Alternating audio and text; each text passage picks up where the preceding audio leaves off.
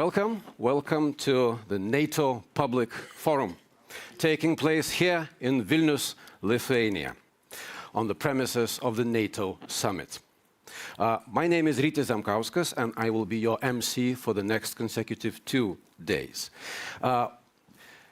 Before we start, I would like to give a set of instructions for the audience in the room. You are invited to address questions for each panel discussion. To ask your question, please raise your hand, and only once you've been selected by the moderator, and every panel will be moderated by different persons, you can go to the microphone here and ask your question. You are encouraged to communicate about this event on social media.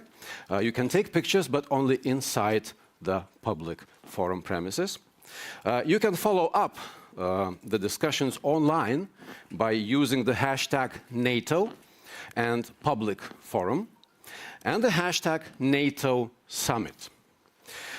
We have YouTube studio on site, actually it's back there, where a group of content creators are interviewing prominent speakers and participants of our forum.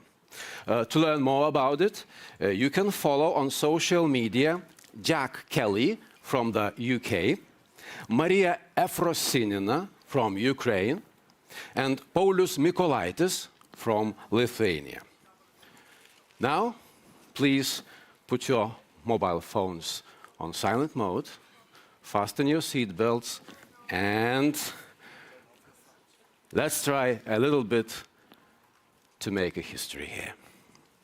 To officially open the event, it is my pleasure to welcome here on stage Carmen Romero, the NATO Acting Assistant Secretary General for Public Diplomacy, and Linas Kojala, the Director of Eastern Europe Studies Center.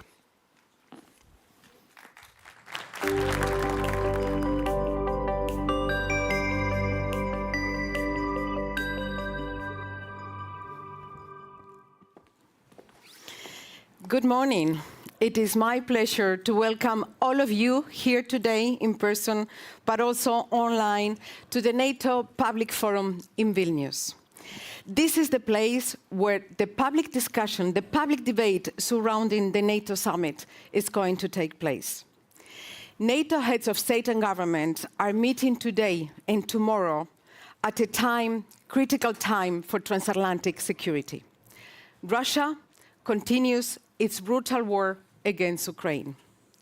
We are facing a more dangerous and competitive security environment. And core principles of our security and the rules-based international order are increasingly contested. The leaders of our alliance will be taking very important decisions in Vilnius.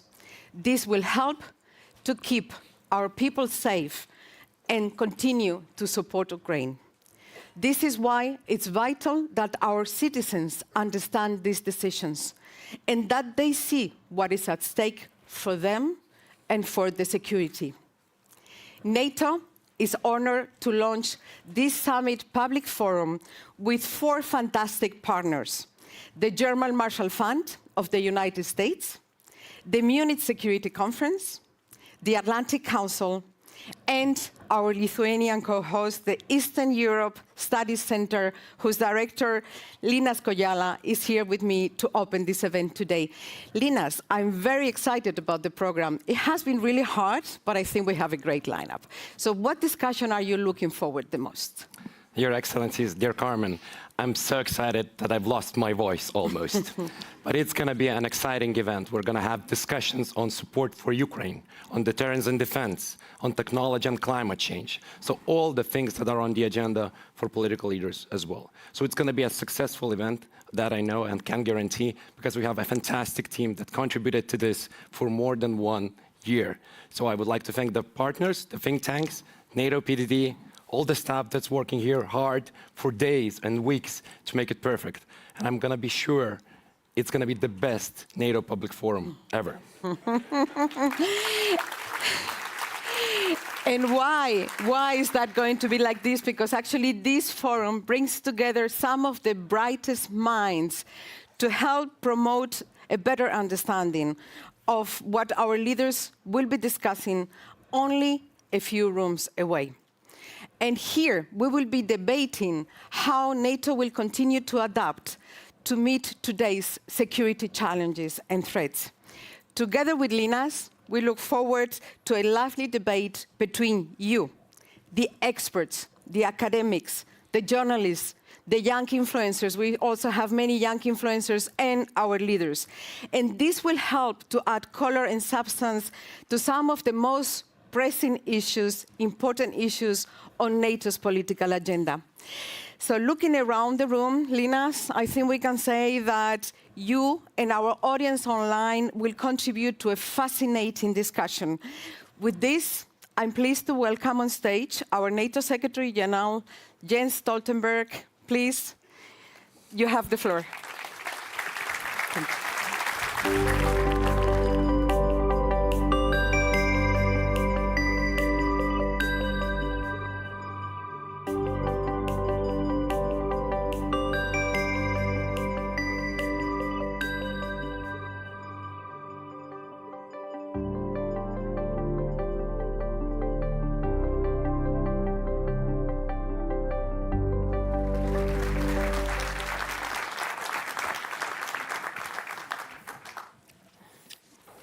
Maybe you should sit there.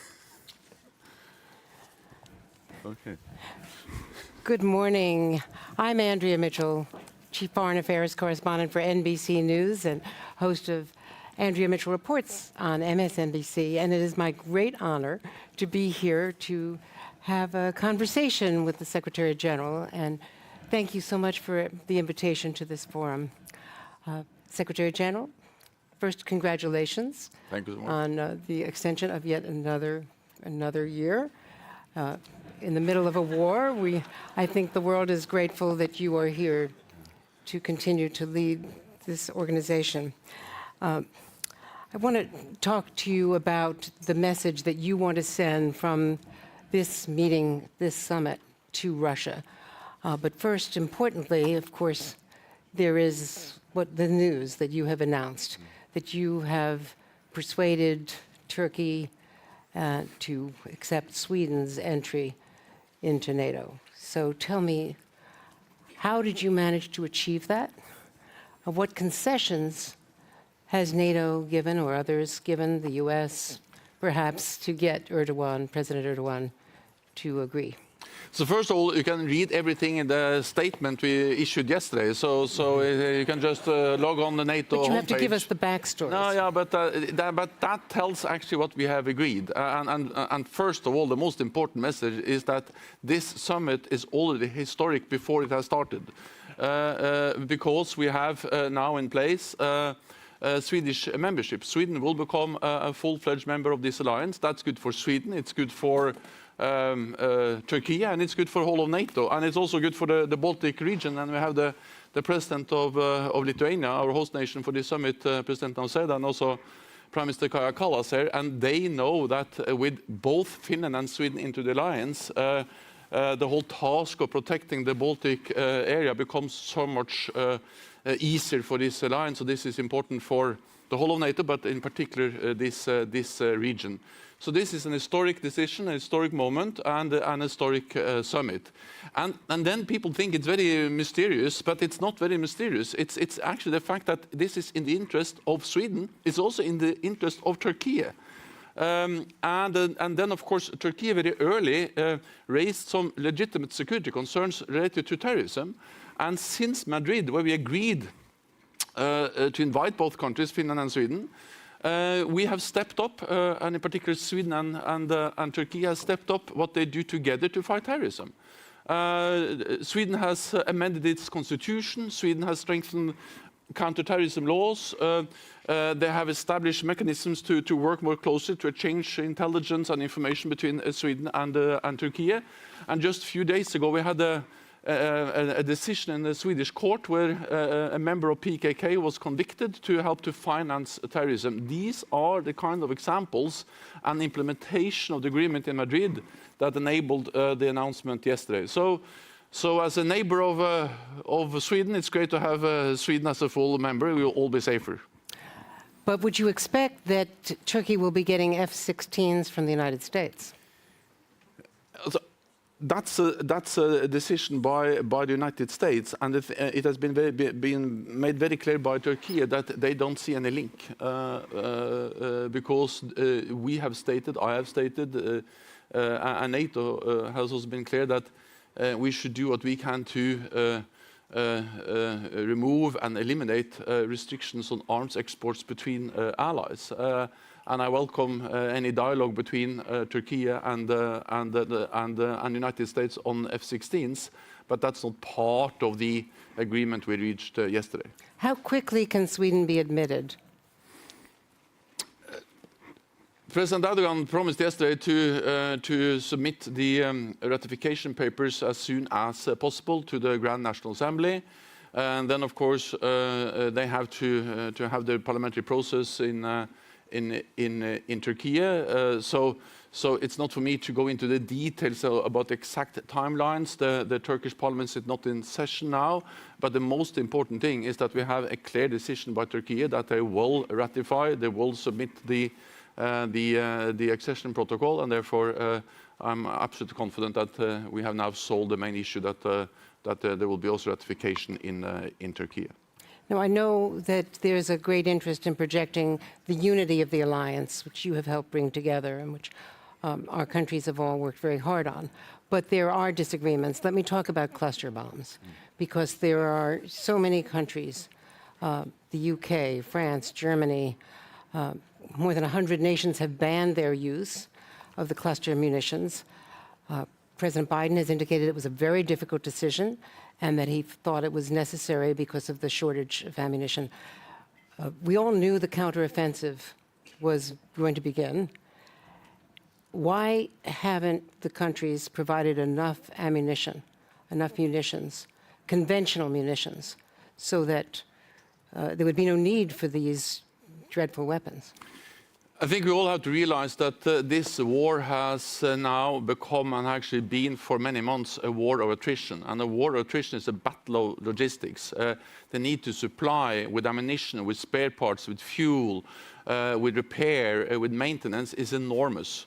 And of course, we realized that also just last fall. So we started to engage with industry from the NATO side, individual allies, and slowly production is now increasing, ramping up. I welcome that. But the problem is that since we didn't have big enough stocks in the beginning, and since production capacity was not big enough when this war started, it takes some time before we have all the production capacity in place. So in that meantime, the supply of ammunition is a challenge. So far, allies have depleted stocks, but of course, in the long run, that's not a sustainable option. We need to get up production. And we are very focused on that. At the last NATO Defense Ministerial meeting, we met with the industry, and now gradually more and more allies are signing long-term contracts. We also use the NATO Support and Procurement Agency to have joint procurement to utilize the economy of scale to get our unit costs. The EU is also doing a lot to increase production. So all these efforts are gradually having an impact. We welcome that. But there remains the fact that at least in the short run, there is a challenge that Ukraine is running low on ammunition, and therefore we need to do whatever we can to supply them with as much ammunition as we can. Then on the specific issue of exactly what kind of ammunition, that's a national decision of each and every ally. Some allies have signed the Convention on Cluster Ammunition. Some allies have not. So this is not a NATO position. Allies have different positions on that convention. What we need to understand is that cluster ammunition has been used on both sides in this war already. They are already in use in the conflict. The difference is that Russia is using cluster ammunition to invade another country, to occupy Ukraine, while Ukraine is using cluster ammunition to defend itself against the Russian aggression. President Zelensky has acknowledged that it is very hard going. Russia's defenses are embedded and the terrain is much more difficult. How critical is this counteroffensive? Are you concerned that this could become a frozen conflict? So wars are by nature unpredictable. Wars tend to last longer than we expect. But our only answer is that we need to stand by Ukraine for as long as it takes. And we need to step up and sustain our support to Ukraine. That will be the clear message from this summit. That has been the message from NATO allies and partners now since the war started. And then we have to remember that the war actually started in 2014. What we saw in February last year was the full-fledged invasion, and NATO allies have been provided support to Ukraine since 2014. Then we stepped up after full-fledged invasion. Yes, the counter-offensive is of course extremely important. The Ukrainians are gaining ground. They are pushing back the Russian occupiers, but they meet fierce resistance. They're dug in Russian positions, prepared defenses, minefields, dragon teeth, and a lot of other fixed defenses. So of course, this is a challenge, but again, the only answer from our side is to support Ukraine. Are you confident that this summit will agree on security guarantees for Ukraine post-war? I'm confident that we will make strong and united decisions on Ukraine, both to sustain and step up our support. I'm also confident that on the membership issue, allies will reaffirm that Ukraine will become a member. And I put forward at the foreign ministerial meeting in Oslo in May a package on how to move forward on the membership issue.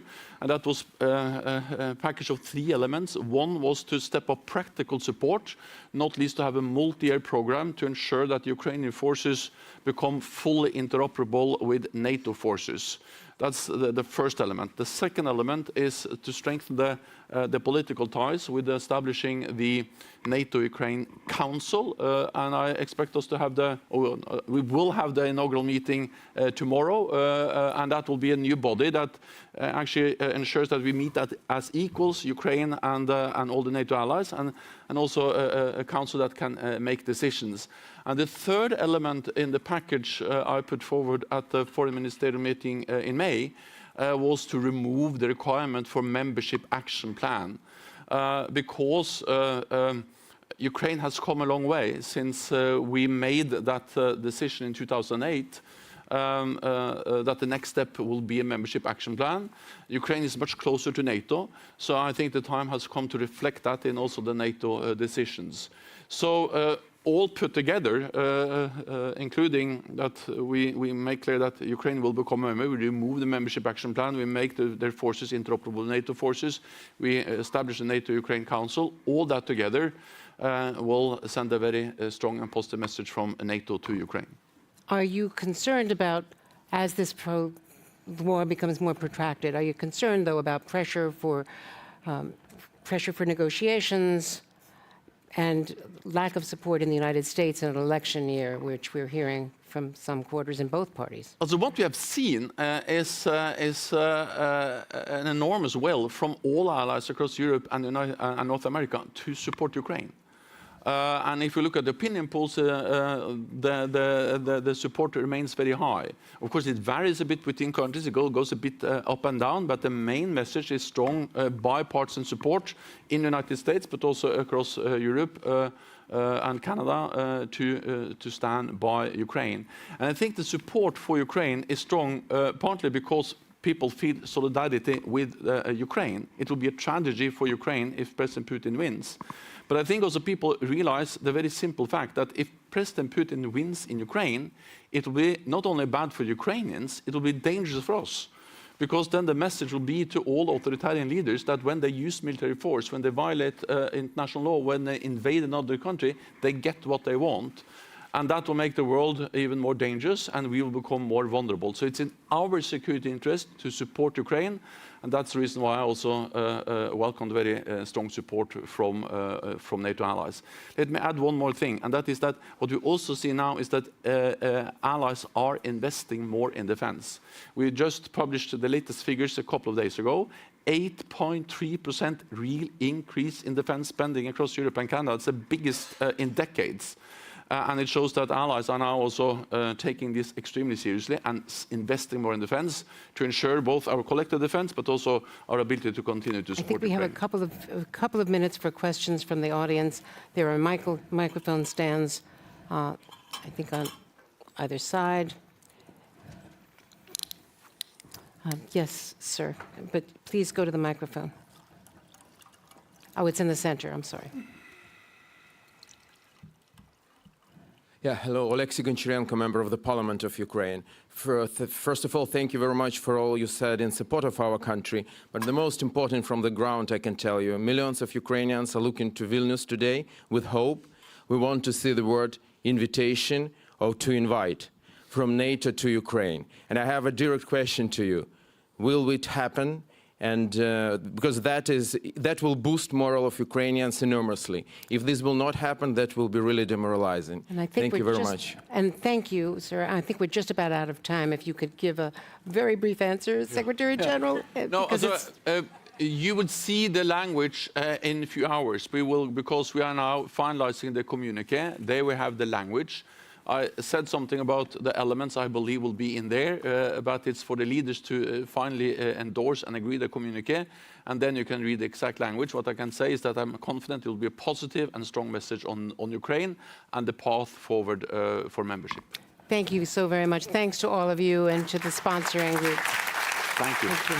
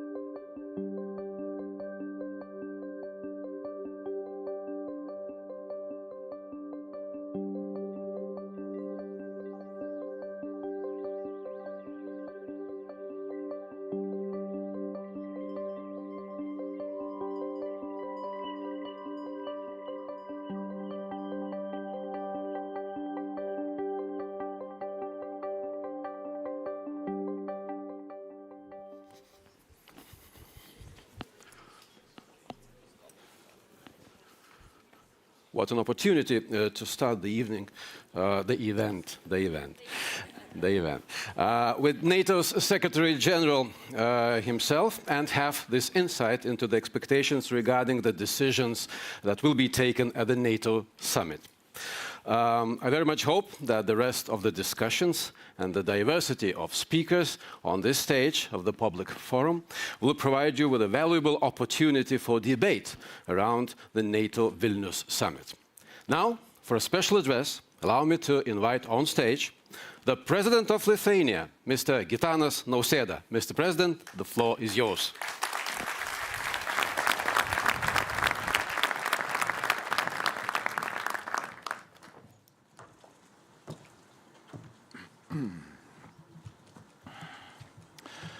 Distinguished participants of the forum, ladies and gentlemen, it's a great pleasure to address such a distinguished audience in Vilnius, the historical capital of Lithuania, celebrating its 700 years anniversary.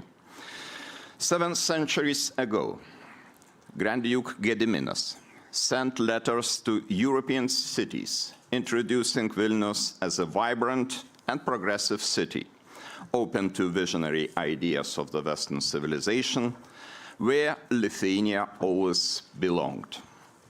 We are meeting in the city that is only several hundred kilometers away from the front line of the cruel and devastating war in Ukraine, still being waged by Russia. Among all the NATO capitals, Vilnius is the one geographically closest to Kiev. And this closeness is a powerful symbol by itself. Yet symbols are powerless to deter the aggression, let alone stop one. That is exactly why the NATO Summit is gathering here in Vilnius, to rise to the challenge and to adopt much-needed decisions that would strengthen our security. I sincerely hope that we will. By meeting in Vilnius, we reaffirm at least three crucially important truths. First, the security of the alliance is indivisible. Every inch of the Allied territory will be collectively defended from day one. We will work relentlessly to further improve our deterrence and forward defense. Second, Ukraine's rightful place is in NATO.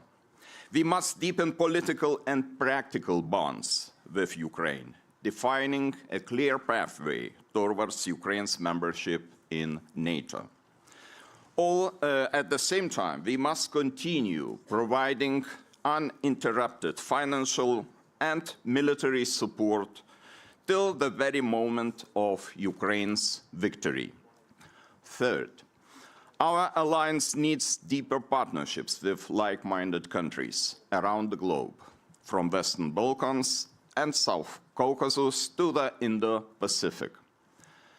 Dear participants of the forum, Russia poses the most significant and direct threat to our alliance.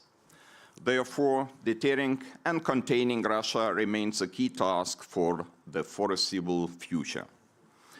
I'm glad to note that NATO is rising to that challenge.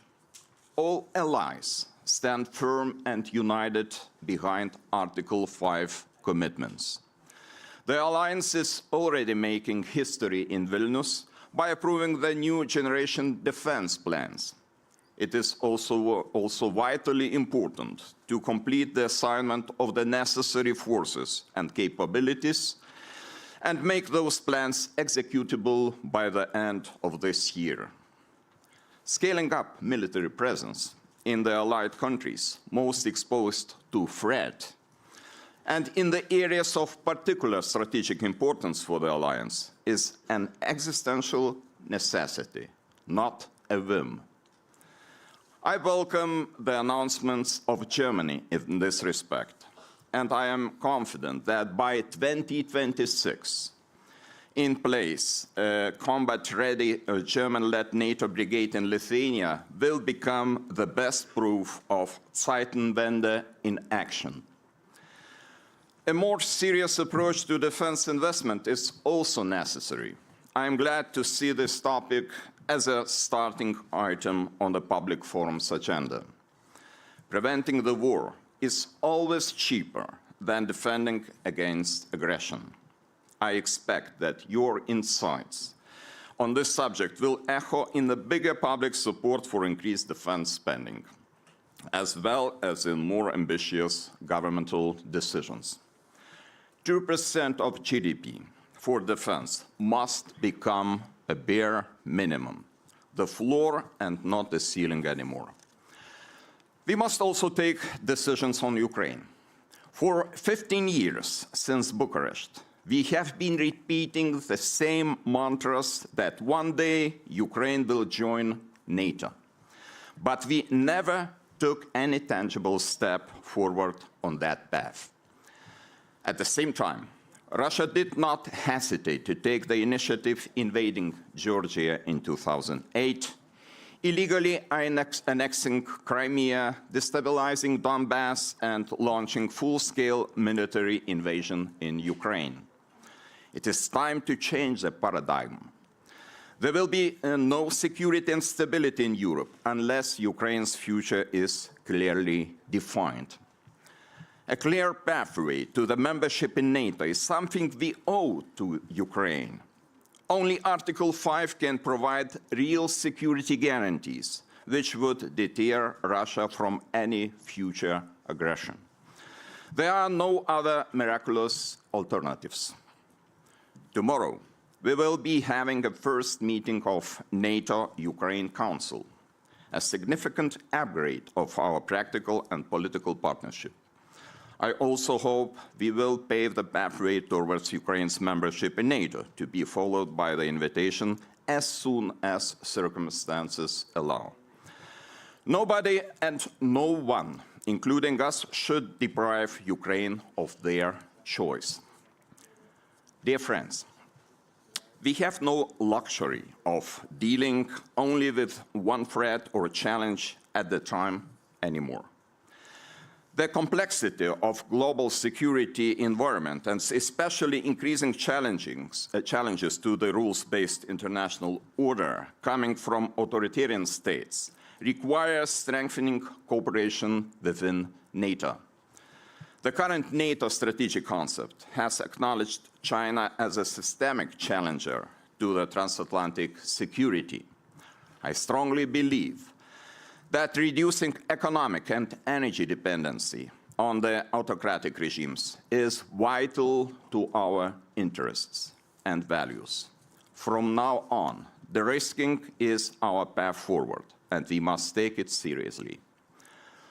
I'm happy to welcome at the Vilnius Summit our partners from the Indo-Pacific region. We have a shared responsibility to defend and strengthen the rules-based international order, and developing trusted partnerships in the only way to increase economic resilience and contribute to regional and international peace and stability. We also need a fresh, pragmatic, and coherent policy on the South. It has multifaceted consequences to the allies. I expect your substantive reflection on the challenges and opportunities in the South. It is also crucial to continue discussions on energy, cyber, and technological security, as well as on innovations, hybrid threats, and climate change. All these aspects that I have mentioned are essential pieces of the great security. Addressing them, we would empower the alliance and make it more capable to respond to any threat from any direction. Lastly, I expect we will end the summit in Vilnius as a summit of 32, with Sweden becoming a full-fledged member of NATO. Actually, it's already happening in front of our eyes. I wish you all great success in all your deliberations today. Let this public forum of the NATO Summit contribute to the better teamwork between experts and policymakers, to better public understanding and awareness of the complexity of the threats to Euro-Atlantic security, and to our common responsibility to protect and defend it. Thank you.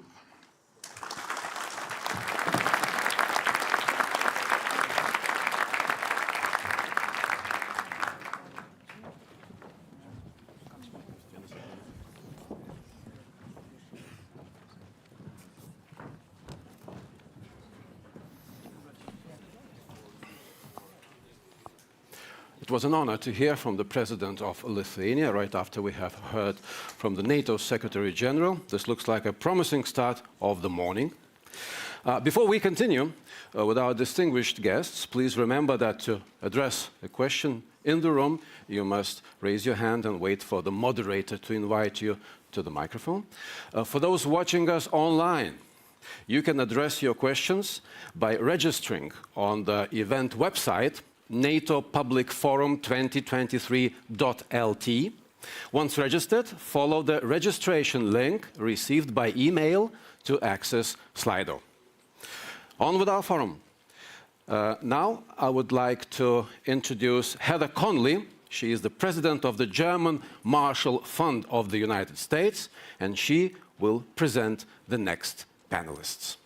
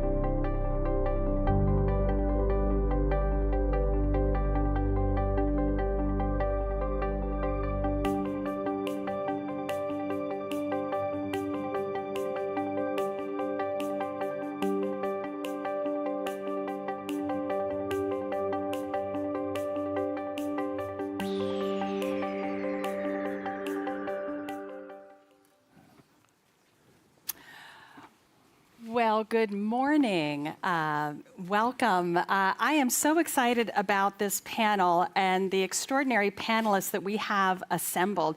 If I can briefly introduce Prime Minister Justin Trudeau, Prime Minister of Canada, will be coming here momentarily. He's going to slot, yes, thank you, Prime Minister. That's the empty chair.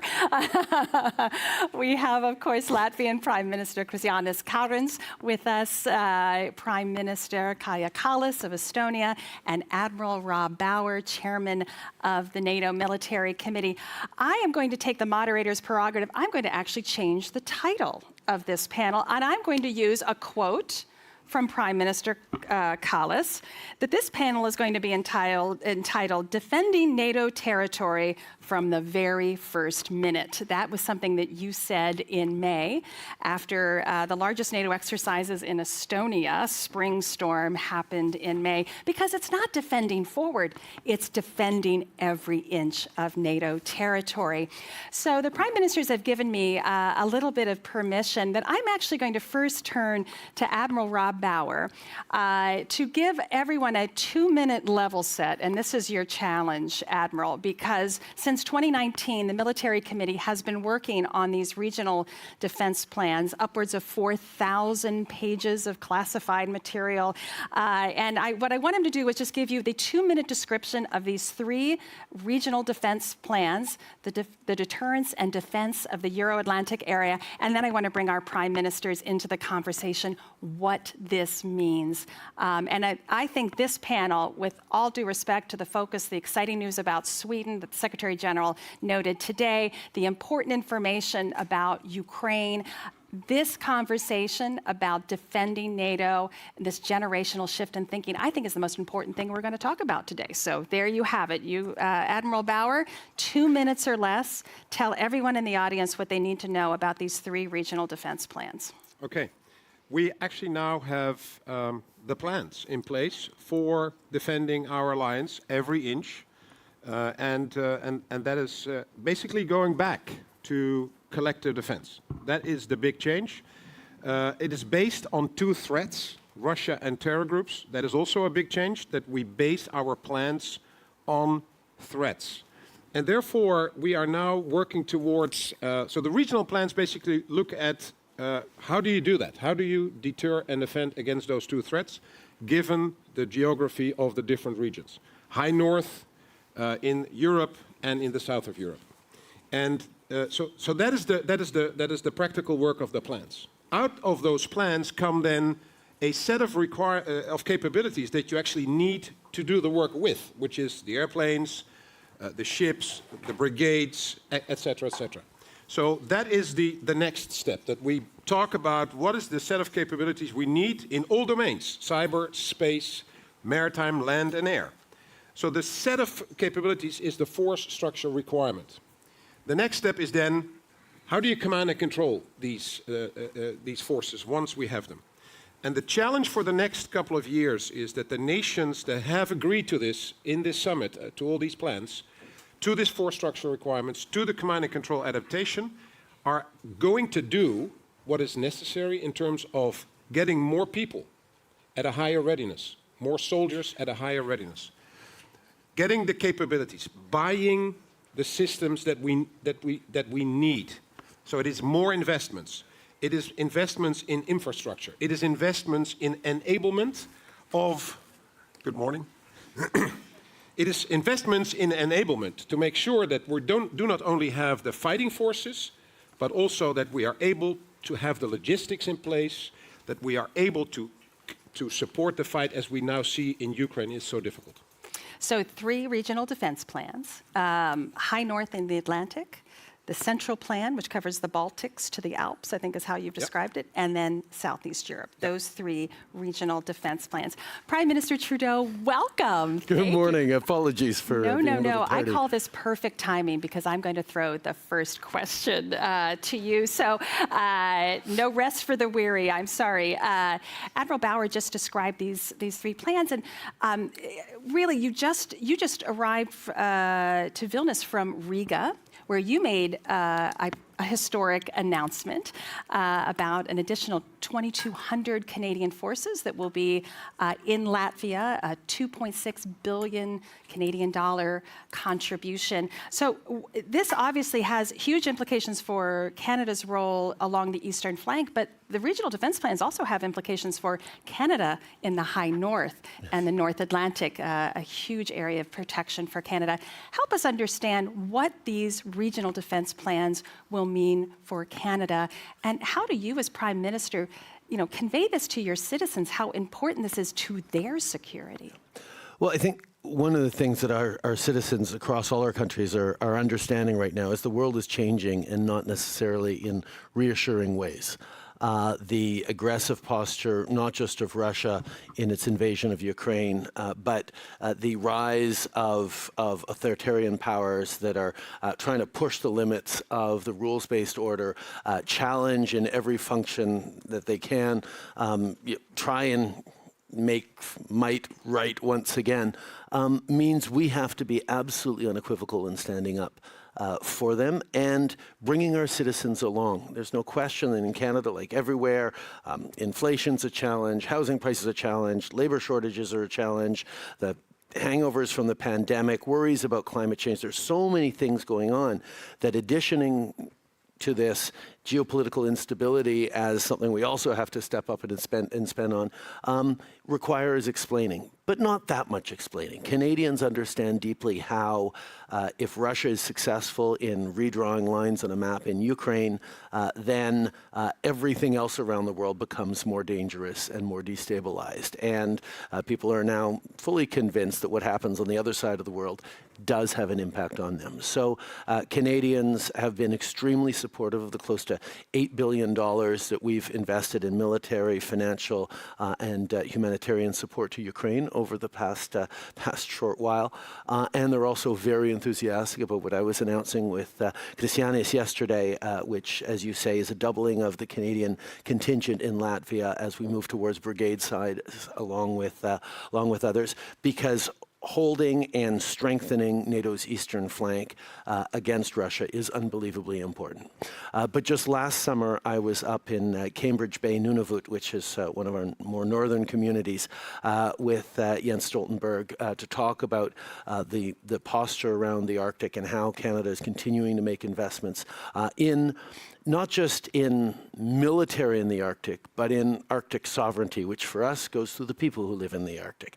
Infrastructure, communities, economic opportunities, protection of the climate, presence, and active use of Canada's Arctic as part of how we're going to make sure that as, unfortunately, the Arctic becomes a more and more accessible theater of operations or of interference or of exploitation, Canada and other Nordic countries are very much connected. I say other Nordic countries because a couple of weeks ago I was in Iceland with the Nordic Council talking at great length about what we were going to do to continue to work together to protect our Arctic. But the world is changing. Canadians get that, and I think people throughout the alliance as citizens understand how we need to step up, as Rob was pointing out. Absolutely. Prime Minister Kojala, I'd love to hear from your perspective. Obviously, this is an incredibly welcome announcement. What are the challenges very specifically for Latvia integrating Latvian national defense plans into NATO defense plans? Admiral Bauer, I think that is really one of the key challenges of these regional defense plans. And is Latvia sort of struggling a little bit as Lithuania has with the hosting of these additional forces? You have to provide that needed infrastructure. Would welcome your thoughts on how citizens are welcoming this news. Well, citizens in Latvia are very welcoming. The only disagreement with Canada is occasionally on the ice hockey rink, but otherwise, there's no. They're really it's understood the Canadian commitment, and now the additional commitment is very appreciated. But remember, in our country, the development of our also thinking about defense. So prior to 2016, when Russia, with the special operations, annexed Crimea, I think there was a general thinking, not only in my country, but in many NATO countries, that sort of a real attack and territorial defense is maybe not the #1 priority. Since 2016, all of that has changed. So we have the Baltic air policing. The Canadians came in with the EFP. The EFP today has 11 NATO countries, and the Canadian leadership has cracked the nut of making 11 different armies actually be able to work together, units from different militaries. Everyone is in the same standard, but when it comes down to practicalities, people are speaking different languages, different procedures to get all of that working. Now, Canadians do diversity well. Yes. Yeah, I think so. And now what they're doing is the nut that has been cracked, they're basically doubling the size of that nut. So it's an order of magnitude, not necessarily a new challenge. Now, from our side, we have regionally, I think it's still the largest military base in Ādažs in Latvia. We have approved, appointed money, and the laws have been passed for a new training area, a 5th or 6th training area in Latvia, which will be more than twice the size of the existing one, and actually larger than all the other bases combined, some 25,000 square kilometers. It's a huge. Maybe I got that number wrong. Well, you can find it on the website at any rate. But it's a huge training area. So we're making all the investments to host everyone, because also we've reintroduced the conscription in our military. Our defense spending, we were planning on hitting 3% in 2027. Now we've moved forward with the conscription, with a purchase of air defense, with purchase of coastal defense, and with advanced purchase of the rocket artillery, the HIMARS systems. My finance ministry says we could hit 3% next year of defense spending. So we have really upped the game in terms of what we're doing ourselves. The Canadians are, of course, taking a great leadership position here, and we will have additional training areas. So it's sort of doing everything that we've been doing for the past 5-6 years and doing it on a grander scale. And pressing the foot down on the accelerator, absolutely. Prime Minister Kallas, as I mentioned, Estonia has a 183-mile border with Russia. You've been exceptionally articulate and outspoken about NATO's laser-like focused on defense. In May, Spring Storm, which was the largest NATO exercise in Estonia's history, I mean, how does these strong regional defense plans, what are the impact for Estonia? Would you like to see a larger British presence there. We had, obviously the UK had 1,500 forces for that exercise. Do you want to see a more beefed up physical presence? What do you think is missing, if anything? What are the challenges that Estonia faces with integrating these forces? Yeah, first of all, I must say that I'm super happy that we got so strong decisions in Madrid, and now we have the plans that are actually the implementation of those decisions.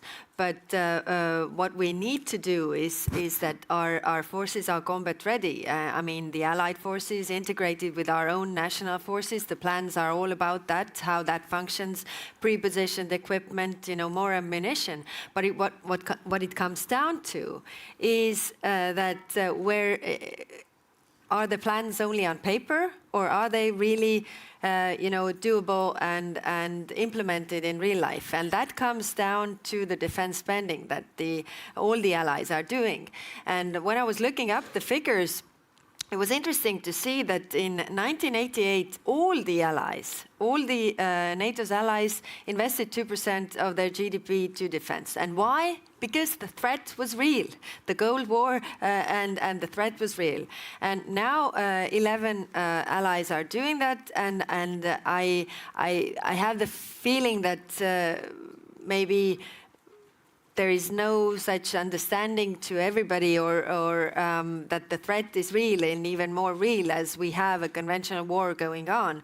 So what we really have to do is boost our own defense spending, and that means also giving assurances to the defense industry to boost their production. Because what we see here, I mean, they talk about the cluster ammunition, it is related to not having other things to give.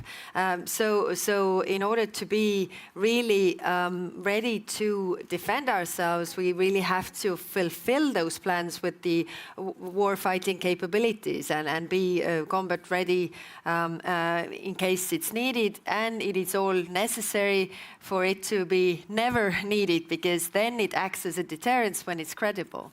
You've actually advocated for NATO thinking about a new floor for defense spending at 2.5% or even higher. Do you think that's where NATO needs to press all members? Of course, the Wales commitment will be honored next year at the Washington Summit, that 2%, does it need to be higher to fulfill these plans? I'll ask that to you, Admiral. Of course, every ally decides themselves, and it is already, if everybody would do this 2%, that would be already a great deal. I would just, illustrate this. I mean, the period from 1999 to 2021, all the European allies of NATO increased their investment in defense by 23.9%. And US, the same period, 65.7%. And now Russia, the same period of time, 292%. And China, the same period of time, 592% increase. So the point is that the threat is real, and we have to do more. And one more historical fact. In 1933, the investment spending in defense in Estonia was record low because there was no political support. You have other things, investing in education, social affairs, all the worries that you have, domestic problems. And in 1939, it was clear that you have to boost the investment in defense, but it was already too late. It's not like with COVID that we can react when the problem is here, and we can get our act together and react then, but we have to really prepare in advance so that we would not find ourselves in this situation. Admiral Bauer, I think two questions for me. I mean, do we need the capabilities that are required to implement these regional defense plans? Is spending on track? And there's a time horizon here. As you yourself have said, this is going to take several years. The exercises, the personnel, the capabilities. Do we have that time? How do you manage that? And then I'm going to turn and talk a little bit about Ukraine and the implications there for... I think I fully agree with Prime Minister Kallas. Time is of the essence here. After we have agreed, the leaders have agreed to the plans. And that's great news, because it is historic that we now have, for the first time in many, many decades, real plans for changed and much better plans for collective defense. So But it starts now with doing what we need to do, and that's what I said. It is the investments. It is so. It's not only about the money. The money is necessary to be able to invest, but it's also about more personnel, doing the right sort of exercises, exercising against those plans. No fictitious scenarios anymore. We talk about Russia as a threat in the scenarios, and so we need to do all these things as soon as possible. But it will take time, because recruiting more soldiers, building infrastructure, and it's not only in defense, it's also military mobility in Europe. It's still a problem. That is not easy to move things through Europe if it comes to the military and ammunition. And in a war, you want to move ammunition as food through Europe. And it's not easy. It's still a lot of restrictions. So we need together to feel the urgency to actually make it work.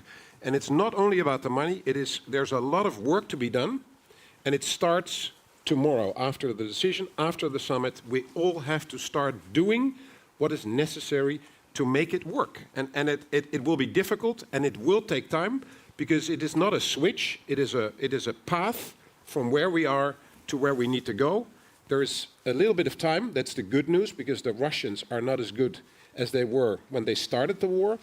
So we have a bit of time, because the plans are based on the strength of the Russians when the war started. So if they reconstitute to that position, we're still in a good position with our plans. But we need to do everything that is necessary. And Prime Minister Kallas talked about the industry. That is a serious issue still, that we have to find the right people to connect and to make sure the money becomes available for investments, that they start to invest and to make larger production facilities. It's simple as that. I know you've been working since 2019, but the work begins today, and that urgency, that's the clear message. Prime Minister Trudeau, I'd like to change slightly, but it's the same thing. Ukrainian Foreign Minister Kuleba wrote in Foreign Policy a few days ago, he was making an argument that let's not think what NATO can do for Ukraine as we contemplate the packages, but what Ukraine can do for NATO. And he was suggesting that a Ukrainian brigade is going to be defending NATO's eastern flank, a hardened, capable Ukrainian military. Are we not thinking sufficiently about how the Ukrainian military, when they are in NATO, will actually be a huge additive to protecting NATO's eastern flank? And I really would love your reflections as we go down the panel, and then I'm going to add a second part to that.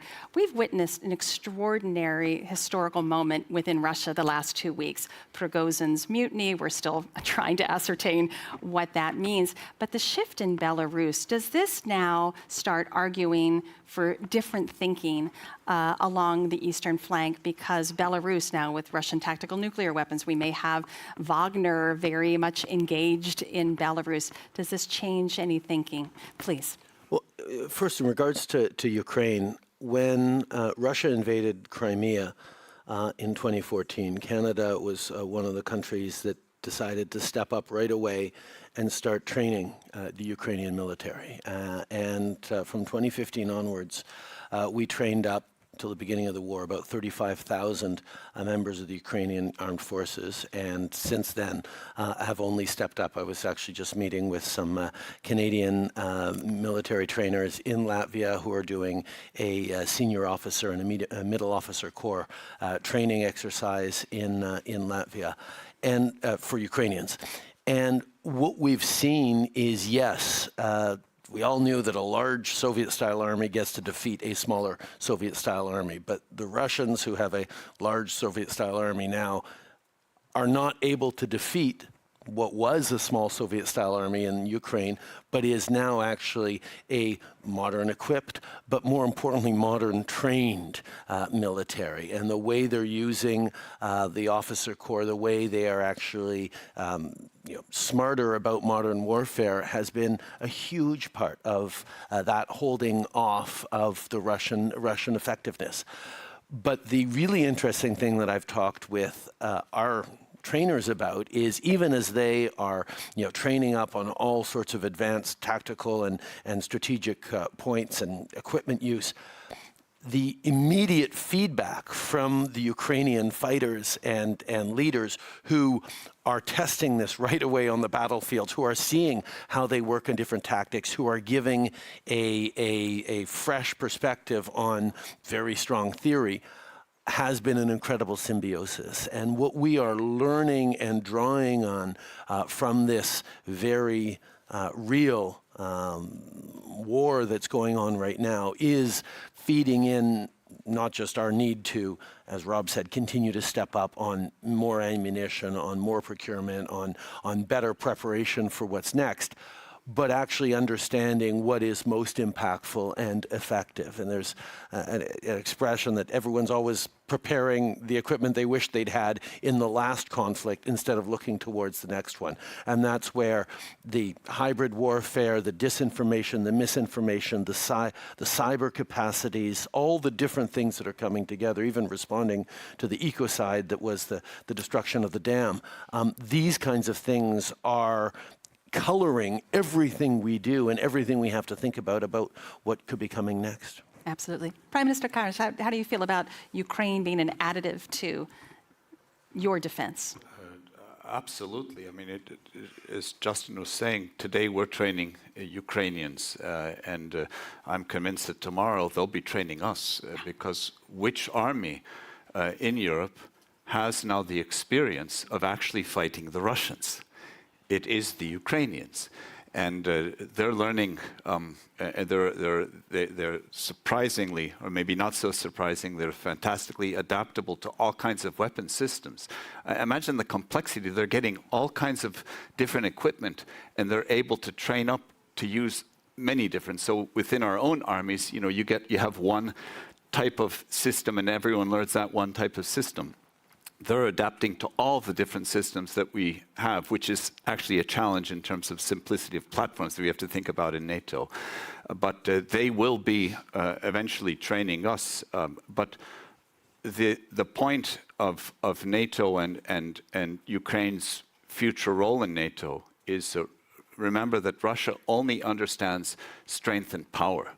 And the reason they're fighting the war in Ukraine is because they wrongly but perceived Ukraine as being weak and an easy target, because it was in the gray area of not in NATO. NATO's value add is, of course, our preparedness and the fact that Russia understands that preparedness. Now, regarding Belarus, we in Latvia have been, it's 2 years now that we have daily experience with the hybrid attacks physically on our borders. So the Belarusian government organizes planes full of people from third countries and physically moves them to the border, tries and sometimes succeeds in cutting the fences and encouraging, if not forcing people to illegally enter into the European Union. So they have effectively help us to train ourselves to have a seamless interaction between the border guard, police, and the National Guard with surveillance, et cetera, where we're fully aware of this. So the threat is very real. The threat of disinformation, the threat of cyber is real. In Latvia, we have the Stratcom Center of Excellence. In Estonia, it's the cyber, and it's maybe no coincidence that in our countries we have these two centers. These are very real threats. But with Wagner coming into, or potentially coming into Belarus, I don't think that anyone seriously thinks that even 5,000 or 6,000 soldiers would now be a direct military threat to NATO.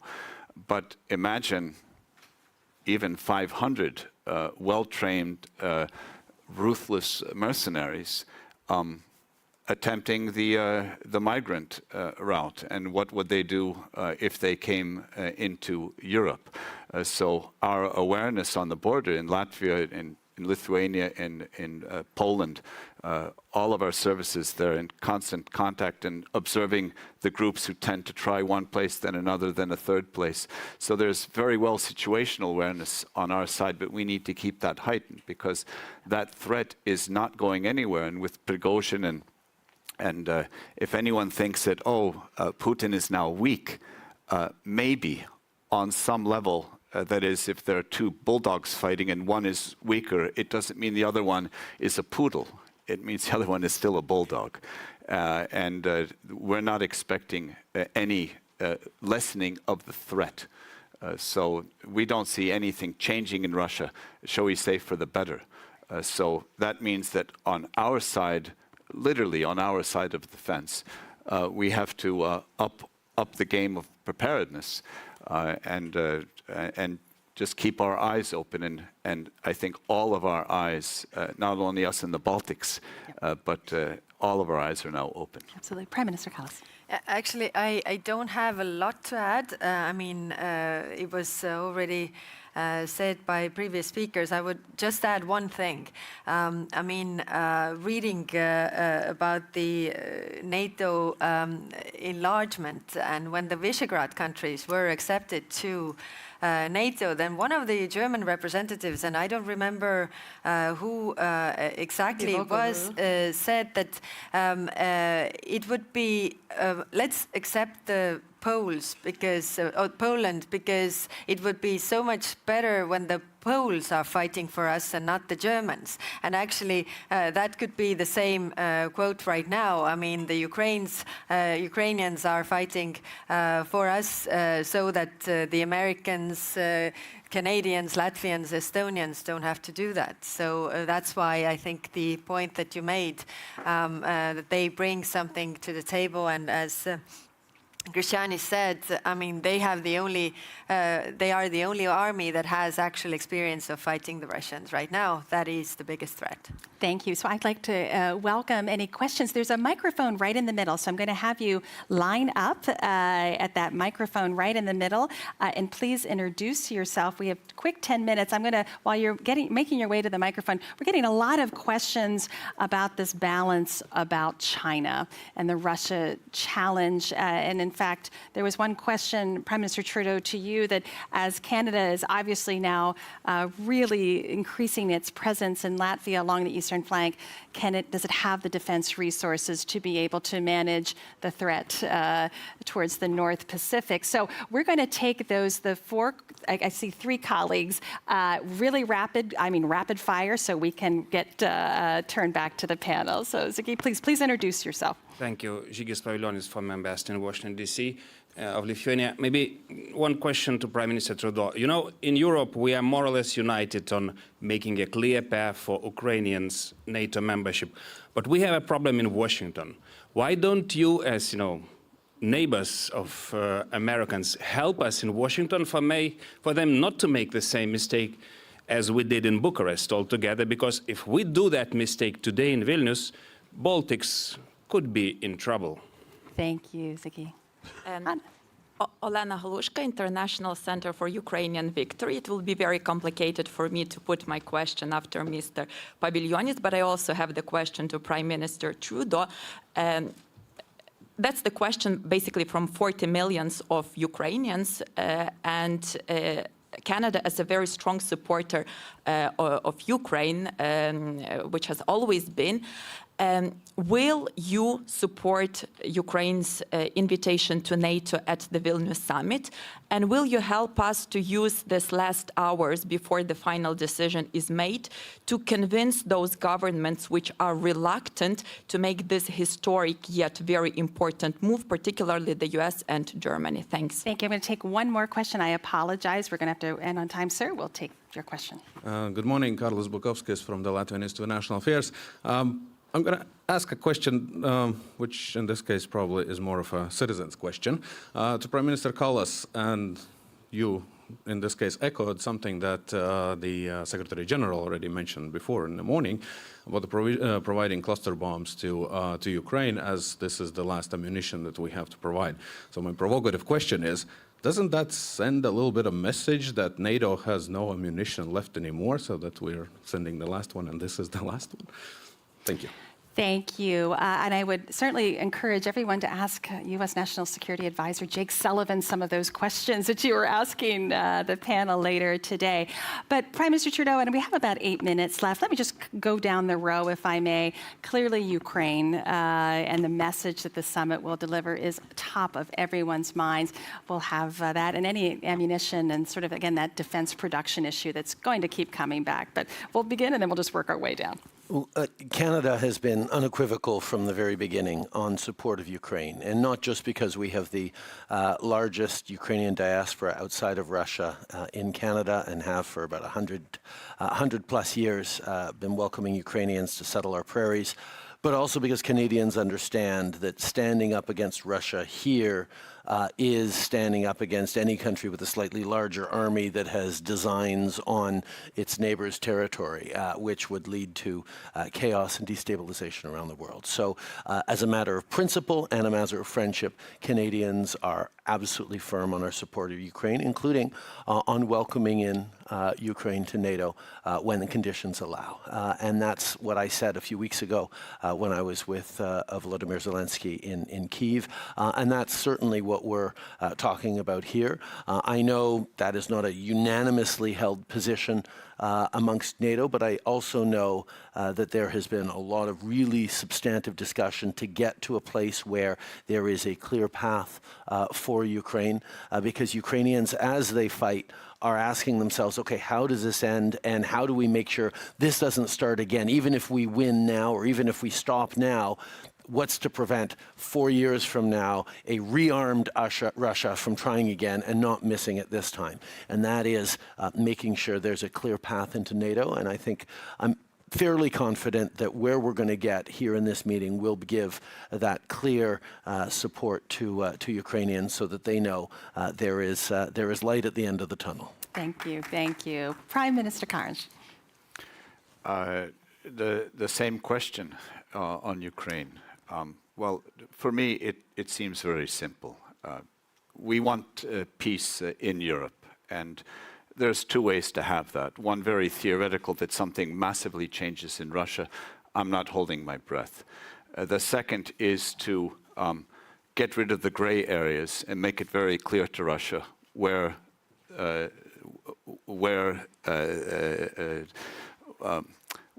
their limit is, and that is NATO. So only when Ukraine will be in NATO will we be able to have a stable peace. It's not a complete peace, because Russia will still be there, Russia will still be a threat, but it's only then. So to me, it seems very obvious this has to be the exit of this conflict, that an independent, a liberated Ukraine becomes a member of NATO, the only way for a stable peace. Prime Minister, what would your message be to President Biden on this question? Well, we have been sending those messages, and we are talking about these things. I think fundamentally we have the same view. And again, I mean, going back to Clinton and Gore, who said that when the NATO was enlarging, that we can't leave Ukraine out in the cold with a furry neighbor besides them. So I think we have the obligation. But as Justin said, for us it is very important that we have the path, we have concrete steps that we agree how this is going to happen. We understand that it can't, happen while the war is going on, but concrete steps by moving closer to, steps like having this constant review, seeing that the systems are interoperable, all the things that we can do, and when the opportunity window opens, then we can do this in order to stop this. Because I'm of the belief that the only security guarantee that is the cheapest and that really works is NATO's membership. I mean, our countries are a living example of it. Now, coming to the question question that was directly addressed to me, then of course we have our stocks, we have enough to defend our countries. We all do. I mean, we give what we can give so that we are not left defenseless. And this is all the talk, I mean, because it is all the talk about what we can give so that we don't let our guard down, because the threat is still real. And having, I mean, that we have given so much, then it also has to come from somewhere. And then it comes to the production that hasn't really doubled or tripled while we are giving everything away and ordering new things, and the production or the procurement deadlines are way too long. So how can we really shorten those? And I totally agree, it's not about the money, but what we do with the money and where we invest the money. I mean, the collective defense, thinking about defense regionally, not every country, you know, their own, but like we do with Latvians. We have agreed that, you know, our threat can come through Latvia. So that means that you know, our forces can also be protecting and defending Latvia, and that's why, I mean, one thing is helping Ukraine, and the other thing is also boosting our own defense. Absolutely. Admiral Bauer, I'm going to provoke and say, honestly, there's 4 regional defense plans. Ukraine, in many ways, is its NATO's regional defense plan as we strengthen their military capabilities, as we train them, as we create and help support their quest to liberate their territory. How do you, moving from this day forward, with those regional defense plans in place, all the work that you have to do, how much are you adapting to Russia's reconstitution? And they are learning on the battlefield as well. How much are these regional defense plans living in response to Russia's adaptation of its military? Yeah, it's a living document, these plans. And I think everybody needs to understand that if the threat changes, then we will adapt those plans. And then we will have to respond to the change. And that is what we will continue to do. As I said, and that is important, the plans are now based on the threat that was Russia before they started the war, the full-fledged war in Ukraine on the 24th of February 2022. So I think we are, for now, we're good if we do what we have agreed in the plans. So it is now to all the nations that they have to implement the changes, invest in the capabilities, get more people, be readier, because otherwise it still doesn't work. If the Russians will reconstitute and in certain areas will become bigger, better than they were, then we will respond to that. As I said, this is the most important part of the NATO summit you may not hear as much about, but this is where we defend every inch of NATO territory. With your applause, would you please kindly thank our wonderful panelists for a great discussion.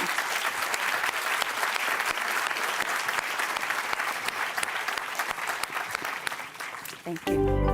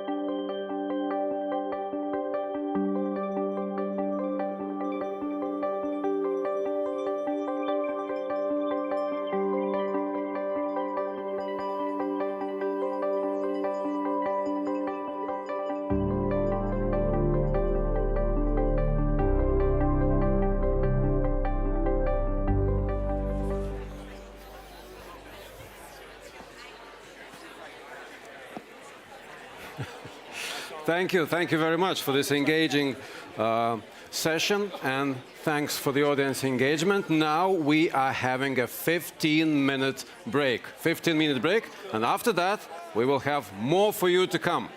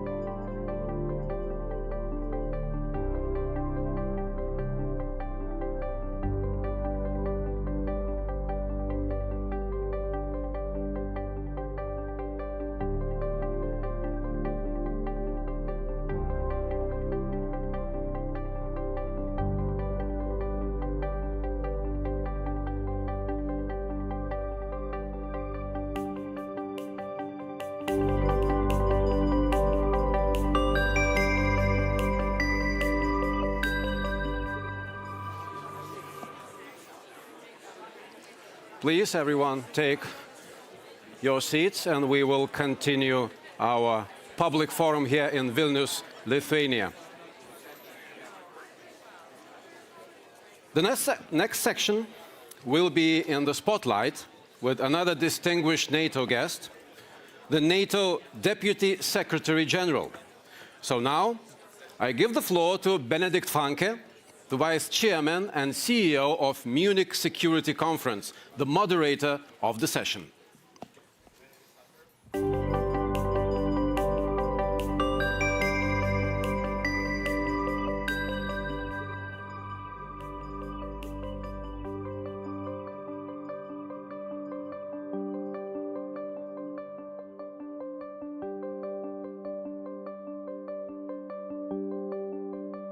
And not only a proud co-host of this meeting, but also the number 2 at our institution.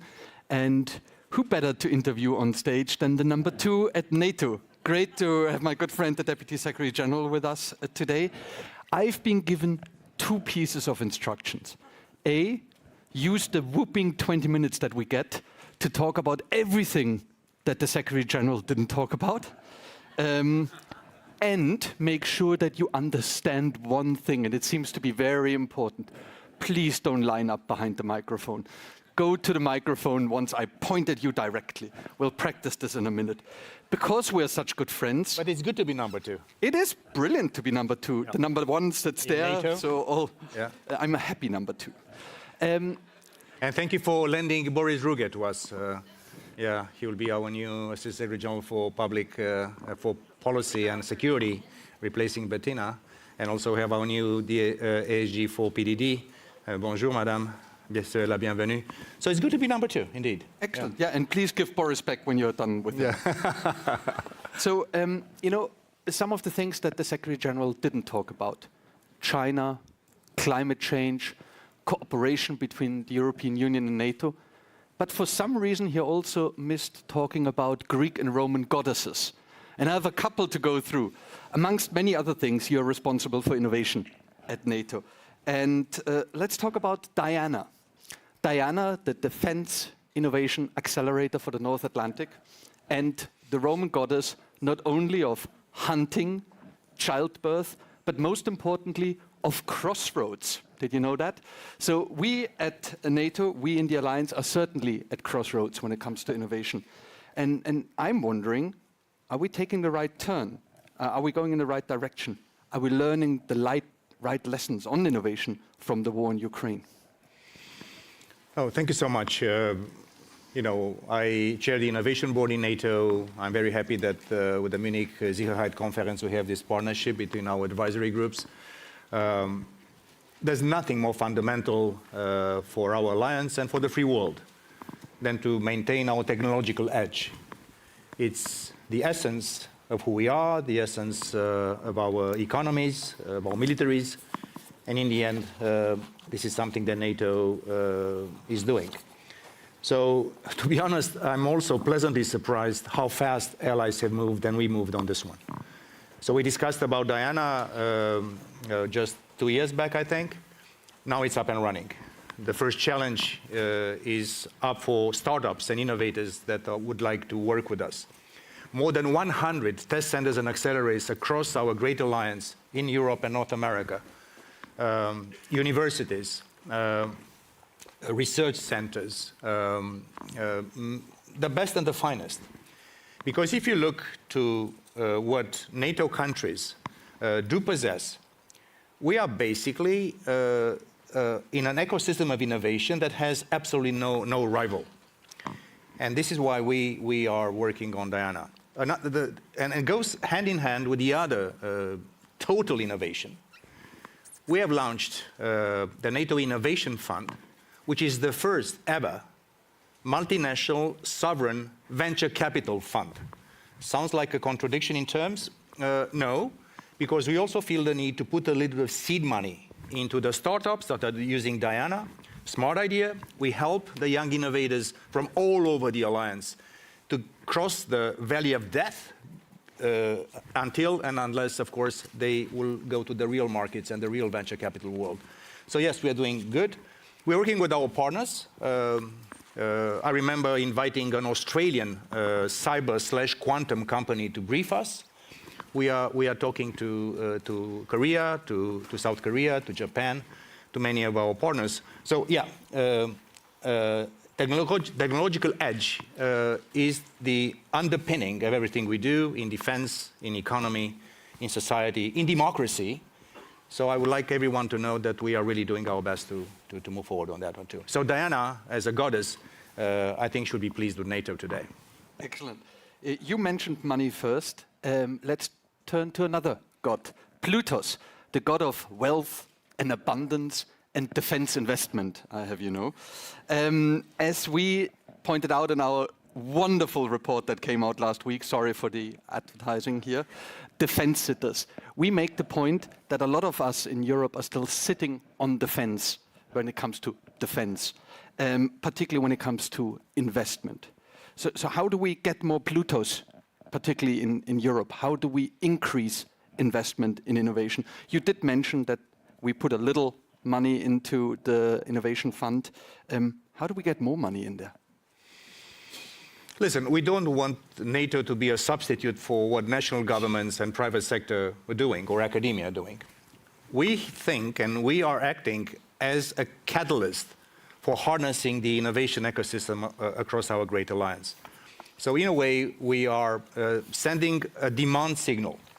As we are sending a demand signal to our defense industrial base, through the NATO planning processes, through the new regional plans that our leaders will be adopting in a few hours from now. We're also sending a demand signal to the technological world when it comes to NATO.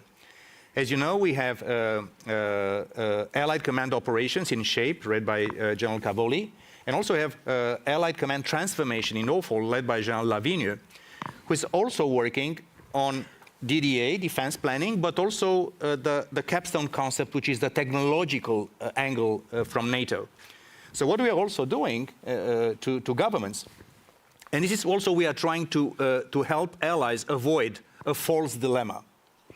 Because until the war in Ukraine that Russia started so brutally and aggressively, there was lots of people thinking that the next generation of warfare and technology should be only high-end.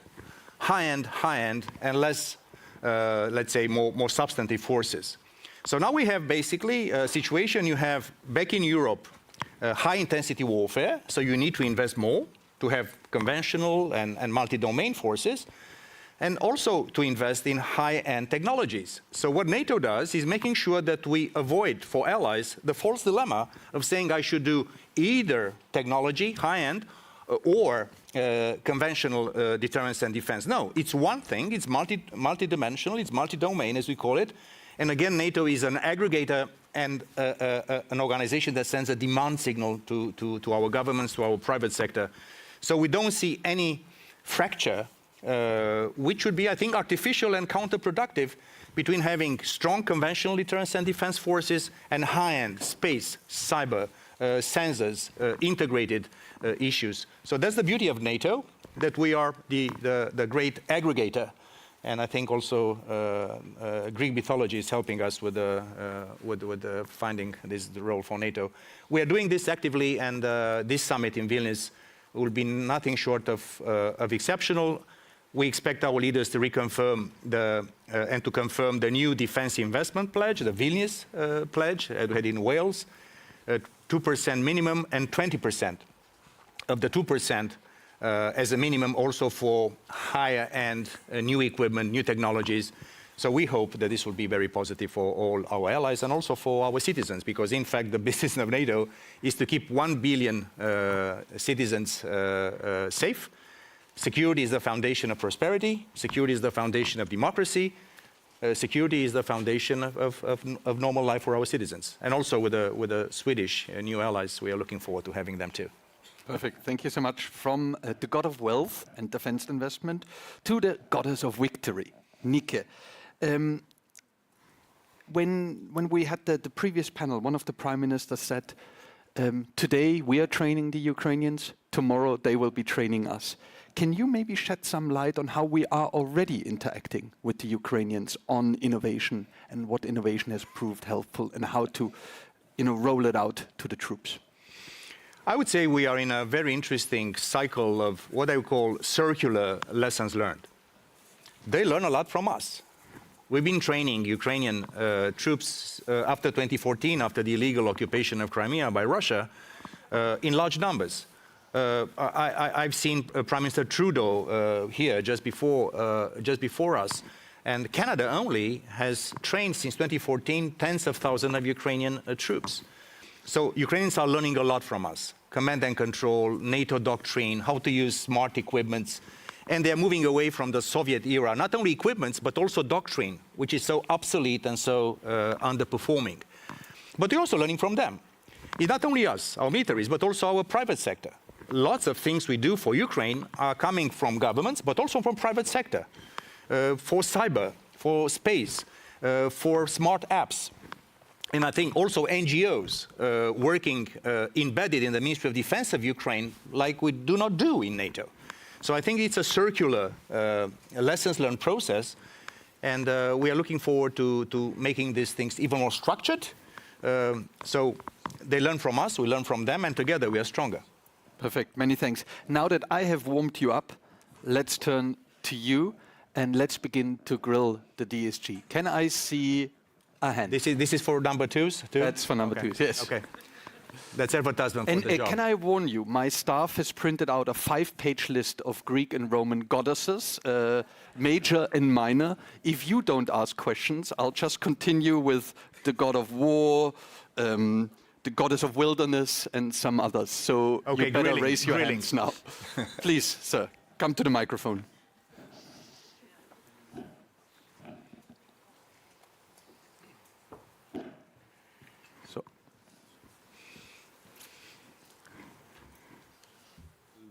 Hello, Tomasz Smura, Kazimierz Puławski Foundation from Poland. I've got a question which was not asked in previous panel.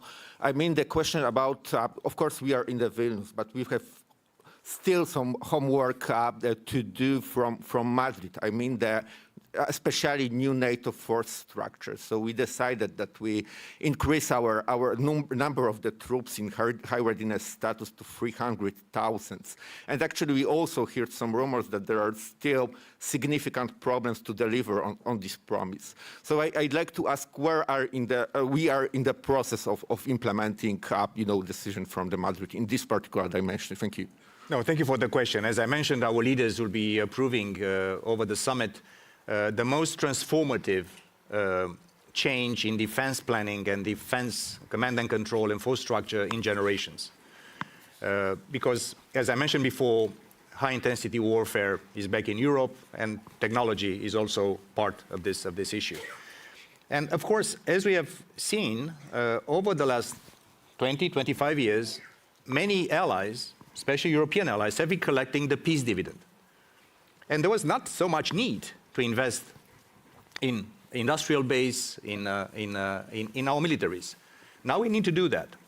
So against the regional plans that will be approved by our leaders, and I don't want to prejudge what leaders will do, but we're expecting them to approve this. The consequences of this new generation of defense plans, Northern region, Central European region, and Southern European region, the Southeast, Black Sea, and Mediterranean as a continuum, we'll be starting to implement the plans.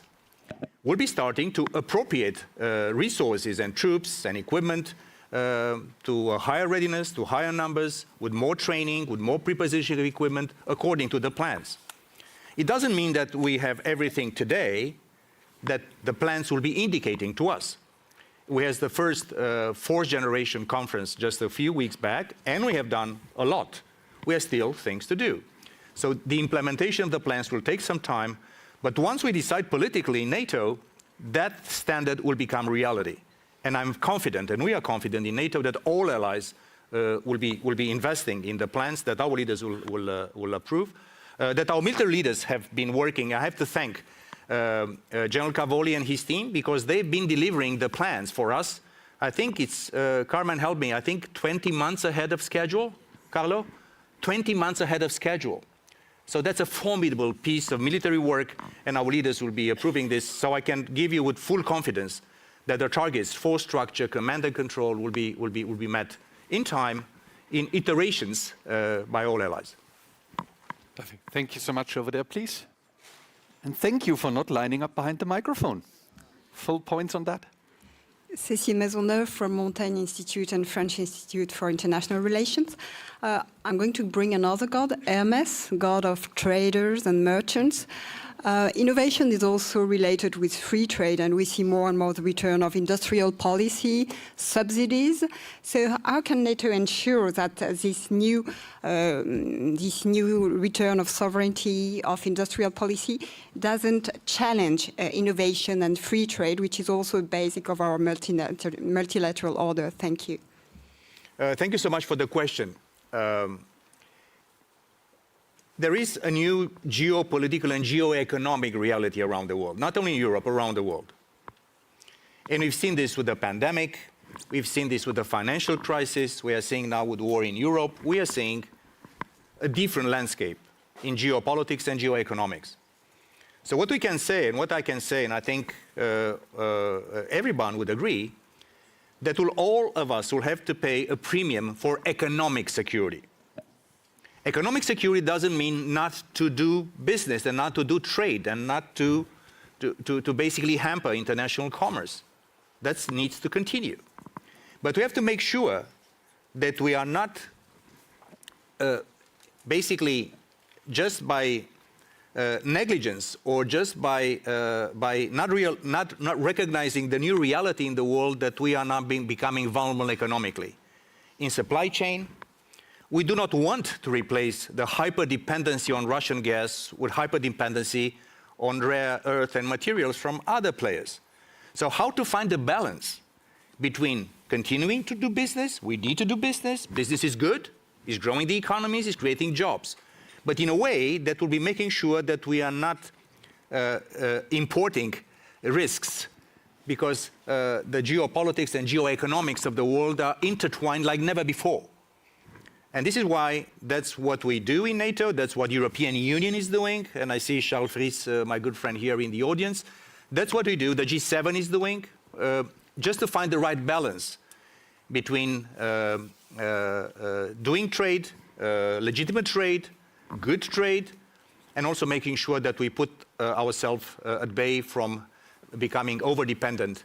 And God forbid, in time of crisis, you could have bad surprises, and this is something that NATO is also making all allies and partners aware of. Perfect. Thank you so much. Depending on the length of the next question, we have time for 1 or 2 questions and goddesses. Okay, thank you. So I'm Eugenia from the Atlantic Council of Albania.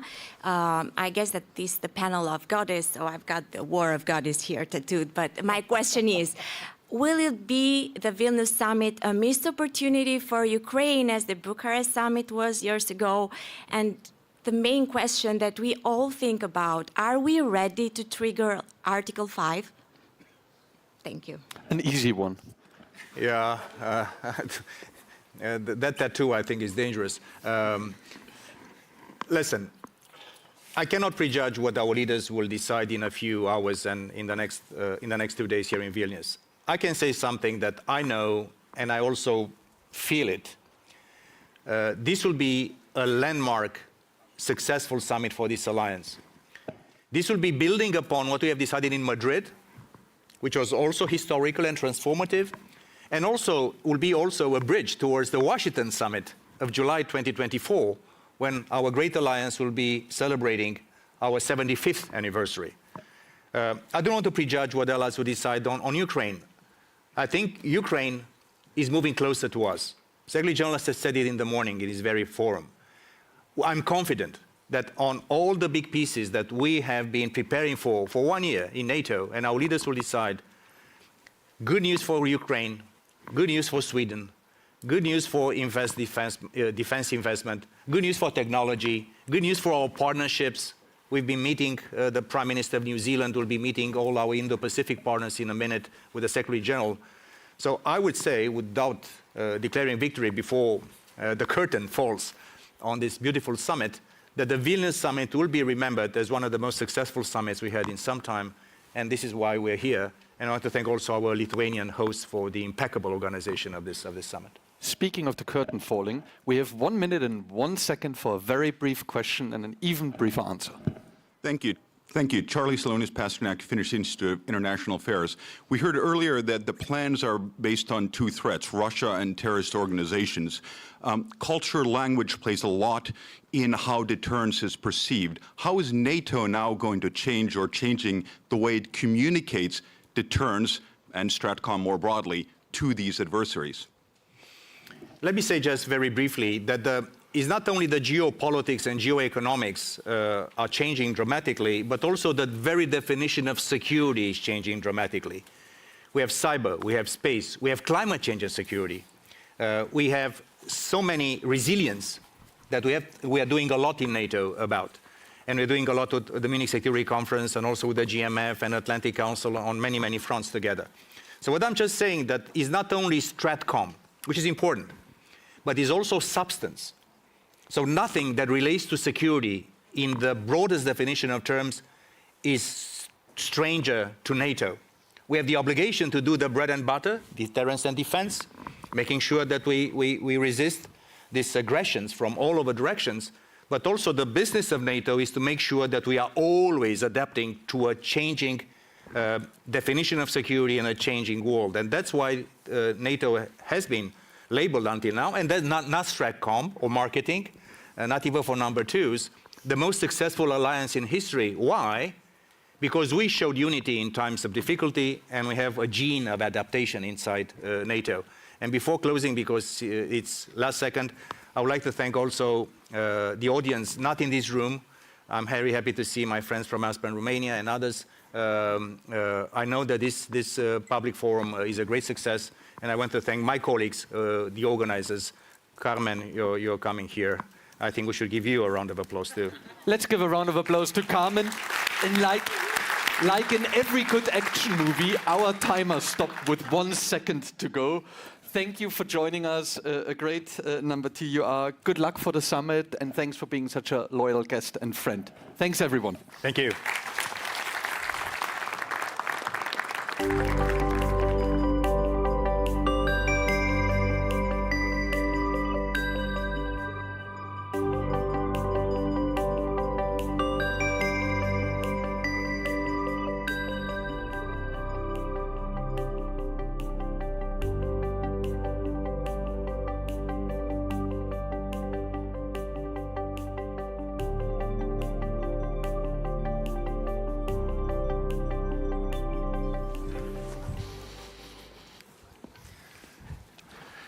Dear participants, we will immediately start the next conversation, and I'm proud to say that we have President of Czechia, Petr Pavel, sitting with us today.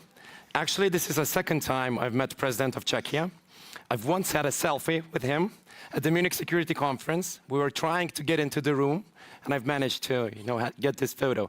It got a lot of likes, so thank you very much, because I think this is going to be even better. President, we have a topic, standing up for our values. We'll continue in the following way. The President will make a brief introduction, then we'll continue with a follow-up questions from my side, and then obviously we're going to invite you to come to the microphone and ask some questions. So, Mr. President, thanks again for being here. Please, the floor is yours. Thank you very much. Good morning to all of you. I have to admit that I feel a little bit embarrassed to talk about values to such a distinguished audience. It's like preaching to the converted. So I will limit myself to a couple of introductory remarks before we get into a discussion. First, I see the issue of values today probably more important than ever, because with regard to the security situation, both regional and global values matter probably the most. What we see ongoing in Ukraine is not just a regional conflict between two countries having a territorial dispute. It's about what and how we see the world working. If we see the world working along respect to the rules, the norms, if we see the world based on some common values, or if we see it as a world where bigger stick matters more. Ukraine is in a similar situation that my country experienced many years ago. Ukraine just wanted to be free in their decision to where do they want to go, where do they want to belong, which way of life they want to live. If anyone told me and my compatriots 30 years ago that we are not allowed to join NATO or join the EU, we would get offended, because we thought at that time it was our right to take a choice. Of course, with respect to the organizations of which we wanted to become members, but of course we wanted to have a sovereign right to decide on our own future. And now when Ukraine wants to do the same, many people say, well, let's look at the security interests of Russia, because they have justified arguments to protect their close neighborhood. I think we have to look at the problem in Ukraine from the position of these universal values. We may not like Ukraine, we may not like Ukrainians, we may have a number of concerns about corruption, about oligarchs, whatever, but if we just accept that they have the same rights as we want to have, then it becomes a matter of principle. And that's why I think it's our obligation to assist Ukraine in their fight against Russian aggression. Because if we allow Russia to prevail in this conflict, we would corrupt all the foundations on which our societies are built. One more comment. This issue is not only linked to the conflict in Ukraine. It is much broader, because what we see globally, unlike in the past when we saw the confrontation, ideological confrontation between East and West, today what we see is a global competition of the systems. On one hand, democratic countries, wherever they are. On the other hand, different types of autocratic regimes, being it China, North Korea, Iran, Russia, and many other countries in Africa that are closer to autocracy than to democracy. All these countries follow a different set of values. And their argument is that the West, the democracies, have developed the existing world order to fit their interests. And now the time has come to change the world order to fit more to this multipolar vision of the world. The argument goes, especially from Russia, that Western, mainly liberal democracies, are rotten, are in fact beyond horizon, and now they are the true protectors and the saviors of Christian values.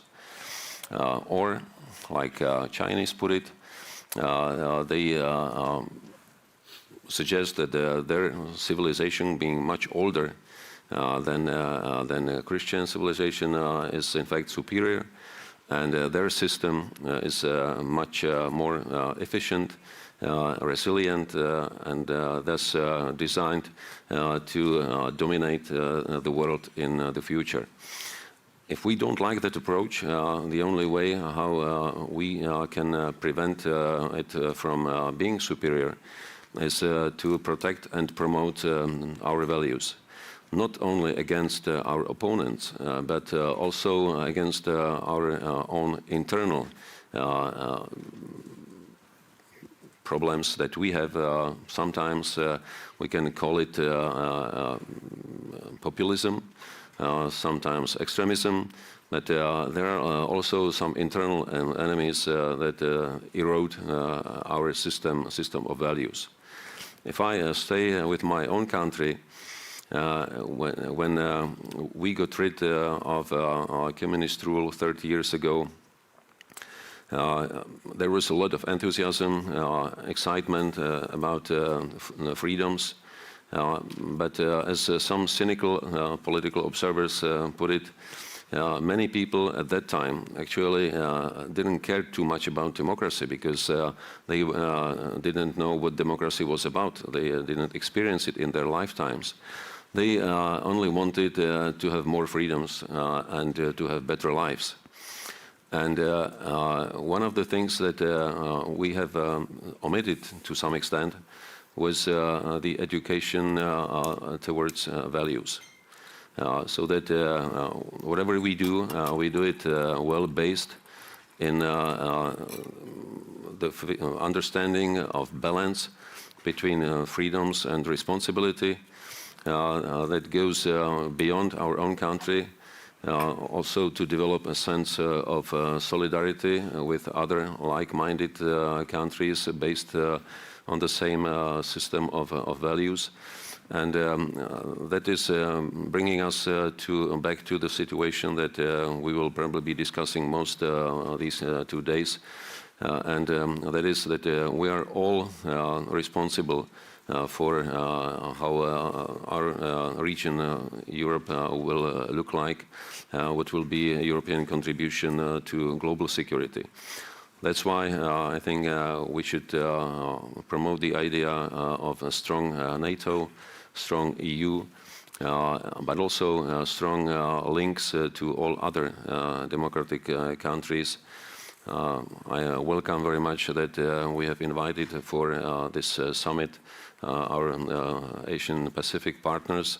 I would also encourage all of us to cooperate with other democratic countries and with all countries that are willing to put negotiations above confrontation to make a world a safer place. So this is all for the introduction, and now I believe I'll be happy to get some questions. Mr. President, thank you. Thanks a lot. I would like to ask about the Western reaction to Russia's brutal aggression. So you talked about it. We're standing up for our values. Are we still standing strong, or are we, feeling the sense of fatigue, of energy prices rising, of war in general as a topic, as if we're facing it directly? Do you sense that in Czechia and in the broader context of NATO countries? Well, war fatigue is a normal phenomenon that we observe in all the conflicts that I remember. Not just on the sides of two fighting countries, but also on the side of all supporting countries. From the very beginning, the pictures of the horrors of war are so terrifying that everyone is excited and to do something to help all those in need. But over time, own problems related to mostly socio-economic issues take again the precedence over those distant pictures of war to which we are getting used somehow.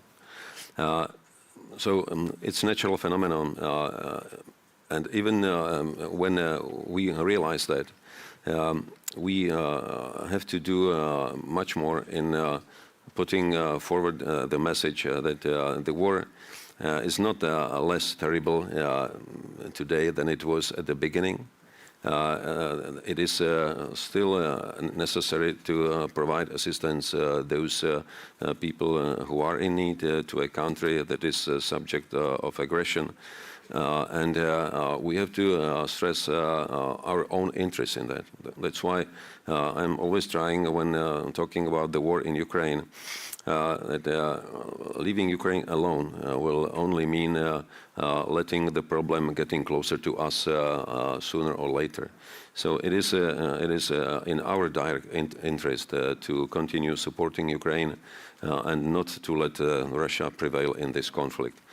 It is more and more difficult. There are obviously some voices that are fed by Russian propaganda that once we stop providing Ukraine military assistance, the war will be over and we can go back to normal, restoring economic relations with Russia and getting back cheap gas and oil. Obviously, this is a nonsense, but many people like to listen to this argument. That's why we have to keep repeating the basics and also offering our people alternatives that are always worse than the one to continue support and bring situation back to normal by achieving Ukrainian goals and restoring their sovereignty. But is there enough political momentum still, I mean, to provide the support at the levels comparable to what we've had over the last year and a half? Is there enough, support in terms of the economy? Because Ukraine is being destroyed every day also in terms of infrastructure, and it will need, obviously, to recover. So do you sense that there is enough, again, political momentum to continue with the policies that the West is implementing at the moment in the foreseeable future as well? Or is it like dwindling down? When you just look at the sheer scope of the assistance, I think there is a steady growth. So from the very beginning, when we saw just a handful of countries providing assistance from the very first days, now we see quite a massive support almost from those countries who were reluctant, let's say, at the beginning. Now we see a massive financial support in macro finances to keep country running. We see a steady flow of military equipment, of ammunition, material support. We see also a number of initiatives leading to reconstruction, not only post-war reconstruction, but interim reconstruction of energy sector, transportation, and many other areas. I believe that the scope of the support is still growing, but of course, keeping also public support becomes more and more difficult. I must ask the question which is related to the counteroffensive of Ukraine, knowing your military background. So, of course, there are a lot of voices saying that it's not maybe as successful as some predicted. Others argue it's still, too early to make the conclusion. So how do you assess the current state of Ukrainian counteroffensive, and what would you anticipate to happen in the next couple of weeks and months? Well, simply from a military point of view, if you look at the situation, how it was developing over the last couple of months, it was more or less positional warfare, where Russia got enough time to prepare defensive positions over hundreds of kilometers of a front line. They built in some regions 3 defense lines full of obstacles, full of minefields. They were bringing closer equipment to be used for very effective defense. They still have more air power than Ukraine, which can support units in defense. And despite all the problems that Russia has, preparing for defense and leading successful defense is always a little bit easier than to conduct successful offensive operations. On the other side, Ukraine is definitely much more motivated. They are better equipped with more modern equipment. Unfortunately, with far too many types of equipment, which creates a lot of logistical challenges. They do not have enough air power. They do not have enough ammunition to be really effective and pushing through. They don't have enough mine breaching equipment. we can ask the question ourselves. Have we provided enough resources to Ukraine to run a counteroffensive that would be more successful? That's obviously the question. But what we see now is that Ukraine is slowly getting ground. They are probably still looking for weak points in Russian defenses. They still haven't committed major forces that they prepared for the counteroffensive. So we will see more over summer. But at the same time, we also have to see realistically the window of opportunity that will more or less close by the end of this year. Not only because of winter conditions, but also because of upcoming elections in Ukraine, Russia, United States, and we'll also we'll see another decline of willingness to massively support Ukraine with more weapons. So all these conditions will probably lead to a conclusion that whatever is achieved by the end of this year will be the baseline for negotiation. And how would you see the negotiation even starting? Because, of course, Ukraine is certainly trying to push the occupiers from their territory. And it's hard to imagine that, real political negotiations could take place unless significant breakthrough is achieved. But from what you are saying, you're not expecting a significant breakthrough until the end of the year. Is that right? Well, obviously, I would wish to our Ukrainian friends the best possible solution. That means full restoration of their territory occupied even in 2014. But reality will most probably look different. And when I just quote some comments of President Zelensky from his last interview to the American media, he suggests that they would be able to get control of a territory up to the border of Crimea, which would create condition for possible negotiations. Because once... Is that achievable until the end of the year? Well, it might be achievable under some conditions, and we'll see what will be the reality.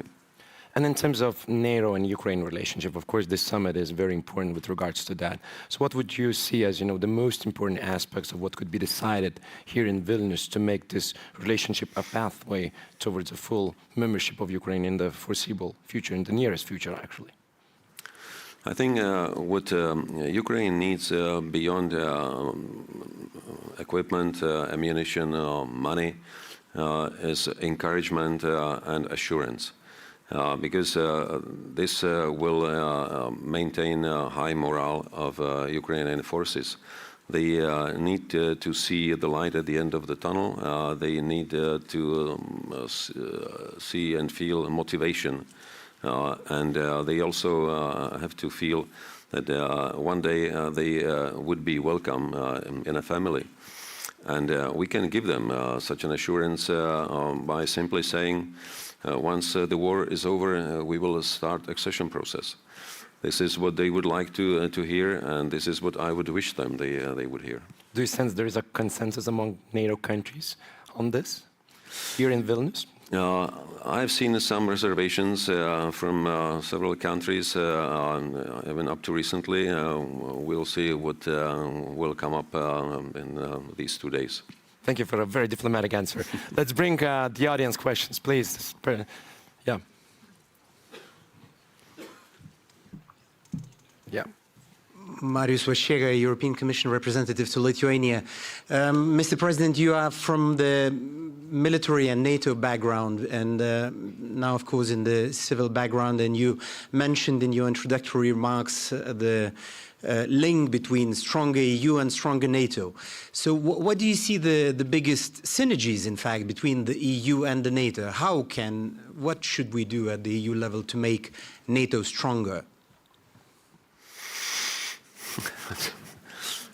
Okay, I was struggling with this question for all of the 3 years that I spent in the position of chairman of NATO Military Committee in an effort to bring EU and NATO closer together, at least in the issues of defense. We know all the difficulties, but at the same time, it doesn't mean that we should stop trying to bring these two institutions closer. We talk about complementarity for a long time. We have set, I think, 74 areas of cooperation, and some of them are already obsolete. We are talking about modernization of this plan. But what really matters is that we don't look at these two institutions as competitive rivals, but as the institutions of a different kind. EU never expressed any ambition to provide collective defense. That's the task for NATO. At the same time, we talk about a lack of European capacity to run substantial military operations. So the way ahead would be let's strengthen European pillar of NATO.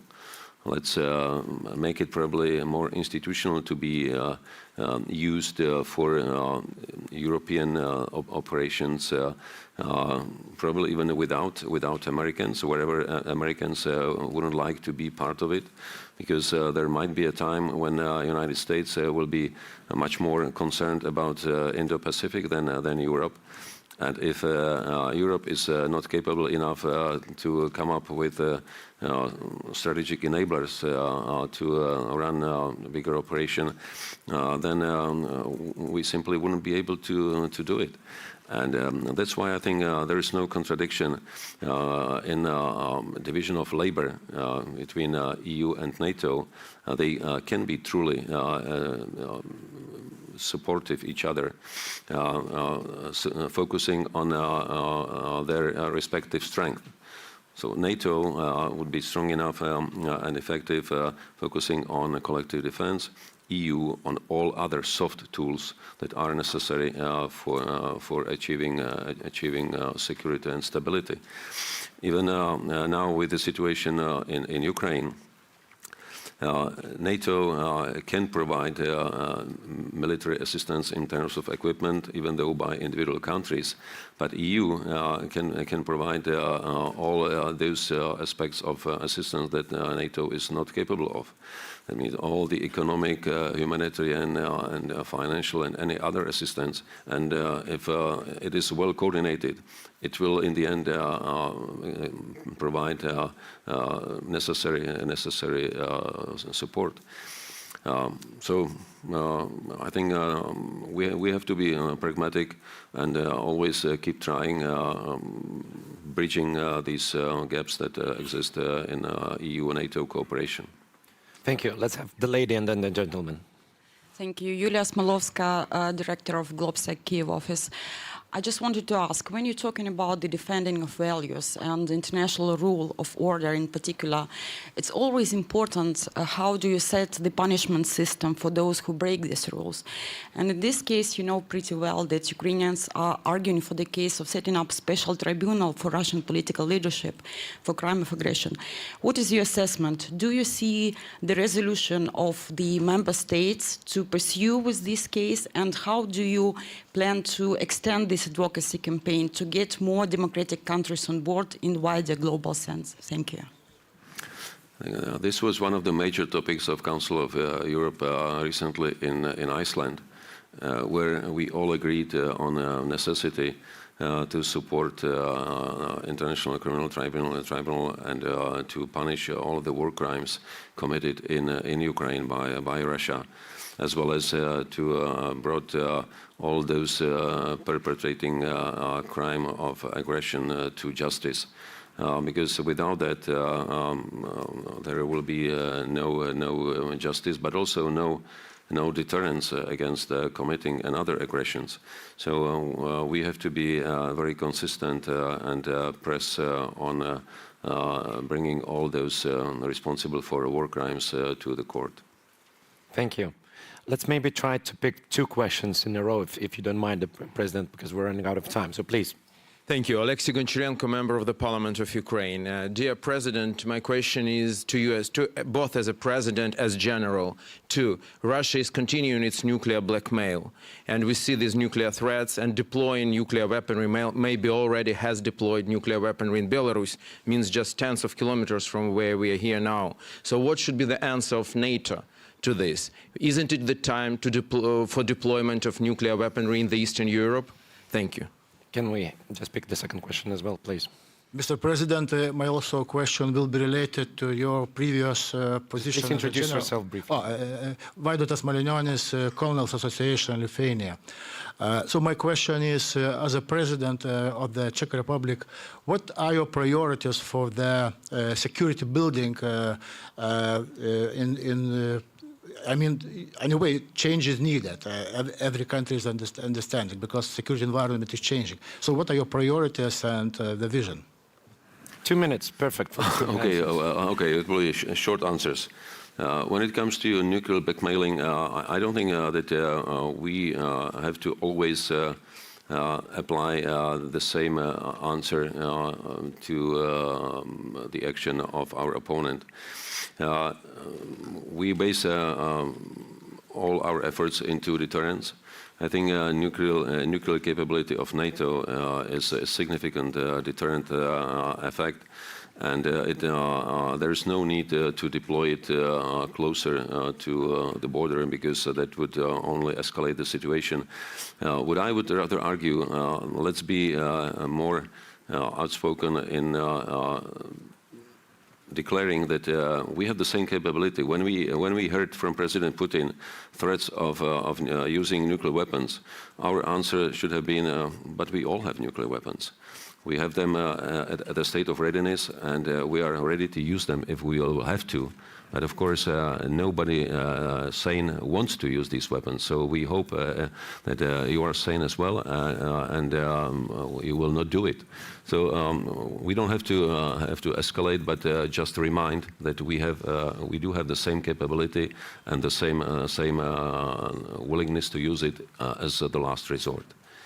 And as for the priorities of strengthening security, I think clearly we have to fulfill all our commitments that we have made with regard to collective defense in NATO, to meet criteria of at minimum 2%, meet criteria of spending at least 20% on modernization and main equipment, to provide all necessary forces within the 4th generation to meet requirements of new plants, to commit our forces to exercises, because it is also a deterrent factor, and to be a credible partner meeting all our commitments.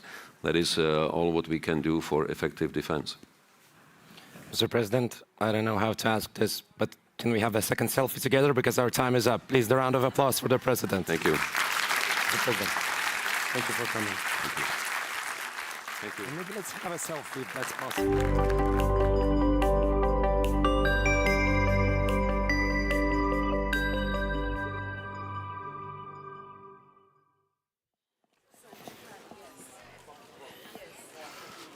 Ladies and gentlemen, I hope you enjoyed the discussion with the President of Czech Republic. We will resume our sessions in 15 minutes with conversations with a diversity of speakers, from high-level officials to civil society representatives. 15 minutes.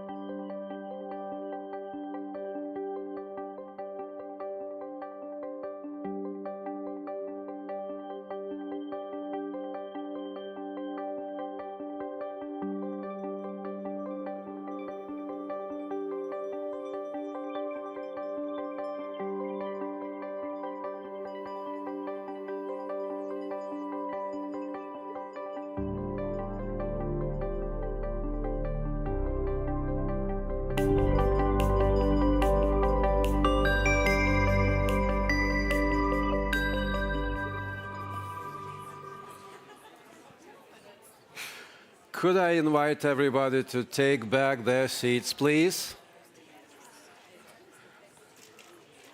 Because now we are back with another high-level conversation. Please take back your seats. Before I give the floor to the next panelists, I remind everyone to follow and amplify the discussions on the margin of the NATO Summit, also online, by using the hashtag NATO Summit. And now, allow me to invite the next panel. It will be a moderated conversation led by Katarzyna Pisarska.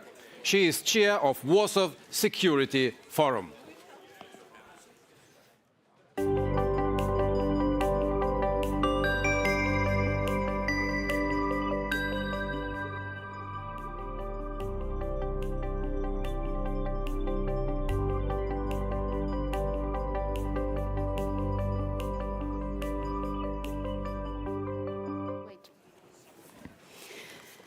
Ladies and gentlemen, welcome after a coffee break to yet another very important conversation about the future of NATO. With me here, a person I don't think I have to introduce, NATO SACEUR General Christopher Cavoli, who has been doing an incredible job putting, the plans that politicians and our decision makers make into practice. So, General, we have 15 minutes, and I really wanted for us and the audience to give the sense where NATO is today. We had yesterday a quite historical, in a way, decision regarding the regional plans of defense against Russia. How does that change your work, but most importantly, NATO as a collective defense organization? I think that's an extremely important question, because the plans are really the blueprint for the modernization of NATO's collective defense system. So during the Cold War, we were focused on collective defense. After the Cold War, we started to focus on out-of-area operations for crisis management.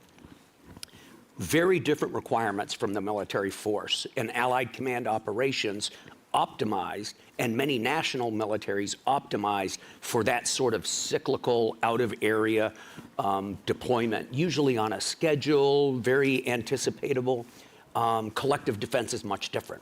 So there's been a need to modernize our collective defense system, rebuild some of it and modernize some of it. And that's what the regional plans are about. They're geographically specific plans that describe how we're going to deter, and if necessary, to defend all of the territory of the alliance. And these, therefore, give us the ability to have a force structure requirement so that nations can direct their investments in a fashion that serves the alliance as well as their national needs. It will give us a new readiness system, new readiness expectations. There's a new force model, as you know.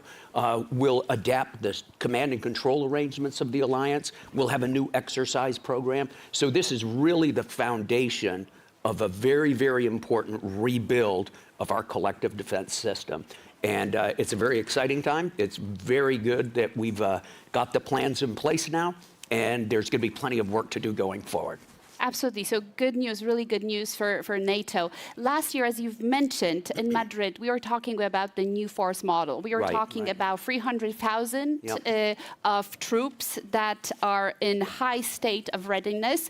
That gives you, as the SACEUR, an overview of what is available to NATO at a given moment. How does that fall into what's happening here in Vilnius? So where are we with the preparations when it comes to the new force model? Because 2023 was the year of implementing the model. Right. So the new force model is implemented, and now it's being elaborated and detailed through the force sourcing process, which is where you actually line units and organizations up against the conceptual parts of the model.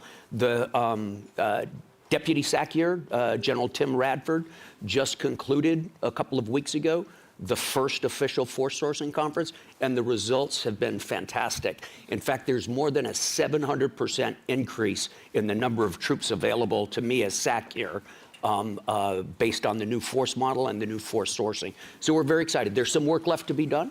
We have specific areas that we want to build up more forces in.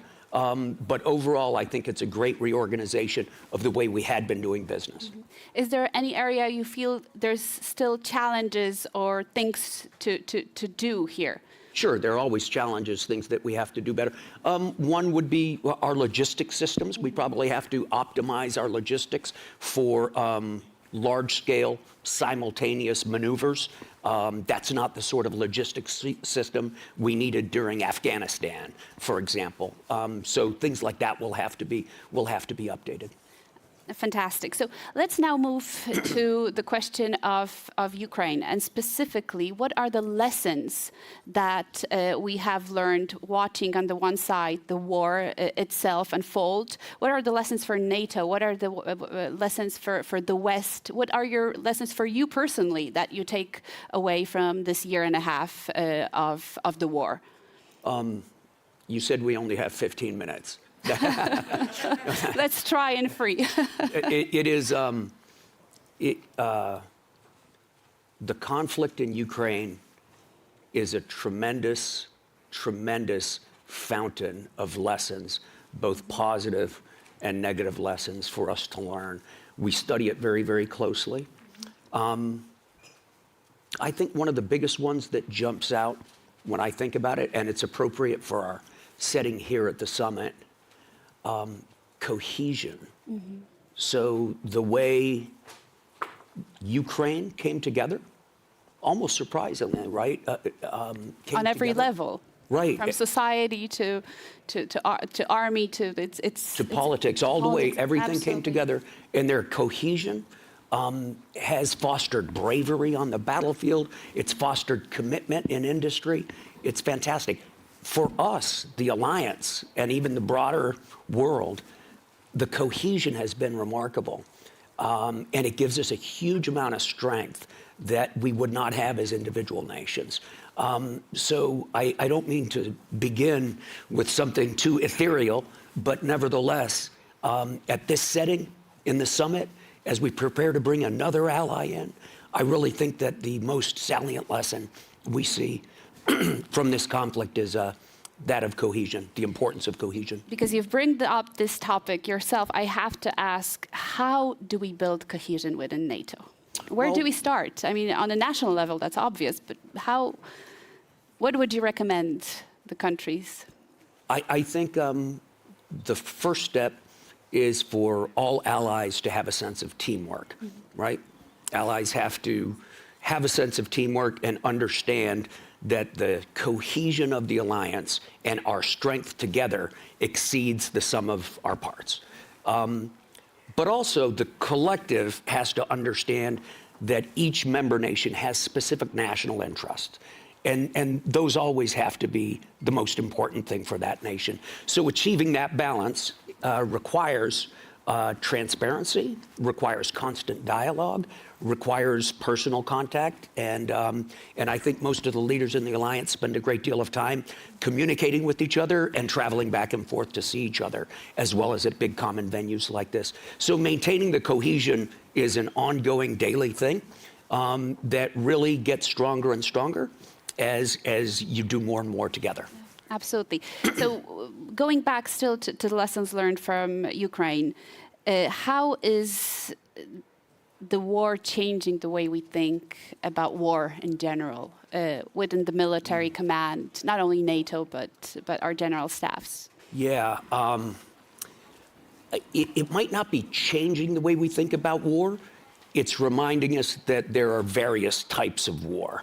So we had the experience of crisis management through the 90s and the 2000s, Afghanistan, Balkans, peacekeeping and things like that. And this is just a different type of war. This is a large-scale war of force on force and maneuver. And it reminds us some very important things. First of all, the unbelievable destructive power of modern militaries is something we have to take into deep consideration. It should make us reluctant to go to war and eager to find ways to deter war, which is one of my principal jobs, of course.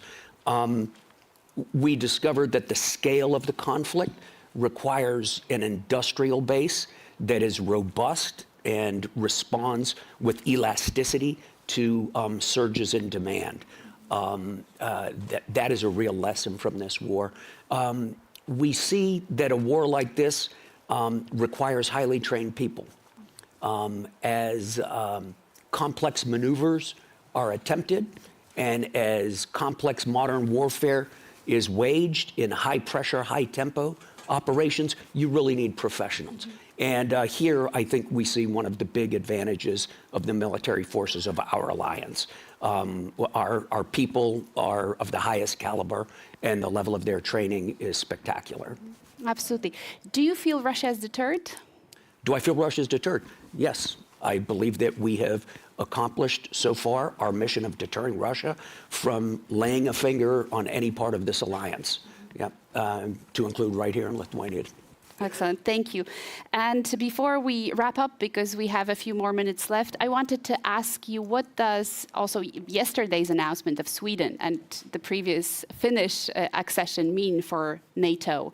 How would you comment these enlargements? I think they're terrific news. I was extremely gratified last night to receive the news about Sweden. I'm very, very excited about that. From a military perspective, first of all, both countries bring very capable militaries into the alliance immediately. There is not a development program that's necessary or an institutional reform program. These militaries have been interoperating with alliance forces on operations, in training for years. So first of all, they bring ready-to-serve military capability and capacity.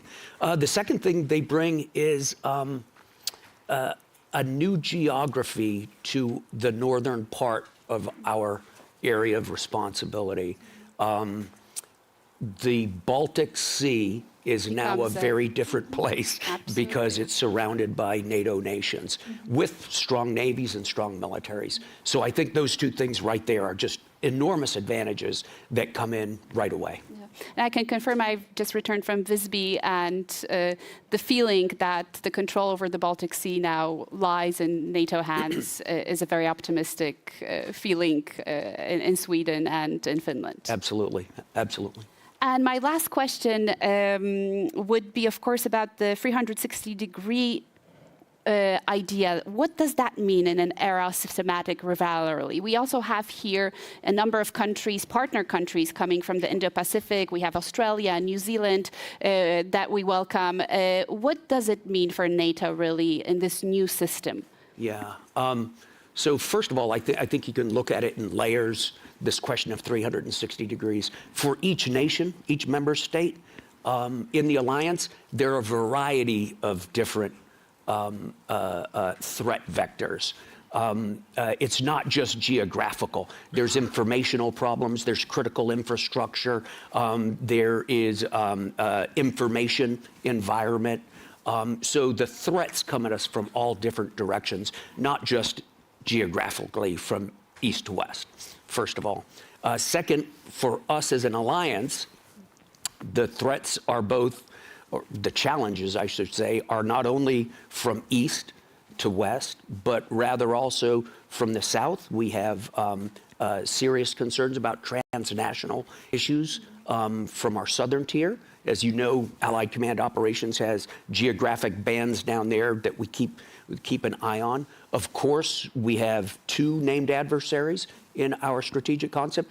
Terror groups are also very important to us, and one of our regional plans is very heavily focused on terror groups. So that's another aspect. And then finally, of course, there's the fact that we're in an interconnected world. It's very hard to think of a problem that will be located only in Europe for us to solve only in Europe, but rather all of our problems are going to be global. So we very much welcome the partners from the Indo-Pacific region who come to visit, because there is going to be a natural interconnectedness of security challenges there and security challenges here. Absolutely. And as I am told, I have my last minute. Dara, what would be your message, not only to today's here audience, experts, people really knowing NATO, but most importantly, the general public that's listening us online right now, about the state of NATO alliance and how we will move forward, but also our support to Ukraine, which we cannot forget is fighting a war of attrition, an aggressive war against Russia? Well, our support for Ukraine is unquestioned, and it's ironclad, and we will be here to help them as long as it takes. For the alliance itself, I think my message would be very short and very simple. This is the most successful alliance in the history of humankind, And it is stronger today than it has been in all the years I've been associated with it. And it's, we are very lucky to be at this point in history with such a collection of like-minded nations working together. Thank you very much, General. On this very optimistic note, let's give a big round of applause to General Cavoli.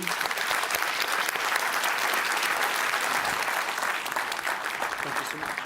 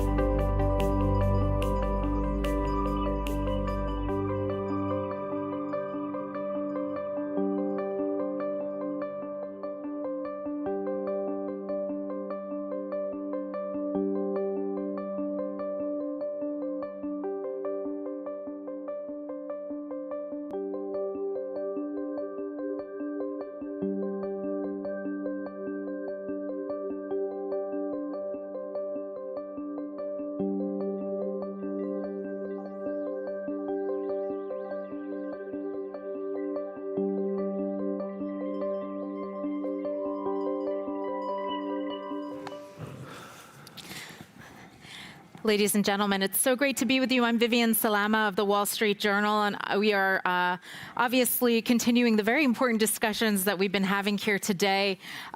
We're here talking about Voice of Change, a talk for civil society leaders. Obviously, as someone who has covered wars for years, I can tell you that wars obviously have the greatest impact on civilians, on civil society. And one of the things that's very interesting, and perhaps something we need to constantly consider, is that one of the hardest hit societies in this war, this invasion of Ukraine, is also the Russian civil society, and we have to remember that there are other people on the other side of the border who are also impacted. And so joining me is someone who needs no introduction, not only because he is a renowned chess master, grandmaster, but also a leading voice in Russian civil society and activism. Garry Kasparov, nice to be with you. So, you know, as we say, the elephant in the room is what happened in the last couple of weeks in Russia with regard to perhaps what was the biggest challenge to President Putin's authority. And so I wanted to see if you could talk a little bit about what that means, not only for Putin, but for the civil society and what comes next for Russia. Okay. Yeah, no, it's unavoidable, you know, just not to mention Prigozhin and whatever name you use for his performance, mutiny, rebellion, I'm not so sure what's the correct term, because I've been saying for a long time that analyzing Putin's Russia, we have to, you know, look for Godfather, Mircea Putin. It's a mafia state, and that's why I think the Prigozhin's challenge should be viewed, you know, from this angle. It's not a rebellion to challenge Putin as a president. I think it's a fight within inner circle, because Prigozhin's statements just prior to his challenge, they were concentrated on criticism of the war. It's not about, yeah, fight the war to the last soldier, but to the opposite, you know, the war went in the wrong directions, and I'm not sure why Prigozhin said, why we attacked Ukraine at the first place. I think what we saw there was a clear message to Putin from some of his inner circle. And don't forget, Prigozhin served food to Putin. Knowing Putin's paranoia, you should understand how close Prigozhin was to Putin. It's a St. Petersburg mafia, and I think many of them, or some of them, are very much concerned now about losing business. So they don't care killing Ukrainians, Syrians, Africans, whoever, even Russians, but they do care about losing businesses. And I think there was nothing personal. Vladimir, so we are on the losing end of this war. And it's still a fight within Putin's inner circle, because some of them believe that they can win the war of attrition. And the reason I think Putin and some of his close supporters believe they can win the war by out-suffering Ukraine and waiting until there's a fatigue, you know, grows in the West, it's indecisiveness of Americans and NATO. And hopefully this summit actually will send the right message to those who, like Prigozhin, believe that, you know, they had to find a way out of this. I don't think Putin can accept it, but clearly, you know, what's happened then it was demonstration that all these talks about escalation, you know, it's just, you know, it's a hot air. Because it's how can you expect Putin to start a nuclear war if he found no soldiers willing to die for him when 5,000 mercenaries marched to Moscow? Prigozhin had no intention of taking over Moscow. That's why the whole story about overwhelming force waiting for him at the River Oka, nonsense. I think it was a message sent to Putin, and that's why I was puzzled to see that so many experts talked about Prigozhin's future. I mean, he met Putin now because they continue negotiations about preserving their business, and it seems to me that more and more people within Putin's inner circle getting really concerned about Putin's failed policies. We could probably spend the entire day just talking about this. It was a very fascinating series of events, but I do want to ask you in general about the flow of information taking place right now in Russia. Obviously, this is something that's very relevant to me personally. My friend and colleague, Evan Gershkovich, is sitting in a Russian prison wrongfully detained on charges of espionage. But Russian media is also no stranger to this, and the Russian regime has been so intent to to control the messaging going forward. And so how then does civil society know what's true, manage to thrive, and continue from here? There is no civil society. Russia today is, if you're an analog, you know, in history, it's Germany 1943, 1944. So this is the agony of the regime that spent decades taking control of the public space. So one of the first attacks of Putin when he was elected president, was to destroy independent media. So just to understand, the mood of people in Russia is just, remember that, the Germans fought to the last bunker, last soldier after 12 years of Hitler in power. Putin is in power twice as long. And of course, the modern propaganda, the tools, they're far more sophisticated than Dr. Goebbels had at his disposal. And we have probably some Russians who are not willing to support the war. I don't think that the percentage of people who oppose war on moral ground was more than 10, maybe 10, 15%. The support for the war, I don't think is overwhelming, but majority just doesn't care and try to sit on the fence waiting for the outcome. The problem is the longer the war goes on, so this is the mood is hardening. And I'm not surprised to feel from, I say feel because I don't trust any polls, feel from Russian social media that the mood is hardening. So just because it's a war, by the way, Putin's propaganda made it very clear, it's not a war against Ukraine, it's a war against NATO.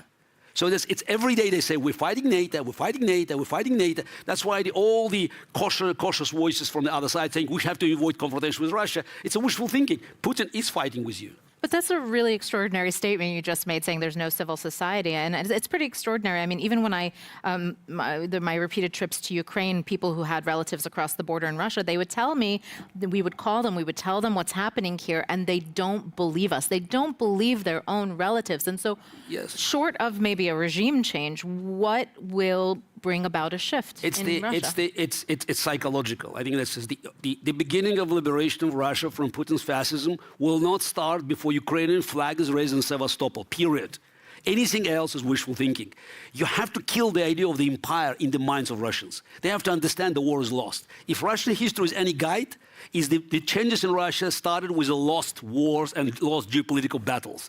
You can go back to the Crimean War, mid-19th century, Russo-Japanese War, and of course 1917, and even 1989, Afghanistan. So the moment Russian people understand that the regime is losing, and that could be the ultimate loss, the last war of Russian empire. Ukraine liberates all these territories, Sevastopol included. That's a message that we have to look elsewhere.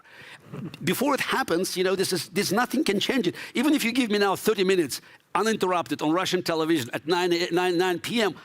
Prime time, I don't think I can tell anything before the map or the front line is still stable. But is there no group, organization, or even individuals out there that are starting to raise questions when these young boys have one-way tickets to the front lines in Ukraine? Look, people who marched with peaceful on Russian streets, either in exile, most of us, or in jail, like Alexei Navalny and Karamurza and others, or killed like Boris Nemtsov.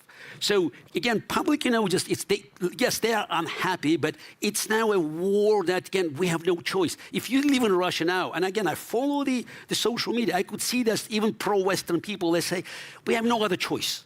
So again, it's only decisive Ukrainian victory, and sooner better will give us a chance to actually say, you know what, we have to start thinking otherwise. And also, it's very important to start, splitting Russian elite.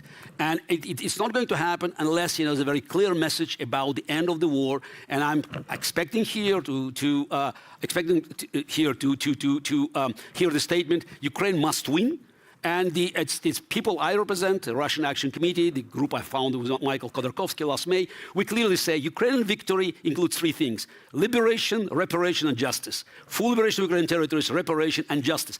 Justice is very important because that's the way to split Russian elite, to send a very clear message that all war criminals will be brought to justice.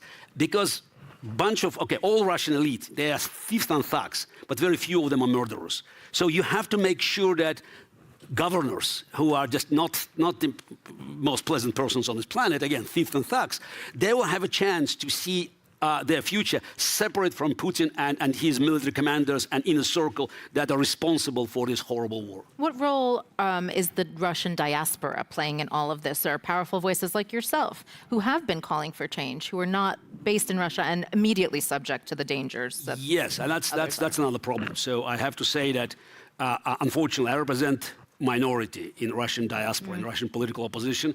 And the big debate here is whether it's Russia's war or Putin's war.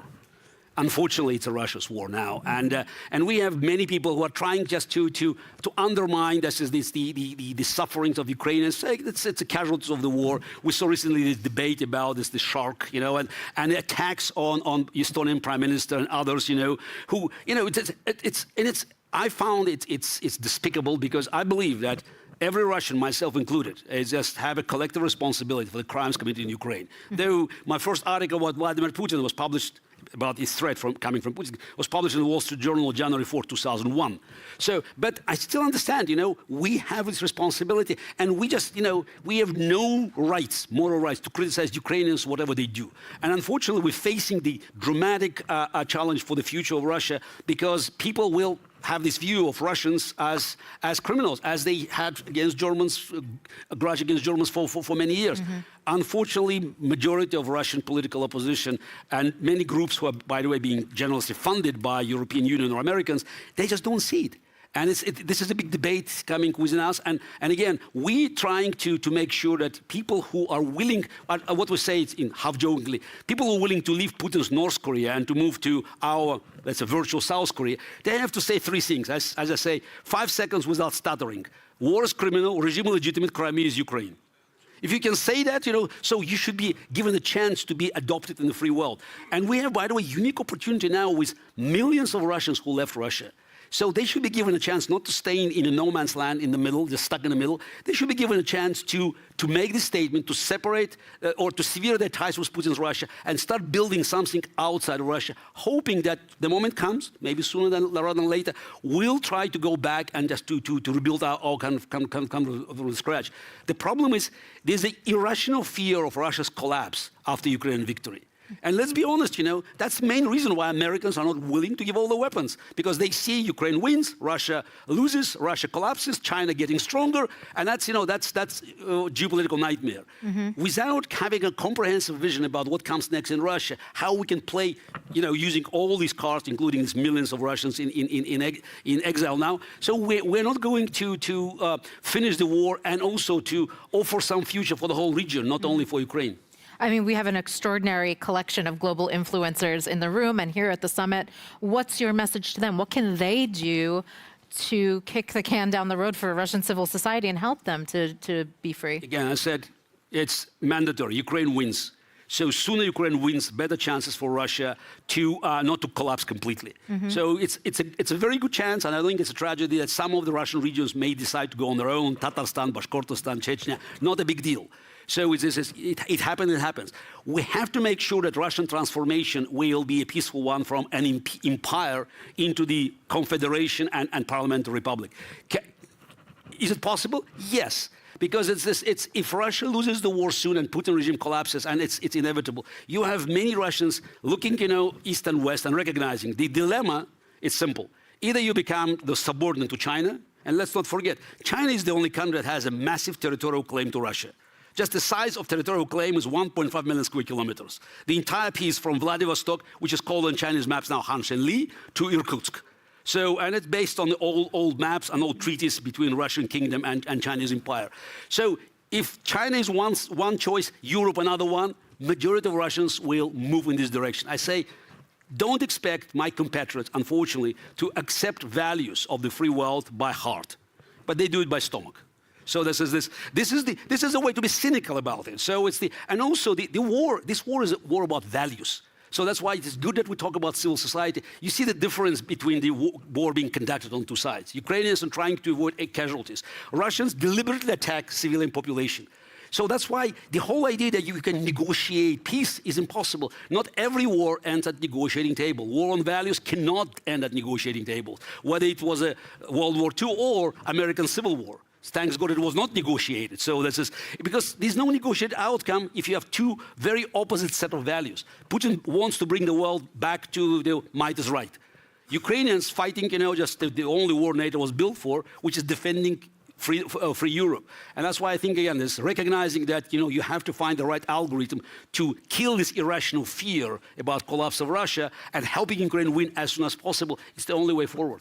We have only about 30 seconds left, but I want to quickly ask about sanctions and its impact on Russian society. Do you feel like it's penetrated at all, or if it's had a negative impact? Sanctions are biting, but again, Russia knows how to evade them. And it's unfortunately, while I have 11 packages of sanctions in Europe, so the mechanism of forcing them is not there. You have to start showing teeth and punishing companies that are helping Russia to survive. Yeah, it's nice to read, that business is flourishing, that Raiffeisen Bank quadrupled its profit in 2023, but that's how Putin regime gets, gets their hopes alive. They believe that somehow they can win this war of attrition, psychological, financial, and then maybe a miracle happens. Trump wins, something else happens. We have to kill these hopes by demonstrating that the West is united, free world is united by helping Ukraine to win, and it also means forcing sanctions to work. A very short but informative conversation. Thank you so much, Garry Kasparov. Thank you so much, everyone.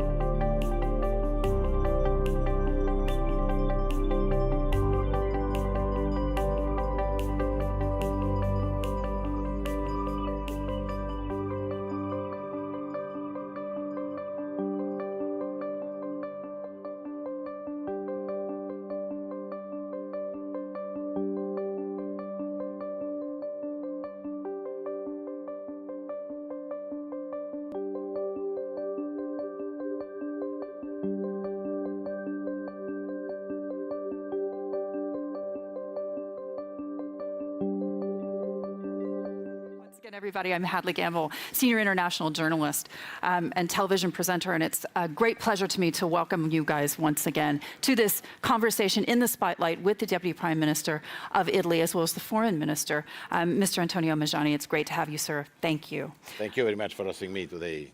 My first question would have to be off the back of a meeting that you had earlier today with the head of the IAEA. You were discussing what could potentially be a catastrophe for Ukraine, and that would be Russia's targeting of their nuclear facilities at Zaporizhia. For the Italian government, it is very important to protect Zaporizhia, because it's very dangerous to fight against Zaporizhia, because we risk a disaster. Not as Chernobyl, but more and more complicated. For this, we are supporting the strategy of the Mr. Grossi. I send a clear message: count on Italy. We are pushing also in front of the United Nations in favor of a free zone around Zaporizhia. It's not easy, but we need to talk on this. We need to push in this direction, because it's a good step also for starting for a new season, for talking on peace clearly in this zone, because I think it's very dangerous. Do you believe that a nuclear catastrophe is imminent? Exactly. Also this idea to use nuclear weapons by Russia is a big mistake, because we need to push in the corner the nuclear weapons if you want to work for peace, because we are defending Ukraine because we want peace. Peace is injustice. Peace with justice is the freedom of Ukraine. This is very clear, but we want peace. All together with NATO, with the European Union, all together working for peace. Peace is to push out the Russians and to achieve an agreement, and then to have absolutely the freedom of Ukraine. Peace comes at a cost. And we've just heard from the Supreme Allied Commander of Europe about modernizing collective defense. Now, that is expensive. Do you believe that we should see an increase in the floor of NATO spending beyond the 2%? Italy is strongly engaged in NATO actions everywhere, with a lot of soldiers, and also close to here in Riga, there are a lot of Italian soldiers. There are Italian soldiers everywhere, also in Western Balkans, not only close to the border with Ukraine. We are spending a lot of money, but we are ready for doing more. We are ready for doing more, for spending more. But we need to look also at Italian engagement. When we talk on money, of course, we are ready for doing more, but please look at the Italian engagement everywhere, because the Italian engagement is very important. There are, as I said, a lot of soldiers, not only close to the border with Ukraine, but also in the Western Balkans, also in Africa. Pay attention at Africa, Middle East, because the security is the only one security. We want to protect Europe, we want to protect Ukraine, but we need to protect, in the same time, the Mediterranean region, because Wagner is working hard in sub-Saharan region, and there are Wagner soldiers, but also Daesh close to the Wagner soldiers. There is Boko Haram. There are a lot of problems. Horn of Africa is a very dangerous situation. Middle East is a dangerous situation. Iran, nuclear. We need to look at this. Security is not only, security is everywhere. For NATO, it's important to work also in Indo-Pacific region. We need to look at Indo-Pacific region. My idea, the idea of Italy, the strategy of Italian foreign policy is to work more with India. India is very important for a good, positive, with more security Indo-Pacific strategy. So India versus China. Is India the preferred partner? China is a counterpart. China is not a democracy. We need to talk with China, of course. It's possible to explore more the Chinese market, but we need a level playing field. The competition is the competition. We want a competition without dumping, social dumping, environmental dumping. There are a lot of children working in China. Do you believe that NATO and its allies are doing enough to combat the problem of China? We need to be more present in the Pacific region. On Taiwan, we want the status quo. Our policy is one China policy, of course, but as I said, level playing field is very clear position. We want a level playing field. To be part of the public procurement in China is difficult for an Italian or European company. For the Chinese, it's easier in Europe or in Italy. This is the level playing field. We want to talk with China. It's okay. Also, the trip of Mrs. Yellen to Beijing is a positive. The dialogue is very important. Do you think that China should be brokering a peace between Russia and Ukraine? I think as has been suggested by Beijing? China is very important. If China decides to push in the right direction, we will achieve good results. The peace project of China is not good because we don't have a clear position on the Russian army. If we want to achieve an agreement on peace, we need to have Russian army out of Russia. We need to push out the Russian army. This is the only one solution if we want. For this China, there are, for me, good points, but the key point is no mention of the withdrawal of Russian army. Walk me through this one. We talked a little bit about military spending, and I understand that your government does not anticipate heeding that 2% target until 2028.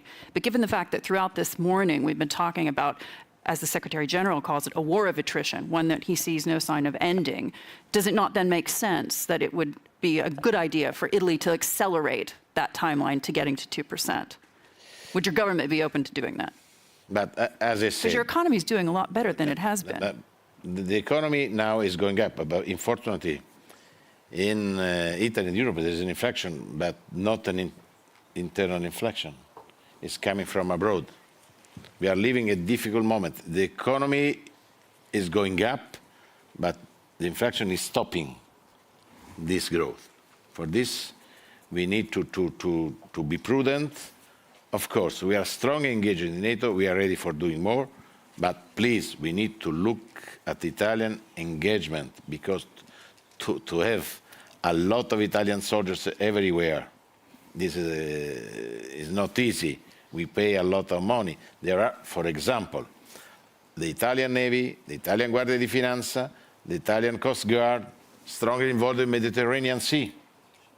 This is an action in favor of security. For example, there are a lot of Guardia di Finanza soldiers in Albania, working against drug traffickers, human traffickers. This is a military engagement or not? For us, it's a military engagement because they are working for the security.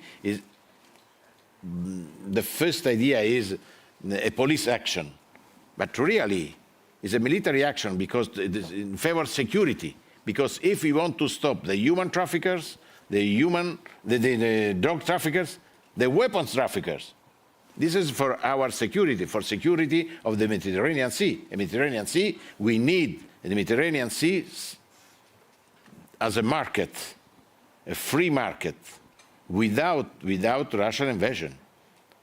Why we are supporting Tunisia in this difficult moment? Why we want to achieve an agreement in Libya? Because we want to push out the Russians and to have a good link between us and North African countries. Of course, Morocco and Jordan are very good friends of us. Also, Egypt is a good friend of us. But we need to do more because the danger is Russia is, as a condor, ready Yeah. Well, frankly, I mean, you're at the front lines of NATO's southern defense, and you say we're in danger as an alliance of not doing enough to combat those threats. What do you see, though, is the greatest danger? Is it the migrant flows? It's a cocktail of dangers. Migrants, terrorism, climate change, health problems, poverty. For this, we need a strong European engagement in Africa. I think the Marshall Plan, European Marshall Plan, in favor of growth. Because, as you know, the farmers leaving agriculture because climate change, they are the new soldiers of Al-Qaeda or Daesh. This is the danger. For this, we need to look at the Mediterranean Sea, looking at the security. Yeah. Also, the climate change is a problem because the desert is eating agriculture. In Niger, for example, Niger is a good country. They want to stay with us. But there are problems also in Horn of Africa. Terrorism, piracy, everything is a problem for our security. NATO is a political organization, not only an organization for defense. Yeah. Before there is the political decision, then the defense. For this, we need to study a strategy, European and NATO together, also with the Americans, of course, with the United, for Italy.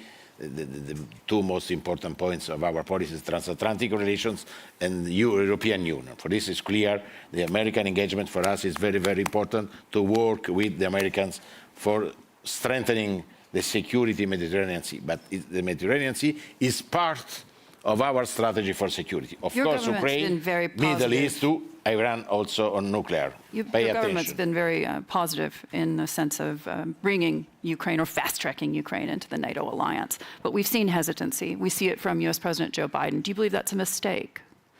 But I think it's important to protect Ukraine, to strengthen Ukraine.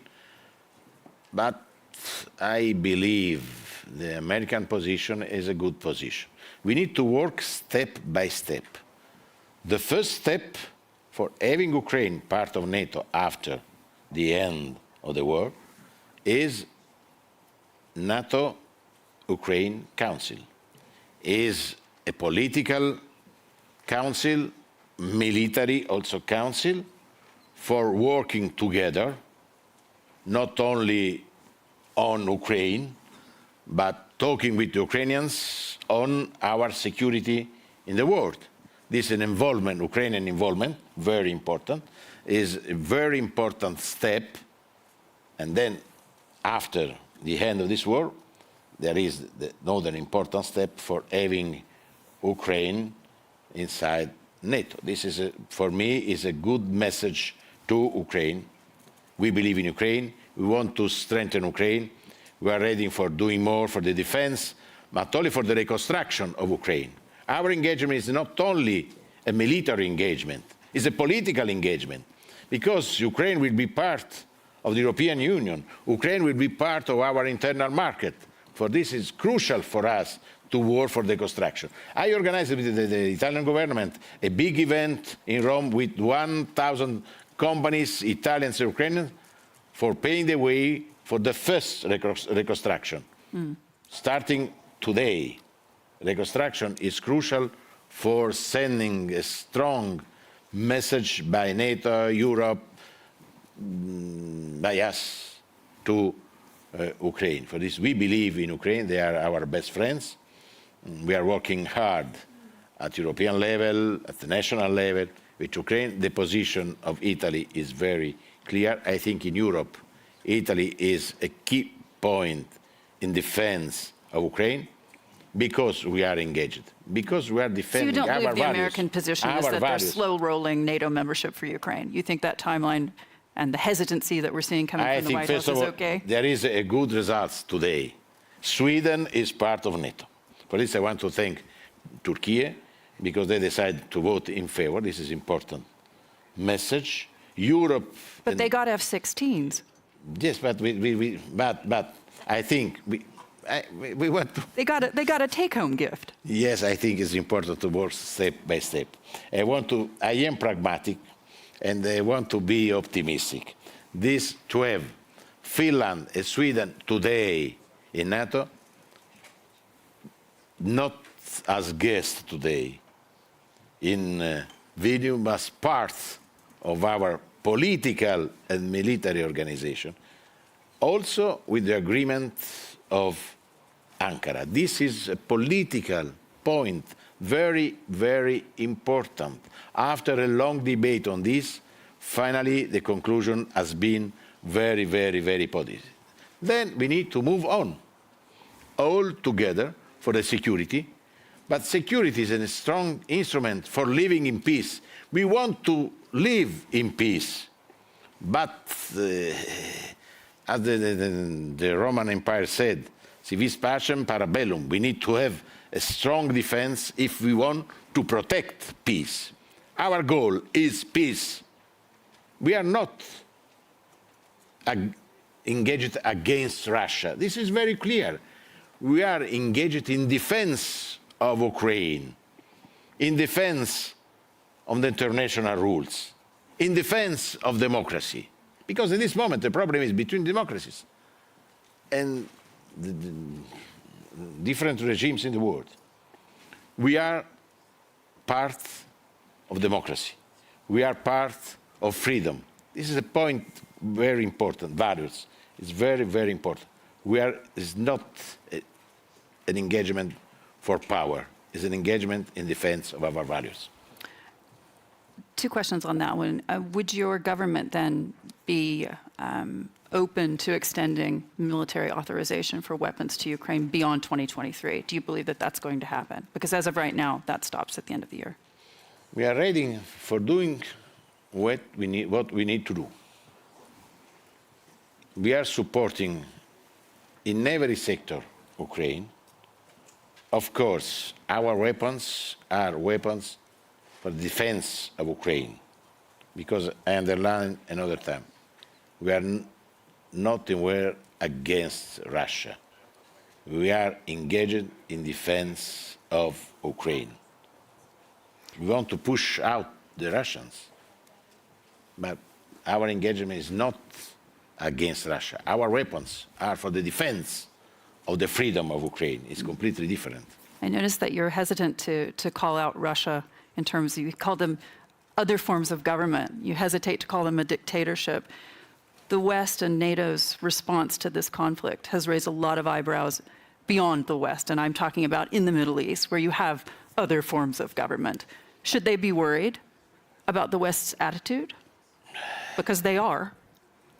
Yes, the situation in the West, I think, is positive. That we are working in defense of the freedom. But we need to do more, probably. We need to talk more among us. We need to, for example, to do more in the Western Balkans. Italy is strongly engaged in this region because without a strong European but also NATO engagement in this region, we will lose many important countries because Russia and other non-European countries want to be present and to put the umbrella for the protection of these countries in the Western Balkans. Our engagement is to talk and to work for peace, for example, between Serbia and Kosovo. The Italian soldiers are in the middle between Serbians and Kosovo, working for peace. Also in Bosnia and Herzegovina, we are strongly engaged for peace. There are the Italian soldiers in Republika Srpska working for peace. Also Albania is very important, Montenegro, North Macedonia. I will organize in Italy, before the end of this month, a very important meeting between Albania, North Macedonia, Bulgaria, and Italy for talking on growth, on transport, for building the new European corridor from Europe to the Western Balkans. This is, I think, an important engagement. We need to invest. We need to be present We need to do business with these countries. For this to lose Serbia and other countries should be a big mistake. It's important to have these countries with us and not against us under Russian control. This is very, very important. For this, we need to work hard in this region, as we need to work hard in Africa. But the strategy is the same. The border, more or less, is the same. We start from here, and we go through the Ukraine to the Western Balkans to the Mediterranean region. Economic Also in the diplomacy. Pacific, so through Suez, there is the Pacific Ocean. This is very in the Indian Ocean. This is very, very important to be present also in this region. For this, I underline the importance of India. India is crucial. We need to strengthen the cooperation between us and India, because India is the most important democracy in this region. And then there are a lot of Indian people. This is very, very important. Foreign Minister, thank you so much for joining us. Thank you very much. Thank you.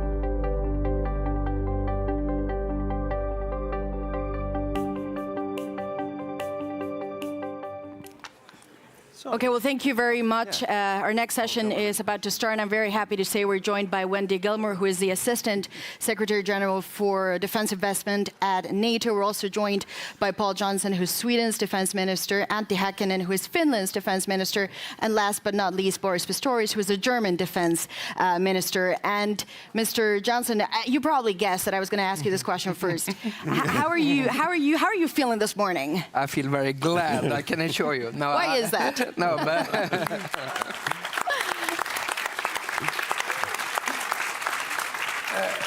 very grateful for Secretary General's hard work on this issue. Very grateful also to Turkey's hard work on this. And I think the message that came out yesterday was good for Sweden, and it was good for NATO. I think it gives a strong message to the whole Vilnius Summit about the importance of cohesion and unity at the crucial time for Euro-Atlantic security. So we stand ready as soon as possible to join NATO as full-fledged members of the alliance.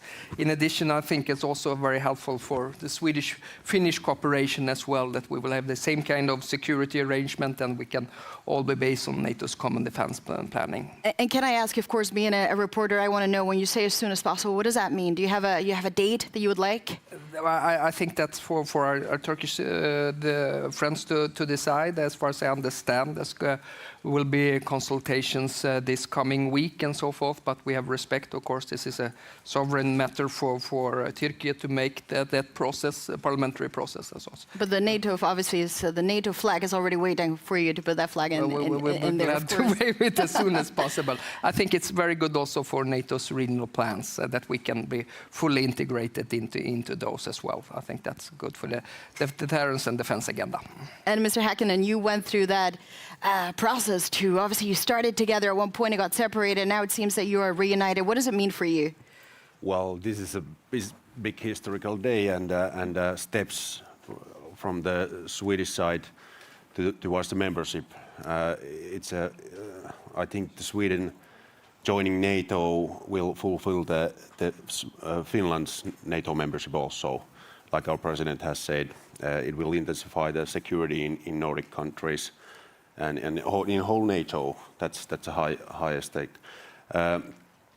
What comes to the future steps, I think the Nordic cooperation will go deepen, and also the regional defense planning and all these things are going smoothly onwards. That's why this is a big day. Well, we'll keep an eye on that. And Mr. Pistorius, just briefly on the news, and then I promise we'll go back to the topic of our panel. Today you announced a mega package again for Ukraine. Why did you want to do this today? What's the message? What's behind it? Well, I think going to friends, it's always a good sign to take some presents along. And therefore it was on short time made decision of the German government to make that package again about almost 700 million euros, which means mortars and leopards and ammunition and patriots and so on. So it's another really huge package altogether. We will have spent until the next, until 27, more than 17 billion euros. So we are proceeding because we are convinced that it is necessary and the only right way to support Ukraine as long as it takes. And some say you're the leopard band. I remember when you went on the tank and you were there when the first ones were sent. So there's more coming. That's basically what you say. Yes. And Wendy, of course, thank you for joining us. From the NATO perspective, and this is a question for all of you. When I say 2% defense spending, what does that mean? But also, what's behind the number? So we're really encouraged today by, I think, the conversation that our leaders will have about renewing what are the 3 C's in the NATO context. The amount of cash, which is the 2% of gross national product, which will be established as the floor of our level of ambition, the contributions that NATO members make to the commitment that NATO members make to NATO operations, and frankly, the capabilities that cash will buy, which is now established as 20% of the overall amount spent on defense. And these 3 elements together are really important as we renew the deterrence and defense agenda, which is crucial. And we're also really looking forward today to their leaders considering a defense production action plan, which is all about the action of how it is that we're going to work together as an alliance to address the capabilities that are needed and to get those capabilities into service as commitments. And that's a crucial point too, the production, but also even replenish the stocks here, because the war is very active, but you also need to have a strong army yourselves. So in terms of that 2%, what does it mean for you, gentlemen? Mr. Johnson, if we want to start with you. As Wendy said, this is a floor, but not the ceiling. Sweden is going up. What's the ceiling for you? Well, it's high as it takes. But what we said is in order to You're getting a lot of applause from making Europe secure. I mean, if we don't get it now, this is the worst time in European security since the end of the Second World War, whenever we're going to be doing the defense investment. So by next year, Sweden is going to increase defense expenditures 1 year about 2 billion. So we're going to go up to 2.1% of GDP. And then we have a trajectory up to 2.2, 2.3, in line with the principle, to be significantly over 2%. I think it's absolutely necessary in order to make the credible investments that you need for the defense and deterrence agenda. And for you, Mr. Häkkinen, what's the 2% and what do you feed into it behind it? Because it's not just a number. There's also an idea behind it. There's a system, perhaps some models. We talk about the European defense industry, how to build more, produce more. What's behind it for you? I think the big philosophy is here that Europe is taking much more at their own, higher responsibility of their own security matters, and that's why we have to invest more in security and do it fast. But we have to do it properly with quality, and that's the challenge now. And in Finland, we are now investing a lot more in defense. It's over 2% now, 2.3, and of course we have this conscription system, which is still it's quite cheap and effective, and that is also taken into account. And in future years, we are investing much more. But we are still looking quite strictly that the quality is the matter, not the spending only. And that's why we have to have the quality which brings the capabilities. You have to use the euros wisely. And value for money. And Mr. Pistorius, Germany, the 2%, at times complicated. When I say 2%, what does it mean for you now? 2%. The 2% defense spending. 2%. It means 2%. It means 2%? Well, I come from Lower Saxony, which is a quite flat region in the northern part of Germany. And people in Lower Saxony are said to be very firmly and strongly standing on the ground, on the base. So I rather prefer to say we are standing on a firm base of 2%, everybody of us. And then we have to try to reach any ceiling we don't even see. I don't believe that we should, to say it the other way around, I would rather prefer not to talk too much about a ceiling. We should talk about the base, a really strongly committed base, because that is a serious problem. We have to be honest. In Germany, 2% pledge would mean at the moment more than 75 billion euros. In fact, actually, I have a budget of 52. So together with a special fund I got about 100 billion euros last year, I will be able during the last years to reach a 2% pledge by spending that 100 billion special fund. No problem about that. But the years afterwards, we have to reflect and to think about how are we going to achieve the money of 20 billion. We have to be honest about that. Therefore, I really don't want to talk about 3% or 4%, because we have to tell the people in Germany, in Sweden, in Finland, in France, and everywhere else, what is the price of security? Sure. What is the price of what we are doing here? What is the price of deterrence and defense? Because 30 years, for decades, we were not used to spend money for deterrence and defense because we thought there is no enemy outside any longer. So now it's necessary to do that again, and it's not a process of just a couple of weeks or months to explain that to the people. It is a totally change of the mindset. It's a shift in the public opinion, and no need for a follow-up question because I could see you both nodding. Do you want to add any extra comments on this? I think it's not, and I agree completely, it's not so much talking about a ceiling, it's talking about spending what we need to spend in order to assure ourselves of the deterrence and defense of the whole Euro-Atlantic area.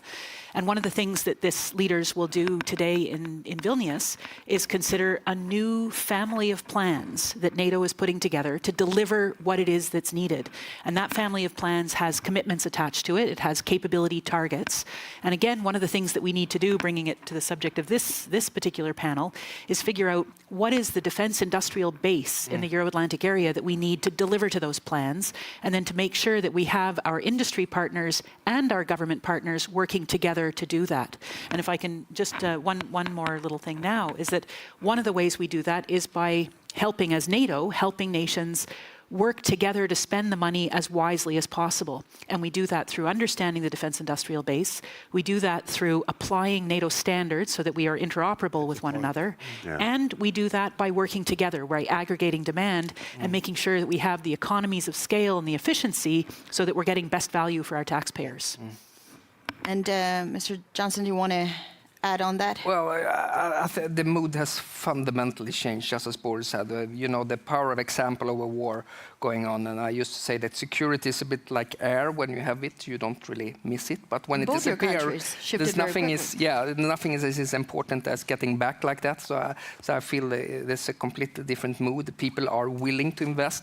And we're going to have to invest because many of us are starting from a low level of underspending for decades. So it's going to take time.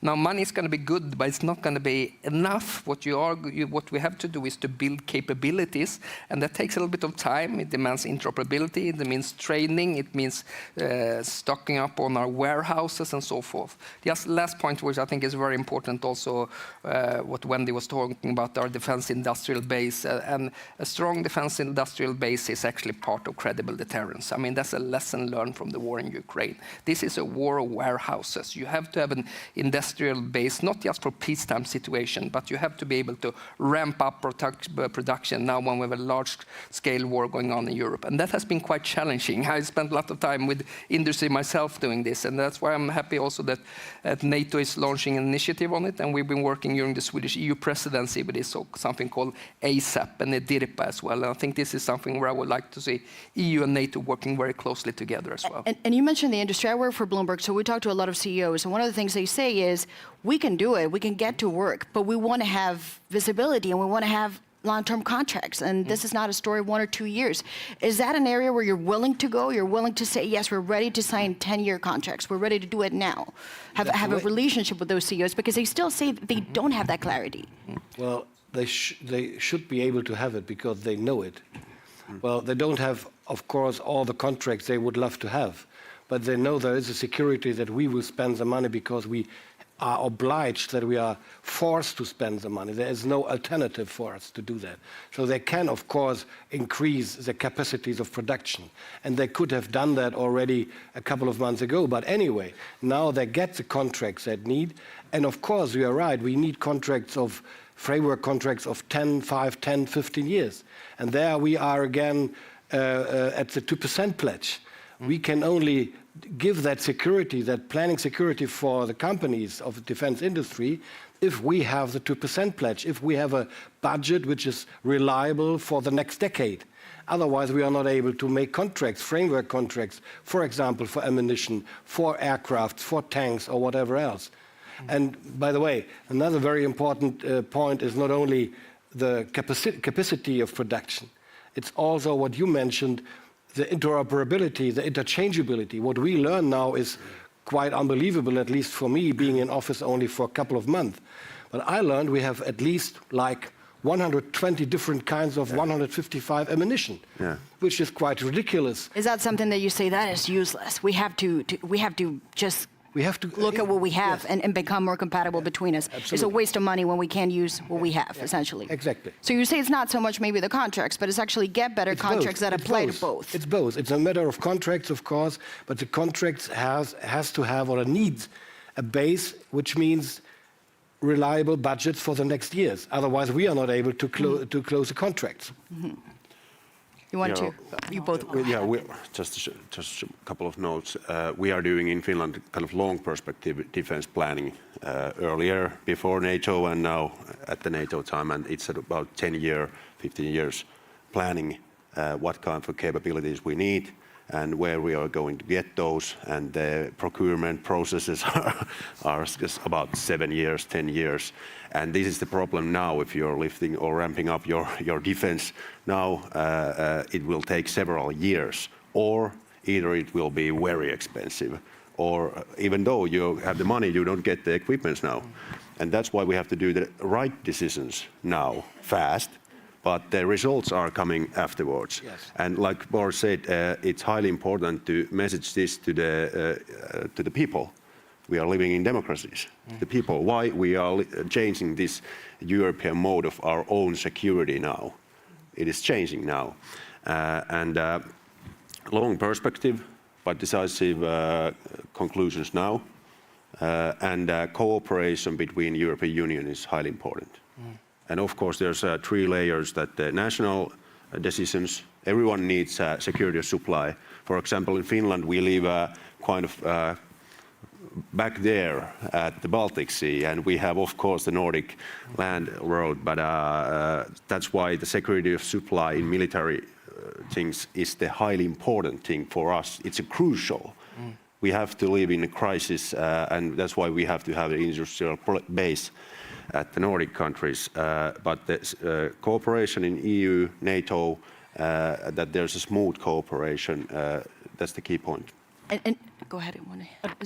I was just going to say, I mean, one of the critical elements, first of all, as a member of the armaments community, it's music to my ears to hear three very influential defense ministers saying we have to spend more time thinking about procurement and making it faster and making it more conscious decisions that prioritize capability and prioritize, frankly, at this point, schedule, in that we need those capabilities delivered quickly.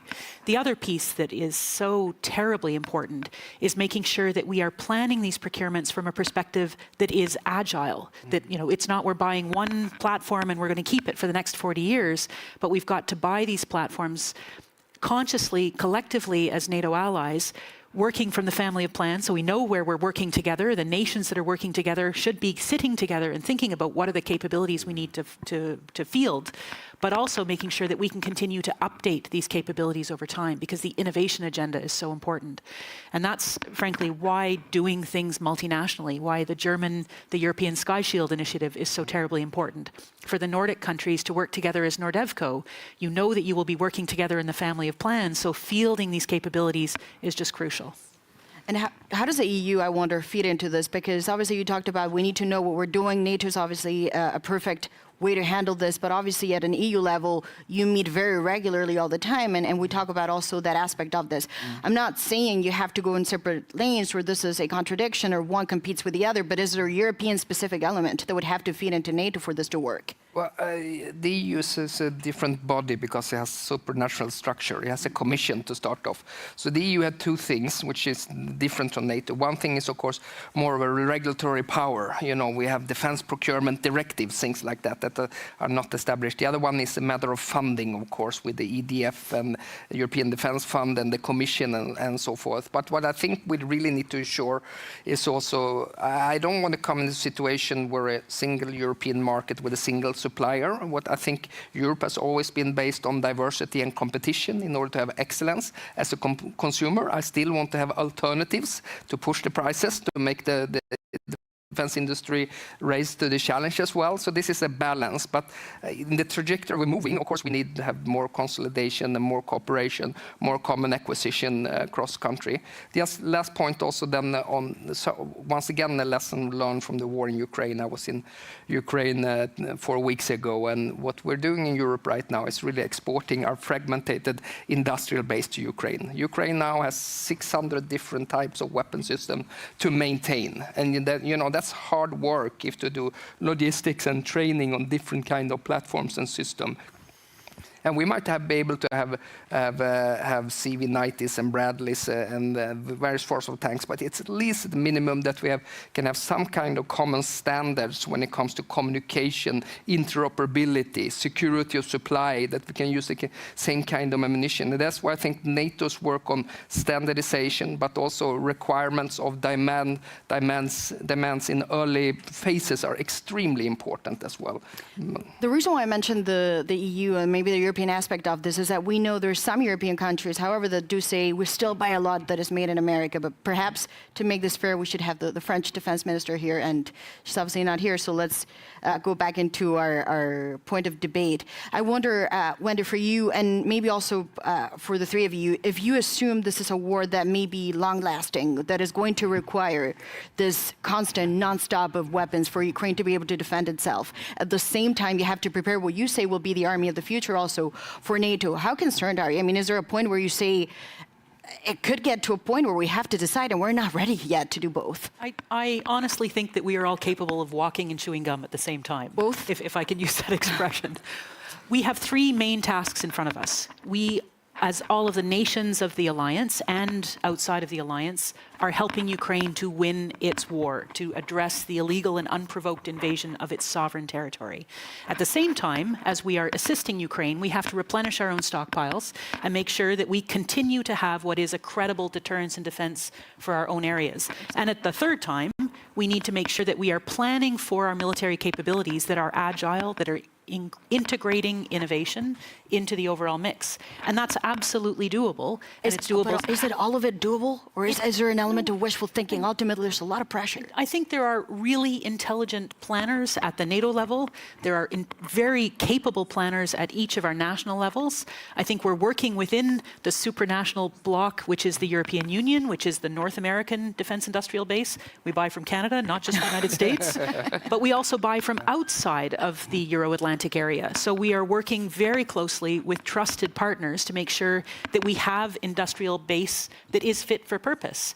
It's possible. It just means, frankly, prioritizing certain choices, making difficult public choices that my colleagues here on the panel have to deal with each and every day. The public opinion shift in the Nordics has been enormous, but I wonder, Mr. Pistorius, how do you see it in Germany? Has the German psyche changed in the past year? How do you view it? Much faster than I ever could expect. Much faster. If you had told me 2 years ago that a German government with a social democratic chancellor would give permission to deliver weapons in a huge amount to a country involved in a war, I would never believe that. Nobody would have believed that. Impossible, unimaginable. And now we are doing it, and nobody is not true, but the majority does not complain in any way. They still support. They are, well, many of them would rather prefer to spend more money for other purposes, like I would do. But still, they see the necessity, they see the urge, and they see the support we have to achieve to Ukraine, and they see that we have to rediscover deterrence and defense, which at least a third of our population never heard before because they were born after 1989. And can I ask you, before I put questions to the floor, just out of personal curiosity, and we talked about this at the Munich Security Conference, the two of us, the Russian, almost Kremlin propaganda machine has a fixation with you. And they say, here's the worst German defense minister. And yet, when you look at the German public opinion, you're one of the most liked. But here's the thing, if they say you're terrible, but the Germans say you're one of the most liked politicians in Germany, is that the best compliment we could give you? Well, when I started in this job in the 19th of February, I never planned to become the most beloved minister in Germany. I didn't either plan to become the most hated man in Russia. So this is not what I came in office for. I came in office for to organize a Zeitenwende and to rebuild the Bundeswehr and to do what is to do. And which is, it's nice to be the most beloved, and it's not so nice to be the most hated in Russia. But anyway, some of those guys offered me the lips of elks some weeks ago to eat because as a punishment. Well, I never tried it, and I won't try it. Well, on that note, we have questions from the audience, many, in fact. If we could have a microphone, and then if you could stand up and introduce yourself, that would be great. And address the question to the person that you prefer. Olena Halushka, International Center for Ukrainian Victory. This panel was dedicated to speaking about investing in defense and security, and I would like to twist the topic a little bit and ask about the security of investment, because international partners are very interested and speak a lot about the reconstruction, recovery of Ukraine. We've seen a lot of conferences, with one held in Berlin in October by the Chancellor Scholz, but the elephant in the room remains how to basically convince those private investors to go and put their money into Ukrainian economy if they do not have the guarantee about the sustainable and not a temporary peace. And inviting Ukraine into NATO would basically send the best signal to German and to all of the other Western companies, businesses, to get prepared and to be ready to invest in the reconstruction and recovery. And I have the question to Minister Pistorius. Will Germany today send the signal to their businesses by making the decision on the invitation of Ukraine into NATO? Well, the easiest answer would be, please ask my Chancellor. Because they negotiate that at the moment, or had been negotiating during the weekend. Well, I think it is not really, to be honest, a matter of concrete and like that expressed invitation, because everybody already said and emphasized several times during the last 1.5 years, the future of Ukraine is in NATO. There is no doubt about it. It's only it's only a matter of an issue of the way to go there, and not the time to go there, the way to go there. There are certain preconditions to be refilled. There are certain circumstances we need to make that step. And of course, I'm, at least from my point of view, I'm convinced this track for Ukraine might be faster than for others, but still there is a track. So the future of Ukraine is in NATO, there is no doubt about it. But Mr. Pistorius, she makes a very good point, because some could suggest this mega package on Ukraine, aid for Ukraine today, has been presented today because this formal invitation may not come, and this is a way of saying, okay, the invitation formally is not ready yet, but you also have this. Is there a connection or there isn't? I didn't understand the question. So some say this mega package that Germany has announced today, it's a way of saying maybe you don't get the formal invitation, but you do walk away from the summit with a huge package. Is there a connection? No, there's no connection. Okay. The one point has nothing to do with the other. Okay. One point is to support Ukraine as long as it takes and with whatever it is necessary. Because this is our task, our responsibility, our way of solidarity and our understanding of what the free world has to do regarding autocrats like, and criminals like Putin. So this is one point. And the other point is, we just had the discussions about Sweden with some members of NATO. And we have to convince every member of the NATO at the point when the decision has to be made. And I'm quite sure the way or the track of the time which will pass is very short until Ukraine will be member of NATO, but it has to take that time. And of course you're right, all enterprise, all companies in the world, all private investors will only start to invest after the war, not during a ceasefire or whatever else. They will start investing when the war is over and they can rely on peace. And relying on peace means clear front, clear borders, means strength of Ukraine in military and other regards, and it means, of course, being embedded in an alliance. And of course, it will come. But it is not a matter to invite, to make an invitation today. There would nothing change for Ukraine, from my point of view. Thank you for clarifying that on the package, but that was important to just precise the timing and the content. Assistant Secretary General, do you want to, before we move to questions? Just very quickly, I mean, I think one of the things we are learning right now from Ukraine is how our industries can adapt to be more innovative, how we can bring new innovations into service much more quickly. And that's something that the private investment and public investment communities need to understand as well. Ukrainian industry is stepping up in a way to address exactly what we have given them, all of these orphan capabilities. How do they support them? How do they sustain them? And so that's innovation which is driving interest, and it's frankly helping us to learn better as well. Yeah. I really think we also, because our stocks are not unlimited when it comes to the transfer of bilaterally military equipment, we really need to get our defense industrial base going, working for us, also supporting Ukraine. So the Ukraine has the possibility to procure new defense equipment as well. And we have the European Peace Facility, and we have the International Fund for Ukraine, which I think are helpful, and NATO cap and things like that. And I think one of it is also sorting out the issue of export credit as well, so the Ukrainians are able also to get access to new defense equipment. I think that's absolutely crucial for having a sustainable support for the Ukrainians. Oh, and obviously they would say they are probably at this point the most combat ready in Europe. Do you want to go ahead? Sergei Sidorenko, European Pravda, Ukraine. I'd like to reflect what Minister Pistorius said, that not everyone is happy with huge investments that allies have to do in their military capacities, which is quite obvious.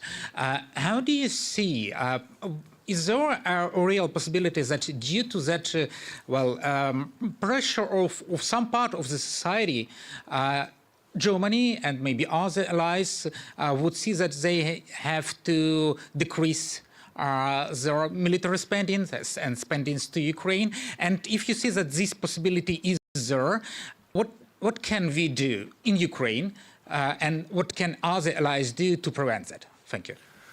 Well, I would rather suggest to make a special panel for that question.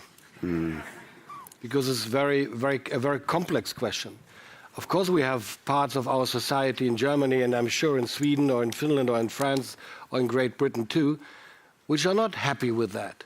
For example, the far right-wing parties in France and in Germany, they oppose against it every day. They say Russia is not guilty and Ukraine is not to be supported by us. It's not other war, or like Twitter memes, we are not in war against Russia or whatever else. It's going on, of course, but it's not yet a majority, and I don't see it's getting a majority. But I cannot swear it, because the longer it takes, the more dangerous the public opinion might be, because in the same moment we approach to elections, it's getting even more difficult and more difficult to make the stamina. Yes, that's very, very, very problematic for us. For example, in Germany, in the eastern part of Germany, the far right-wing party AfD is now in the polls more than 25% or even 30%. It's the strongest party in the eastern countries of Germany. So, and they are against the war.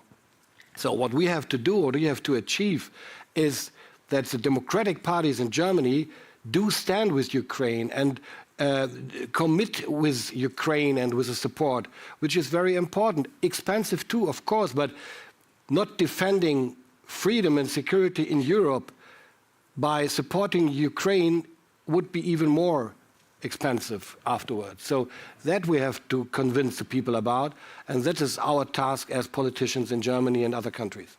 So let's continue. The ministers do have to leave, so I will ask you two very quick questions, and then they will have to go to their meetings, respectively. So go ahead, sir. All right, thank you. Charlie Sloan, Pasternak, Finnish Institute of International Affairs. I actually would like to challenge the ministers about the industry having gotten demand signals. I mean, political ones, yes, but not signed contracts. Finland has increased its production of 155mm shells. The actual amounts are secret, but let's just say, unless God gives us more hours in the day, there really aren't going to be too many more from those factories. Why was this possible? Because the Finnish government made a multi-year commitment and signed contracts to this. So I'd like to challenge the three ministers. When you go back, you clearly understand the need for long-term contracts.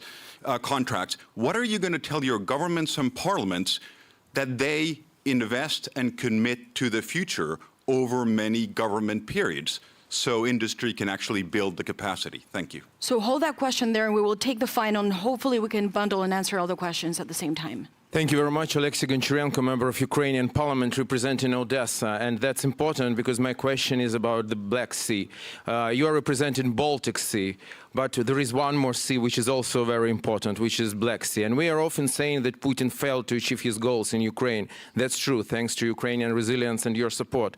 But unfortunately, he achieved some goals in the Black Sea. He stopped commercial navigation in the Black Sea, which is a very bad signal to the whole world, when a tyrant can stop it. Tomorrow he will decide to do it in Baltic Sea, somebody else will decide to do it in South Chinese Sea, and we know that the grain deal is expiring next week. So my question is, are you ready as NATO to make a military convoys in order to restore commercial navigations in Ukraine and to save millions of people in the world from starving if Putin will again blackmail with the world with the grain deal? Thank you very much. So Black Sea and those long-term contracts, which, again, we go back to this idea of who's willing to sign this today. You have a minute. We have it's a challenge, I know. Yeah. Show together. If you want to. I mean, you're very compatible already, so why not? Okay, this is about sharing risk. That's what you mean when you, and how do you share risk? Well, the industry wants long-term commitment. We did exactly, Charlie, what you talked about in regard to artillery ammunition just a few weeks ago. We announced a big package, but that also means that we're going to challenge competition sometimes, because it means that we're going to direct our procurement to a specific company. But they need to know for the long haul, it's a strategic interest for Sweden to have production and manufacturing of, for example, artillery ammunition in Sweden, in Finland, or in Norway, for example. So I think that's also a case where we work on security supply on a Nordic basis. But it means sharing risk, and it means also that you have to direct your procurement process vis-a-vis specific companies. We have done those long-term deals, and we are now planning to do much more of those long-term plans. And I think the mode of our governments has to be towards the citizens that this new age of security needs much more spending to defense, and that is taken off from somewhere else, from your wallet or from some other services. And like in Nordic welfare countries, we have a lot of to spend in everywhere. And that's why this is a huge political dilemma, that we have to change the attitude in the elections and everywhere. Well, to make it brief, what you asked about the grain transports or whatever else, it is not a question which NATO has to answer. It's not a task of NATO. It's a task of nations, or even United Nations, by troops gathered by or achieved by member states of United Nations, but not of NATO. Second question, I don't consider your question as a challenging one, because in Germany we really speeded up during the last month. Last week we gave to the committee in the parliament more than 20, Vorlagen, drafts for procurement, which is much more than they got before during 10 months. So we are really speeding up for ammunition of different kinds. We made a contract for helicopters with a government-to-government deal with the United States. We made for ships for our Navy, and of course for Leopard tanks, a framework contract with other nations in Europe. So we are really speeding up, so we don't need any more contracts, well, maybe some, but not so much anymore, because that's what you said, Paul, is quite very important. We can't do contracts for 20 years, and the company who gets this contract can print its money on its own by this contract. So we have always to obey the rules for preparing procurements and to make contracts. Well, that was very German efficiency. You got 2 answers in a minute. Well done. Thank you, sir. Any final thoughts? I try my very best. I'll be very brief. I have 2 sort of concluding thoughts. The one is, you have seen very clearly we have commitment from the NATO alliance, from these 3 great nations. The fact that Sweden will be soon amongst us is really important. The defense industrial base across the transatlantic area is a strategic resource, just as all of our military commitments. And so that's one of the things our leaders will be looking at today, is to really send a strong signal that it's not just governments who invest, there is private investment and others into that defense industrial base as one of the assets that we have to ensure that our deterrence and defense is effective. Well, we could have gone on for 2 more hours, but I know you have an important meeting and you have to go to, obviously, your different delegations, so we appreciate your time. Thank you very much. Round of applause, and also a round of applause for the audience. Thank you very much.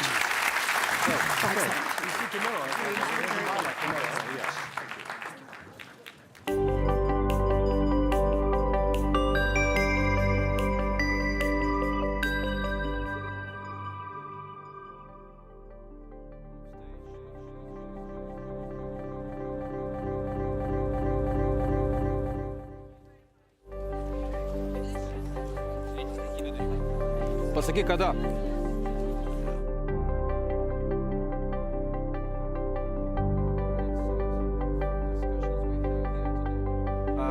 Many thanks to the panelists and the moderator of the latter for the amplification of the defense investment topic. This was a very timely discussion, very much in sync with the current agenda of the NATO Summit in Vilnius, Lithuania. And now we are going to have yet another important part of our program, and that is lunch break. So we will be back here in this room at 14:45 Lithuania time. Enjoy your lunch and use this opportunity to share your impressions.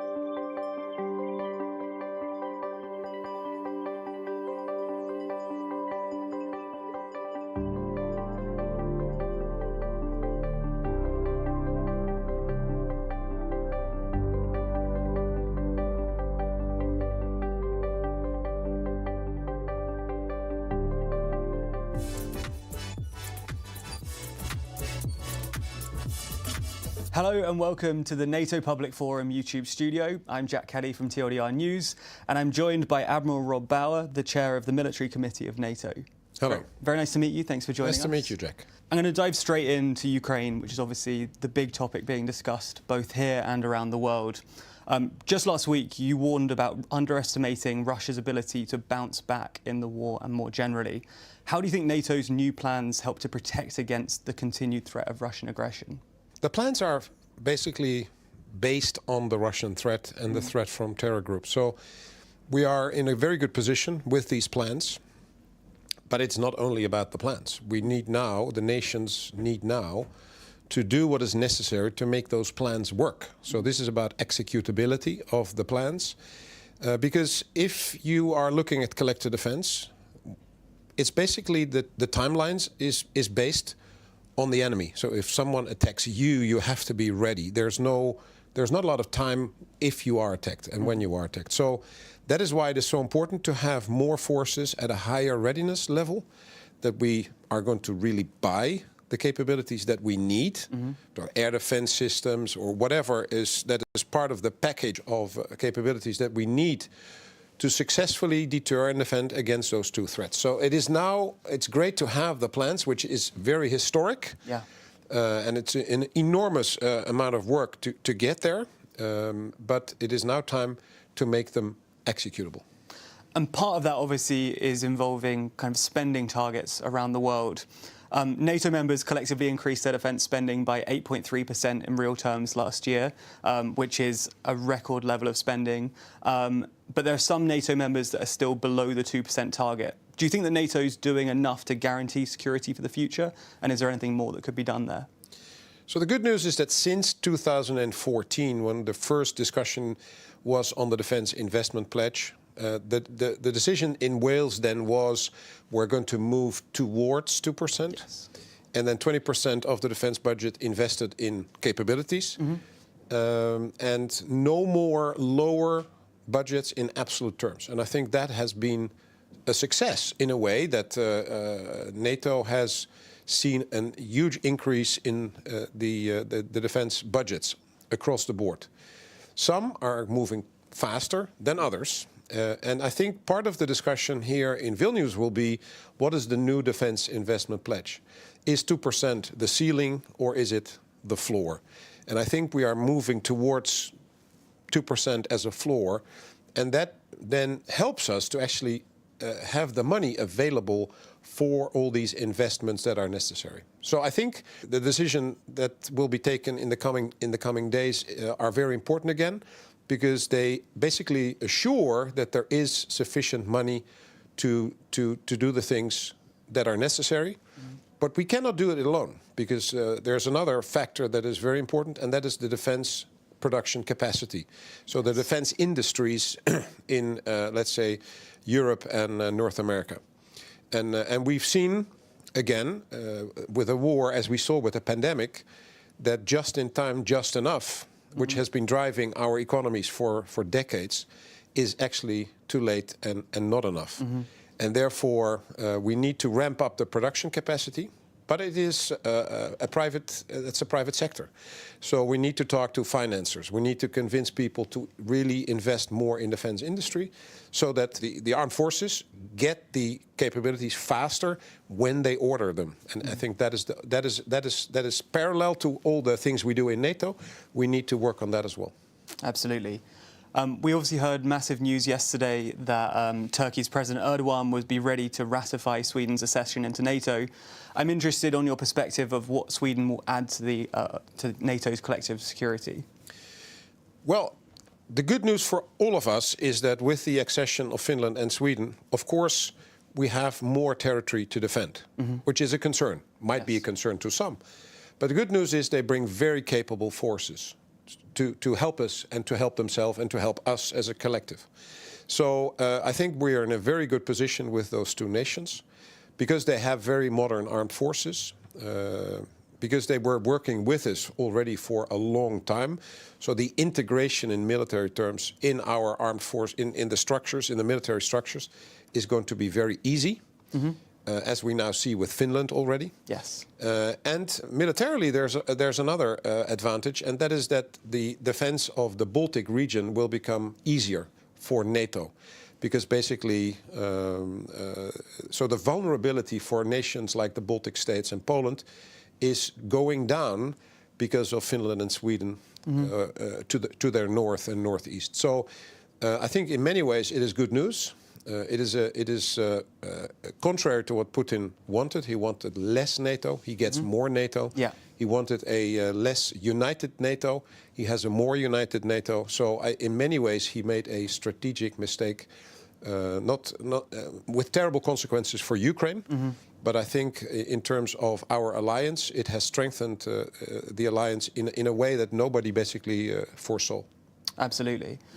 Moving away from Europe and Ukraine for the moment, how do you think that NATO should be responding to Russia and China, to a lesser extent, interest in the Arctic? The Arctic has always been an important area for NATO. But again, with the accession of Finland and Sweden, 7 out of the 8 nations in the Arctic Council are NATO members. Yes. So we are better placed, so to say, to respond to threats from the high north. And if climate change increasingly will lead to an opening of the northern route, there's another threat access, so to say, from the north that can be used by Russia in practical terms and theoretically also by China. But that means that we also already have our regional plans focusing on the high north as well. Yeah. So we are looking at this. We are making sure together with the nations that are close to the high north that we have the right capabilities, that we have the plans in place to actually do what is necessary to protect us in that region as well. And finally, how much attention do you think NATO should be paying in the Indo-Pacific as we head into the future? Yeah, so NATO will remain a regional alliance, and it's not likely that nations from the Indo-Pacific will become a member. Yes. So that is not what we're talking about. So we're not looking to enlargement to the Far East, as you sometimes even hear. That is not the situation. But what we see with the security problems in the world, security problems are global. So the consequences of what happens in Ukraine is also felt in the Far East, in the Indo-Pacific. And therefore, they are helping Ukraine.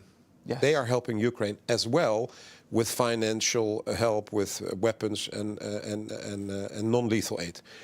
So it's 50 nations that help Ukraine, not only NATO nations. And so the consequences of instability and insecurity is felt globally. It has almost immediately global consequences.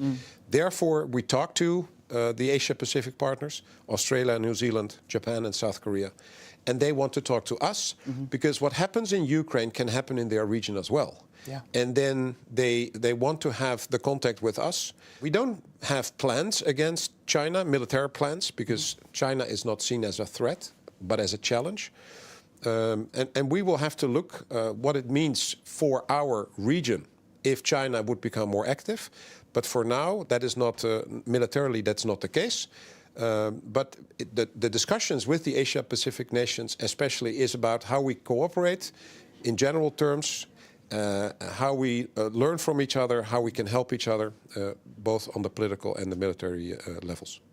Very interesting. Thank you so much for your time, Admiral. Okay. Thank Pleasure. You.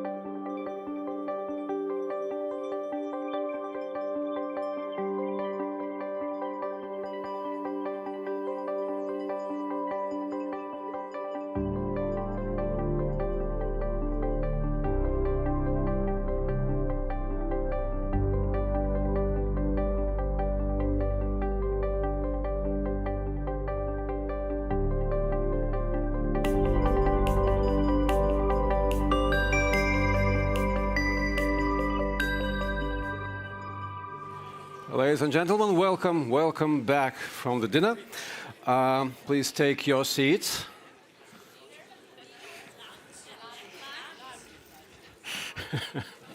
Okay, lunch. And we will continue with the NATO Public Forum here in Vilnius, Lithuania. The next session will be with a group of members of parliaments across different countries, and one of them will be speaking French, so please take your interpretation receivers in case you need them. Shashank Joshi, defense editor at The Economist, will introduce the speakers and will lead the conversation. I now invite panelists on stage.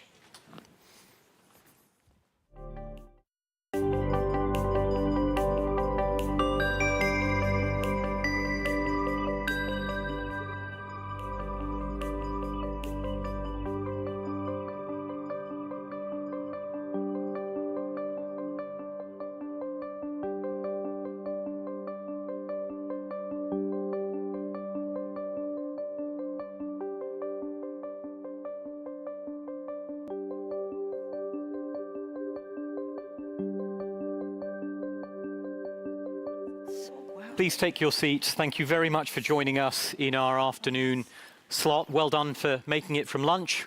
Well done for staying awake. Congratulations. We have an excellent panel here. I'm Shashank Joshi, defense editor at The Economist. A lot of the issues we've been discussing the last several hours, whether that's Sweden, Turkey, defense spending, defense investment, deterrence and defense, these are all intimately connected to popular opinion, popular will. We have 4 elected representatives here who can talk about the role of parliaments and also the role of public opinion and public attitudes in their respective countries and how that affects all of the topics we've been addressing. And please let me briefly introduce all of them. We have the Honourable Victoria Chmielita Nielsen, who's the Speaker of the Lithuanian Parliament. Hi. Pleasure to be here. The Honourable Joël Garriaud-Maylam, French Senator, who's the President of the NATO Parliamentary Assembly. The Honourable Jeanne Shaheen, US Senator and co-chair of the US Senate NATO Observers Group. And the Honourable Tom Tillis, Senator, who is co-chair of also the co-chair of the US Senate NATO Observers Group. Just to kick us off, Madam Speaker, could you begin very briefly just by giving us a sense of whether or why parliaments matter in all of this? I mean, a lot of these are issues where the executive branch dominates, decisions are taken by defence ministers, prime ministers.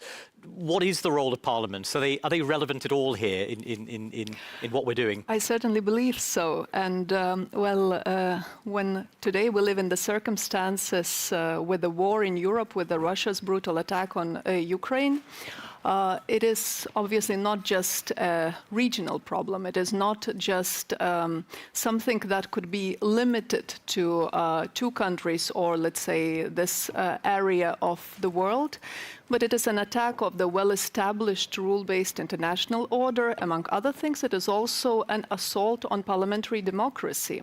And given the fact that parliaments are the ones that ultimately vote on defense budget, parliaments are the ones that make decisions on sending the soldiers overboard to other countries.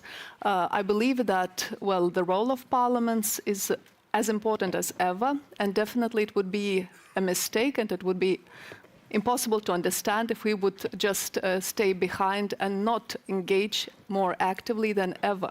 So parliamentary dimension has been very important since the war on Ukraine began. And I believe that this parliamentary diplomacy has also served good purposes and should continue to serve that as long as we find ourselves in very extraordinary circumstances, as we definitely do today.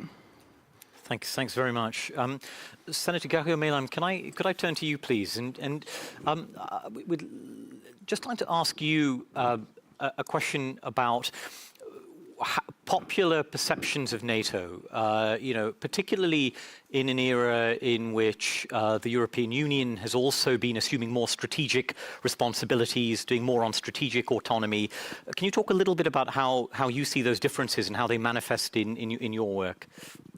I mean, obviously, first of all, let me say how much I agree with what Victoria has just said. I mean, the parliamentary dimension is so important, and that's what we do at NATO Parliamentary Assembly. We work with all parliaments, parliamentarians for every country to try to reach a consensus, which we have reached in supporting Ukraine, which is very important, and we've been totally unanimous. And in fact, I presented our decisions to the heads of state just a few minutes ago, because that is so important. Regarding NATO and the European Union, obviously there has been a lot of strategic discussions about that issue within Europe, but there is a really growing support for NATO. As you know, in Europe, we have a history.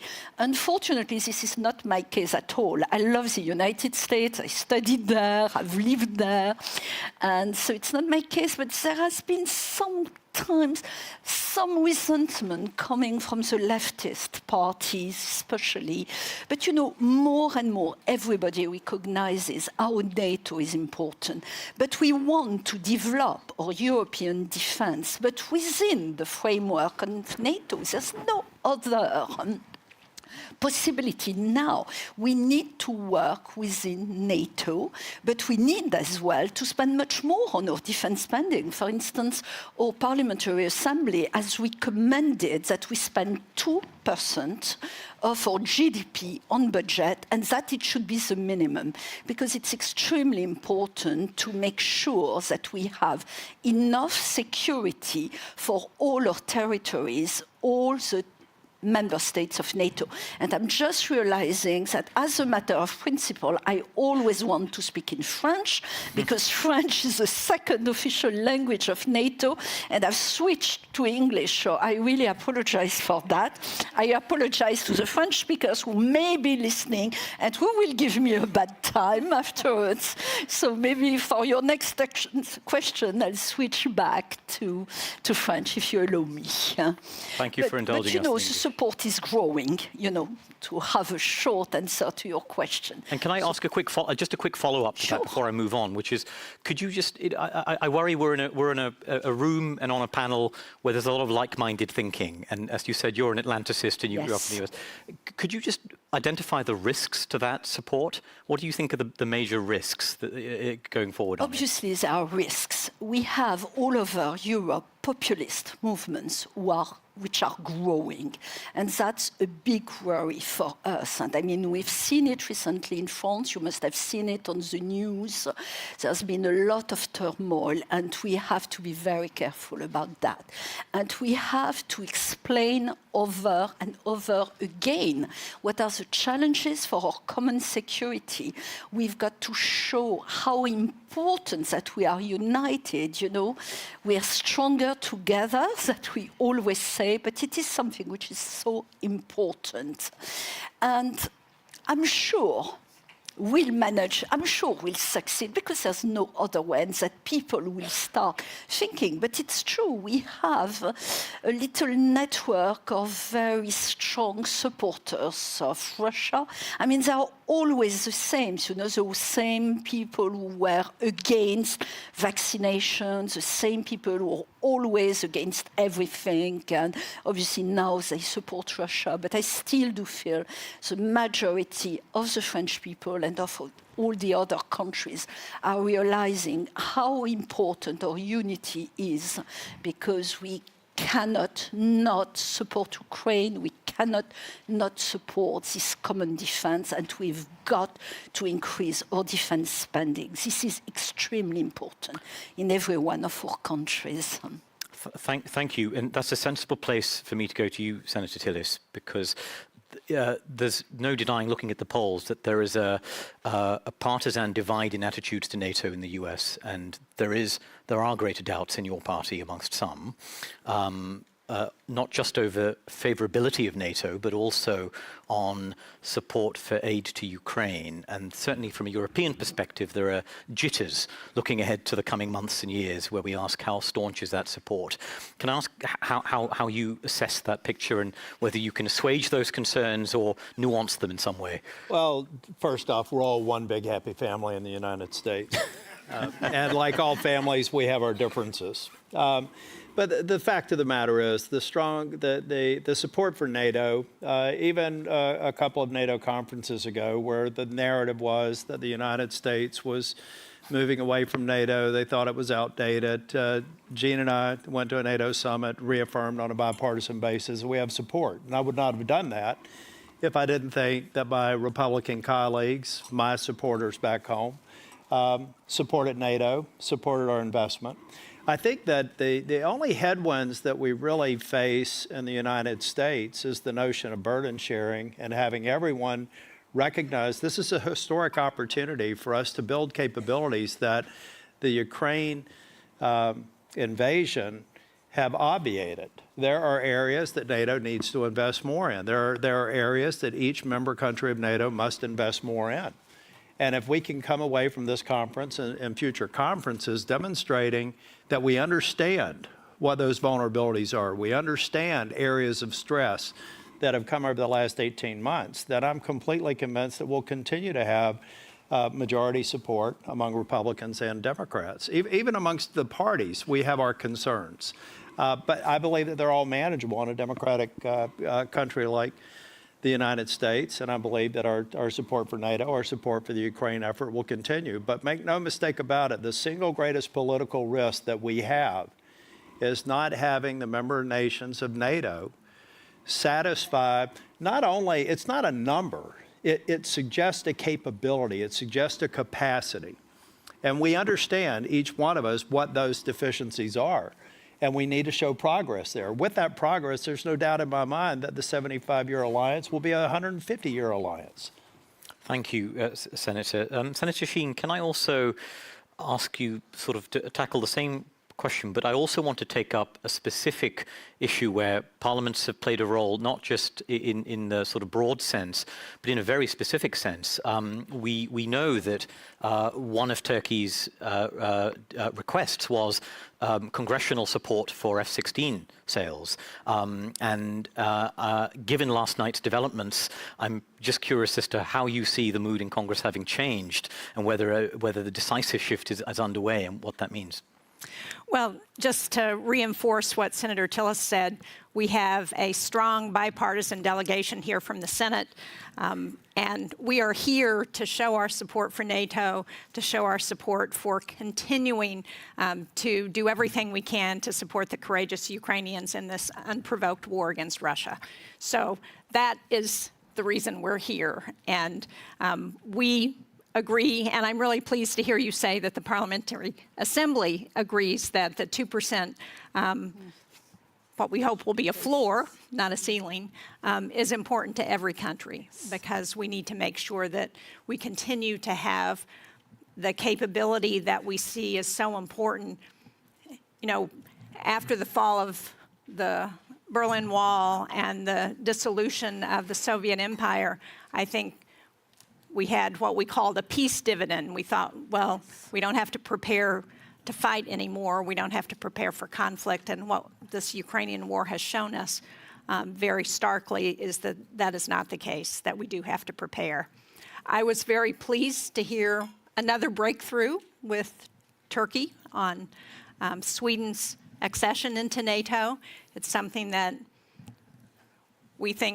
I think should have happened much faster, and I think there was sentiment. Senator Tillis and I led a letter in the Senate earlier this year to say that we are very concerned about providing F-16s and other military equipment to Turkey as long as the ratification of Sweden hangs out there. So I think that it would be very problematic. As important a NATO ally as I think Turkey is, and they are important, I think President Erdogan's movement on Sweden, I hope, is the next step in ensuring that Sweden is ratified into NATO in the coming weeks. Thank you, Senator. I'm going to, in a moment, turn to the floor, and I'll select questions by hands up in a moment. But so think of your questions. But before I do that, I want to just very quickly address a rather simple question to all of you, and it's the one that is here on my iPad from our virtual audience. But it's also the question that's kind of hung over every panel here, which is, when do you think Ukraine will be able to join NATO? And the question I have is, we don't know the precise language we'll see in the communiqué, but I think we fair to say we have a sense it may not go as far as Ukrainians and their sort of advocates would like in terms of extending an invitation and offering a concrete, specific, rapid, credible pathway. And I'm just curious as to your views on whether you think the balance is being struck appropriately right now, or whether mistakes are being made. So, Madam Speaker, perhaps I could start with you and go this way. Yes, well, it's easy for me to speak as I'm one of those that you refer to as advocates of Ukraine, and as well, of course, the parliament that I represent. So back in April, on April the 6th, Lithuania became the first parliament that voted unanimously on a resolution that stated specific aims of Vilnius NATO Summit, and among those was invitation to Ukraine to become a member of alliance. So speaking today, just at the moment when the exact wording is being decided on, I can repeat that I think a very clear commitment to Ukraine on behalf of alliance is something that is necessary today. A very clear commitment not just on invitation and membership, but also on practical support, military support. Ukraine has to win, and the sooner it wins, the better. Better for all of us in the West, better for our alliance. And I think the only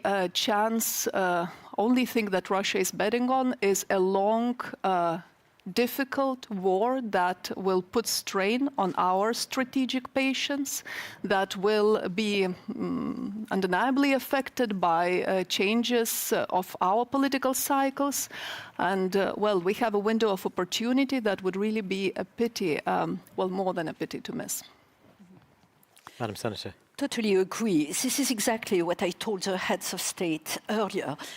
The Parliamentary Assembly is 100% in favor of the accession of NATO, and we want this accession to arrive as soon as possible. We know there are problems. We know that within the NATO framework, we cannot accept a country which is at war.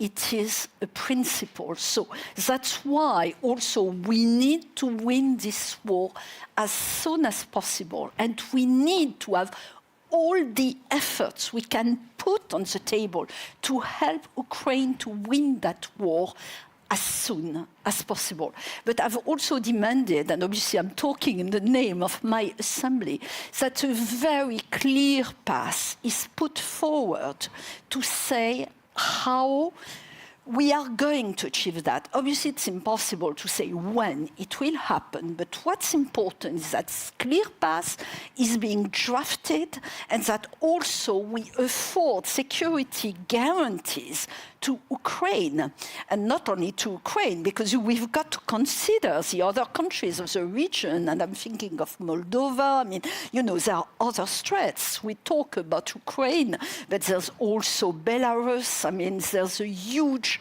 worry regarding the whole geographical situation in that area, but we want to really press, and that's what we're doing in our parliaments. We've adopted resolutions in order to do just that, to push our governments to try to go as quickly as we can for Ukraine to become a member. This is so important. But Ukraine has got to win the war, and two, we've got to be able to help it. And I want to thank all the governments and all the states who have been very united. I know it's difficult. I know we have that problem in France. We weren't able to give as many munitions as we wanted to because there was just a practical problem. We never, ever thought that a war with Ukraine would happen. Never thought about it. And I must thank our Lithuanian and Baltic states colleagues. We were the only ones to say, be careful, you're being naive. And yes, we were naive. We never, ever thought a war could happen on the European soil. We never thought that Russia would do such a stupid thing as invading Ukraine. But now we've got to do everything we can. Thank you. Senator Sheen. Well, I basically agree with that sentiment that it's in NATO's interest to do everything it can to support Ukraine in ending the war. It's in democracies around the world and all of our interests that Ukraine is able to win this war. And so a clear path for joining NATO is important. A piece of that, though, also is the democratic reforms that are part of NATO. And I think Ukraine has continued to move along that path in a way that's very important. We need to continue to support them. We need to continue to support not just humanitarian aid, all of the military equipment that we've talked about, but also the potential to rebuild Ukraine after this war is over. And that's been part of these discussions here at NATO. Are there any specific democratic reforms you have in mind? Well, I think corruption is one of the worst challenges that so many countries are facing, and we need to make sure that we've addressed that corruption wherever it exists, whether it's in a new democracy or an older democracy. So that's one. Certainly making sure that human rights are addressed in the country is another important issue. Thank you. Senator Tillis. I would just add to what Senator Sheen, and I agree with what my colleagues have said. I think we should also keep in mind, think about your country being under attack. You could easily and rightfully focus on those challenges. Hello? Hello? Ah, we have a backup. We have a backup here. Oh. Excellent. I felt like Madonna. For those of you who serve or follow legislative politics, think about having the pressure of a country that is committing war crimes, occupying you illegally, and yet your parliaments meet to focus on the very reforms that we're talking about. We're talking about the rule of law. We're talking about corruption. We're talking about separate, co-equal branches of government, the sorts of norms that we all expect. The fact that they're taking up that legislation when they're under the threat of being attacked demonstrates to me Ukraine's commitment to achieving exactly what they need to be a member of NATO. There's work to be done, but in spite of the fact, for a year and a half they've been occupied, and in spite of all that we know that's going on there, it suggests to me that we have government leaders who are committed to the very reforms. So here we have to continue to sustain the effort. We have to beat Putin. We have to support Ukraine. We have to sustain that, and we have to make it very clear to Vladimir Putin that NATO and the family of countries, nearly 50, that are supporting the effort now are here for the long term. And that's not a proposition Putin can win. Thank you very much. Okay, I will now take questions. I'll do them in 3 at a time. So there's one at the back over there, one over there, please. If you could make your way to the microphones. And was there any from over this side of the hall? Yeah, over there, please. Domitilla, I think that's you over there. Thanks. Please, go ahead. Thank you very much indeed, Shashank. Benjamin Tallis, German Council on Foreign Relations. It seems as though there's a large spread agreement in the room about what is the right solution for European security, ultimately. But how do we actually get there? In a time of constrained budgets, why are we choosing the most expensive path? In a time of heightened insecurity, why are we choosing the most insecure path to get there? What are the obstacles that we therefore have to overcome, and where do they lie? In Washington, in Berlin, and elsewhere? Thank you. Please go ahead. Thank you. Oleksiy Goncharenko, member of the Parliament of Ukraine. Taking into account environmental threats, watch at Kakhovka Dam, awful catastrophe, nuclear threats from Russia. I think that formula that NATO will defend every inch of its territory looks a little bit outdated. It's impossible to do it just from NATO territory. So taking into account that Russia is deploying nuclear weaponry just several kilometers from here in Belarus, isn't it the time for United States to deploy nuclear weaponry in Eastern Europe, including Ukraine? Thank you.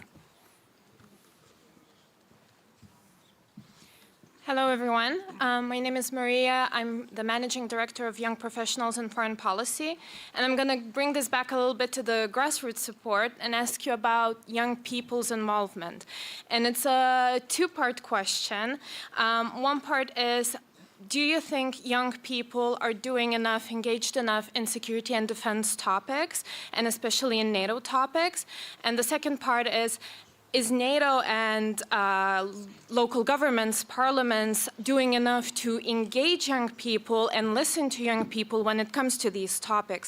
Because we are the future who is going to be leading the countries, leading NATO. So is enough being done to listen to young people right now? And let's have that last question too, please. Thank you. Thank you very much. I'm Domitila Sagramosa. I'm from the Department of War Studies at King's College in London. And I have a question which relates very much to public support for our actions in Ukraine. And as parliamentarians, I think this is one of the key issues. I mean, how do we ensure that publics in Europe and in North America sort of continue with a sort of unwavering support of our efforts in Ukraine? I think that we face serious challenges. Politicians are exploiting the issue. There is sometimes politicians which exploit sort of anti-Americanism, as was mentioned.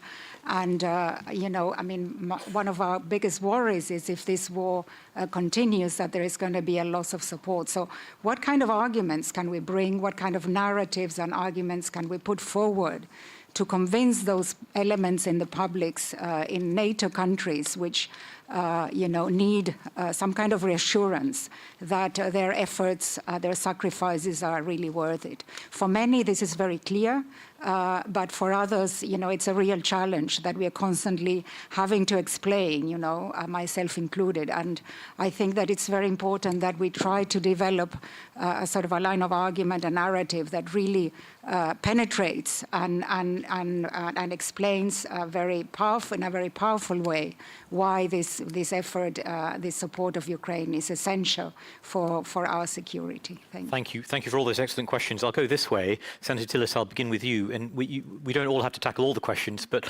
I think it would be good if you started with perhaps the punchiest of all of those, which was, is it time to deploy nuclear weapons to Eastern Europe? I realise it's not up to the Senate to decide such a thing on its own, but this is the question of Europe's NATO nuclear posture is a live one. We have a very good panel on this coming up later in the afternoon. So we'd love to hear your views on that to begin with. I'm not sure I'm there yet, and I'm glad to see my friend.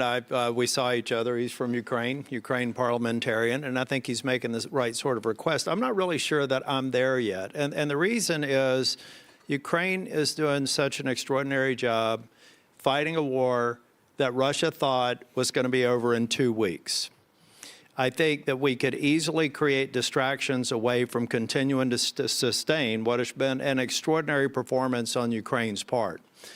So I think that, in my opinion, with all due respect to my friend, that's a discussion for another day. But I think we run the risk of taking our attention off of a strategy that's working. And then also potentially even dividing parliaments over an issue that I don't believe is material to our success strategy in Ukraine. Senator Sheen. Well, I agree with that. I don't think it's... One of the things that I think the world is very concerned about is the potential to use nuclear weapons. And I don't think we help that debate by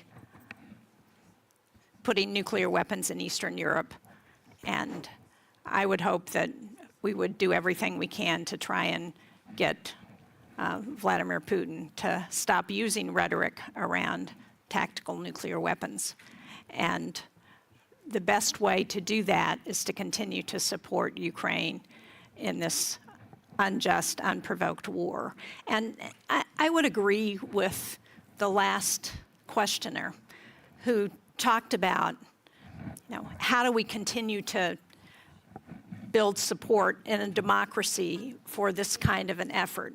Well, I would argue that it's going to be a lot cheaper to defeat Vladimir Putin in Ukraine than if he comes into Lithuania or the Baltics or Poland or other parts of Eastern Europe. And I'm concerned that if he wins in Ukraine, he is not going to stop. And that's going to cost us a lot more money than supporting Ukraine. You know, I had a meeting with a number of women of the Ukrainian military last fall, and one of the things one of them said to me that has resonated so much that I say to my constituents, she said, give us the weapons in Ukraine so we can fight the Russians so that you don't have to. And when I say that to my constituents in New Hampshire, they understand that. They know that it's important for us as a democracy to support this effort. And there isn't a one-size-fits-all answer for everybody. This is a debate that we've got to continue to have with our constituents on a regular basis. And as leaders and parliamentarians, it's up to us to continue to make this case and to do it until Ukraine has won this war. Senator. Here again, I totally agree. I mean, but first of all, about nuclear weapons, I mean, that I would totally disagree at that stage, for the reasons you said, but also because we've got already nuclear deterrence in Europe. I mean, Britain and France do have this nuclear deterrence, and, you know, this is a very strong dissuasion force. And, you know, Putin is very aware of that, obviously, and I really don't think he would do such a stupid thing, but he's done other stupid things, obviously, before with Ukraine. But I don't think we should go further, and we should concentrate, as you both said, on, you know, the winning strategy and helping Ukraine the best way. Regarding the other questions, yes, young people should be much more informed about the issues of defense and the risk for our democracy. And that's what we have to fight for. I mean, there's a lot of fake news, disinformation coming from the Russian side, which is gaining territory. In fact, I'm present very soon a report on fake news and Russian disinformation to the NATO Parliamentary Assembly. It's incredible to see how good they are at it, and we need to be even better to promote the democracy, because the risk is enormous. As you said, if we lose Ukraine, all the other countries in the area are at risk, but it will go even further. I mean, obviously, we know that China is looking extremely carefully at what's happening with Ukraine. As you know, there's a very strong question with Taiwan, and, you know, we've got to be very careful about what's happening in that area of the world as well. And that's why we've got to win this war. I'm sorry, I feel I'm repeating myself all the time, but this is so important, and we've got to do it now and make as many efforts as we can to win it now. And that's why we are working within NATO Parliamentary Assembly with all our parliamentarians. And I know there are some members of the Bureau who are somewhere here coming from different countries, and obviously we all agree on that. And really the message is democracy. Democracy is so important. It's a word which has been losing some of its appeal for many young people, due as well to all this disinformation. But it's very easy to compare the situation within all countries in Europe and in North America, and what's happening in the countries where there's an autocratic regime. And the difference is just so obvious. You know, we don't have these 3,000 Belarus prisoners just because they dared to say they didn't agree with what their autocratic President Lukashenko was doing and saying. This is unacceptable. And I think that all young people can understand that, and they will help us. They will understand, and they will help us put forward that idea. Because yes, in Africa as well, we see China and Russia at work trying to present some ideas which are wrong and using all or fragilities, because that's the problem of the democracies as well. It's an intrinsic problem. We are fragile because we respect everybody and we want to work together, and that's what it's all about. But there's a lot of work to be done and discussions to be held. But, you know, we parliamentarians are doing it as much as we can. Thank you. Madam Speaker. Yes, well, on a slightly provocative but also a very logical question on nuclear weapons. I think, well, it's a good point that it is supposed and was supposed to work as a deterrent. But, well, we cannot fail to see that Russia has been using a nuclear weapon with impunity. And it is logical that the more countries will want to acquire it as a means of defense if we continue giving in to blackmail of Russia. I think it's, well, there is no other way to put a stop to it than to say very clearly, very loudly, without any doubt of any shadow of doubt, that nuclear blackmail does not work on us, because else we open up the whole new sort of alley of debate that, well, it sounds like we would rather not have. On the engagement of youth, I think, you know, there is a very good saying that probably rings as true as ever now, that every generation has to win democracy. So for the young generation right now, well, there is no better example, also no more emotionally compelling example than seeing their counterparts in Ukraine go to defend their motherland, their country, their freedom, their democratic future on the front, or, well, even unfortunately dying in completely brutal and also senseless terroristic attacks of Russia. Well, if that cannot bring this urgency, then really nothing can. And I believe, looking at least to the youth in our country, in our region, that, well, the support for NATO being record high, the support for transatlantic bond being record high, I think that, well, there is this understanding, and that we have every reason to look at our young people with a lot of hope that they will continue, and perhaps continue in a more efficient, effective way and emotionally engaged way than, well, than we did for a while, when it looked like we were almost at the, well, so-called end of history. And speaking of the engagement of, well, people in the cause of supporting Ukraine, in the cause of, well, being on the side of NATO, about the skepticism.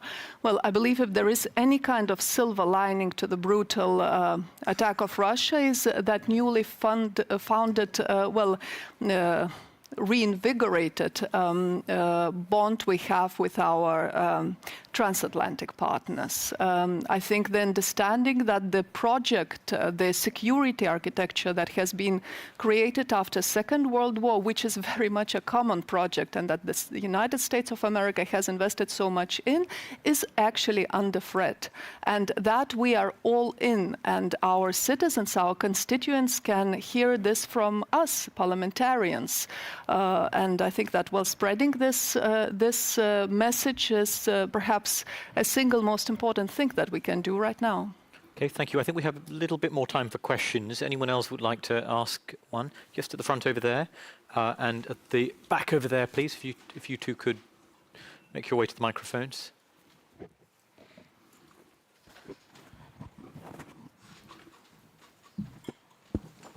Thank you very much for...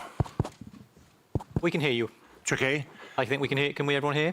Yes, I think so. I listen very, very carefully what honorable parliamentarians have say, and I see their support, parliamentarian support for NATO, and grassroots support for NATO. Is exactly what the honorable senator from New Hampshire say, that we need to explain to the people. You need to explain to your people, because the people provide the legitimacy of your efforts and of your decision. And I'd like to put another dimension of another organization that maybe you know. Could we have a brief question, please? Because we've got such little time, I want to make sure we have enough time for answers. Okay, very quick. I'd like to mention the Atlantic Treaty Association. Many of the participants here come from the Atlantic Councils of their respective country, of the Association Française pour la Communauté Atlantique, of the Greek Association, and is exactly we support, is the citizen society that support and give the legitimacy to your efforts and to NATO.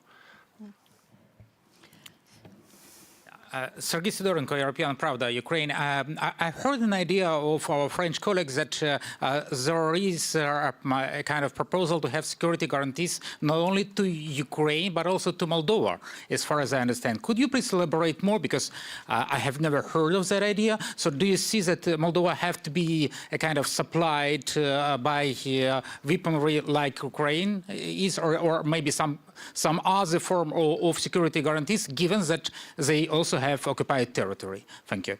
Okay, Madam Senator, why don't I start with you, please, and I'll change the order around. Obviously, we're worried about Moldova. It's enough to look at a map of the region to see that Moldova is at risk, because obviously, you know, it's an access to the maritime area, and there is also this Transnistria region, which is under Russian, you know, leadership.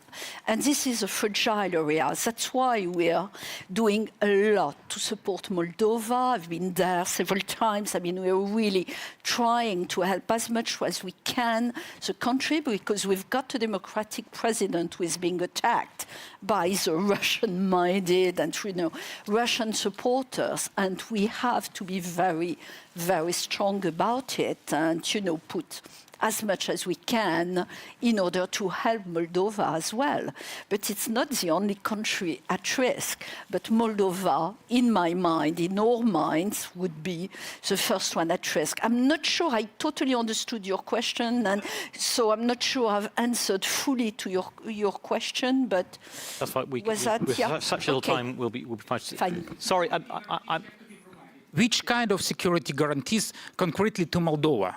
Well, first of all, we have to be very brief, I'm afraid, yes. because we have such First little of time all, left. we've got to help from an economic point of view, because a country which is fragile from an economic point of view is fragile from a security point of view. And then obviously we've got to reinforce our forces, our NATO forces on the eastern flank, especially with troops in Romania, in the eastern part of Romania, and it's also with Moldova in mind. But obviously we support NATO countries. NATO can only be in NATO countries, but we have reinforced the security of that area. And believe you me, it's an important security we've been doing. Speaker, in less than a minute. Just a few words on Moldova. Of course, it is a very important country, well on its European way, and I think the main task is to actually help it to become the full-fledged member of the European Union. It makes a great effort, and of course, well, here speaking in the NATO forum, it's a parallel track, but it's very closely interconnected. Well, when looking back some 20 years ago, well, I am very happy that back then Lithuania, Latvia, Estonia became members of both EU and members of NATO, because else imagine that we would have another grey zone here when we have flourishing democracies sharing the same principles and values with our Euro-Atlantic alliance and community. Same goes for Moldova, which is well underway. And of course, we cannot overlook or forget Belarus, who is under Lukashenko's regime, but which is also a European country that belongs in the future to Europe. So, of course, victory in Ukraine will also mean a change in Belarus, and we have to not forget that. Senators, rather than ask you to repeat some of these themes, I just want to end by asking you something we really should address, not leave without addressing, which is the subject of Asia and NATO's engagement with Asian partners. I want to ask you both, are you satisfied, content with what you've heard from European partners on their approach to Asia and particularly the challenges posed by China, given the language last year? Or do you think this falls short, given lingering opposition we still have to a Tokyo office, for instance? Senator Tillis. I think that the outcome of the Madrid conference and the strategic concept and the collective recognition of China's emerging threat was a great start. I think the fact that we have 4 countries here from the Indo-Pacific region is also another indication that the world is small, and that we have to take all of these threats seriously, and we all have I think we're sharing a mutual interest. So I think we made progress last year. I think we're making continuous progress. When you have countries in Indo-Pacific wanting to potentially open offices, I know that that may take some time, but start thinking about how that area of responsibility has shared interest with Europe and with the United States is a very good start. I think it's a good trend, and it will continue to build. Thank you. Senator Sheen, can you offer us some concluding thoughts on that subject? Well, I think the threats are connected. So make no mistake, our adversaries, whether it's China, North Korea, Iran, they are watching what happens to Ukraine. They're watching what happens to the transatlantic alliance and whether we can stay together to support our ally. And so we need to recognize that it's all connected and we've got to work together. And that's, I think, what NATO is looking at, not just in terms of the strategic concept that mentioned China, but also in looking at cyber threats, looking at environmental, climate threats, all of that, because it's not just the threats that we can see next door, but there are other threats, and NATO is looking at how we can work together to address those. Thank you so much. We've covered an enormous number of topics, everything from NATO's defense posture to winning the argument with publics, to the extended neighborhood, Moldova, to the Asia-Pacific region. And all that's left is for me to ask you to please join me in thanking our panelists today.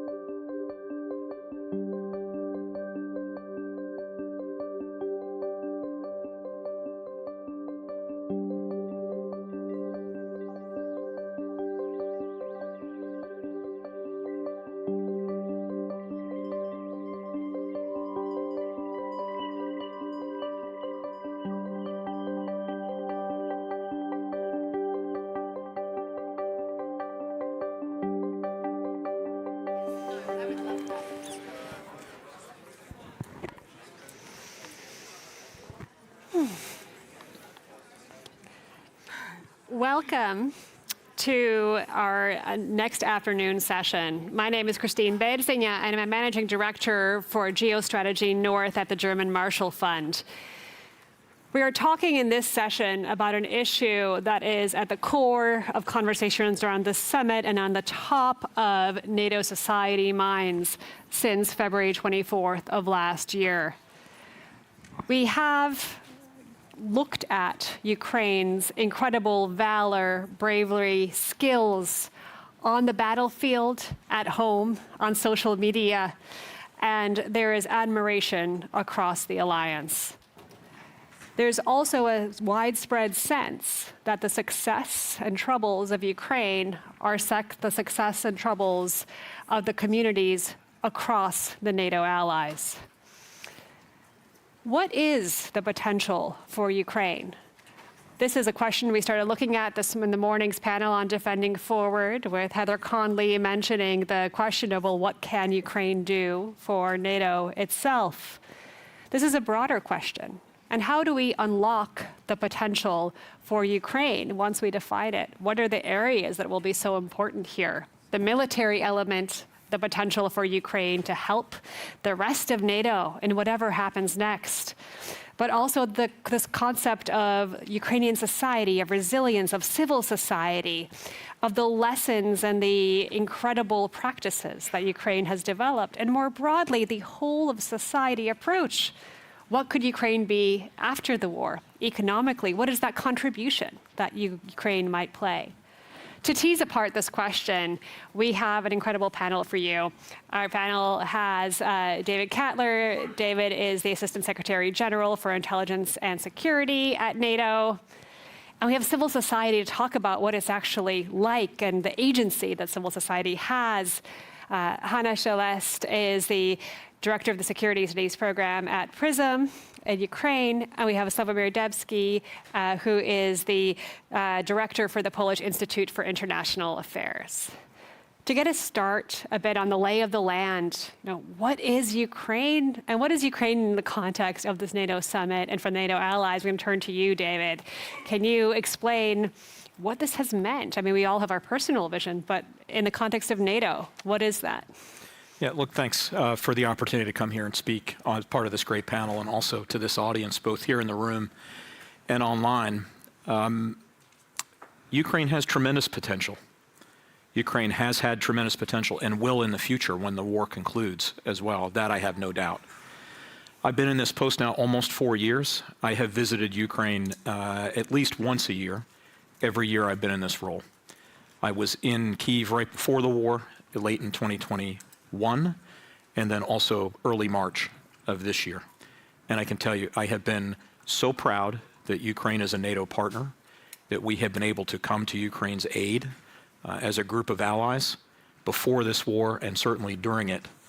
And that's why I can say with personal conviction from personal experience that Ukraine really does belong in the NATO family and that Ukraine has this tremendous potential.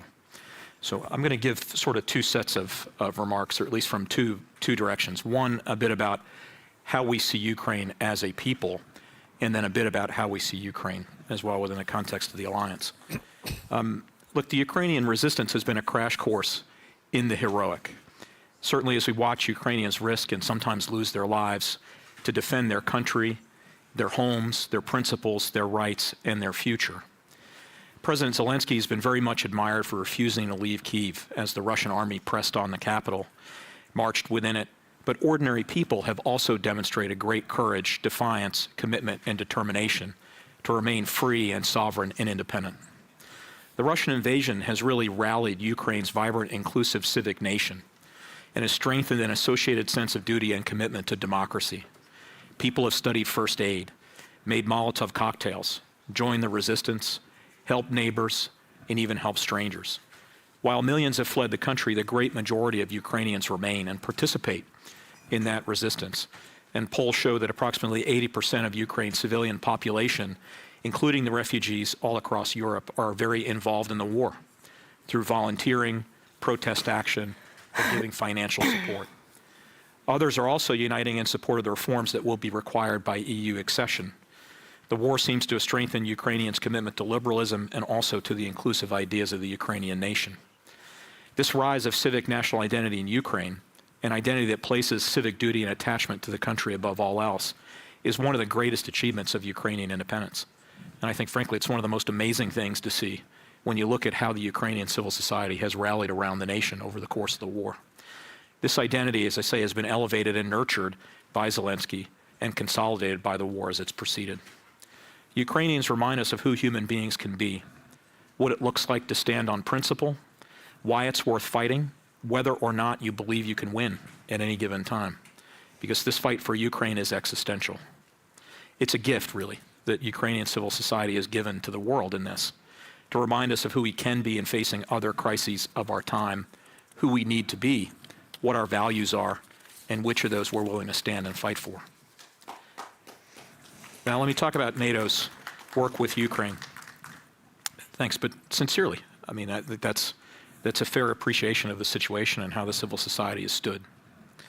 NATO's reinforced its support for capability development and capacity building in Ukraine since 2014, and some allies within the alliance even longer than that. We're now working with Ukraine to transition from Soviet-era equipment, doctrines and standards to NATO doctrines and standards to make the Ukrainian armed forces even more interoperable with NATO forces and to help them further reform and modernize their defense and security structures. This will strengthen Ukrainian institutions and help Ukraine move to modern standards. I'd also point out it certainly helps, I think, as well with preparation for EU accession and NATO accession.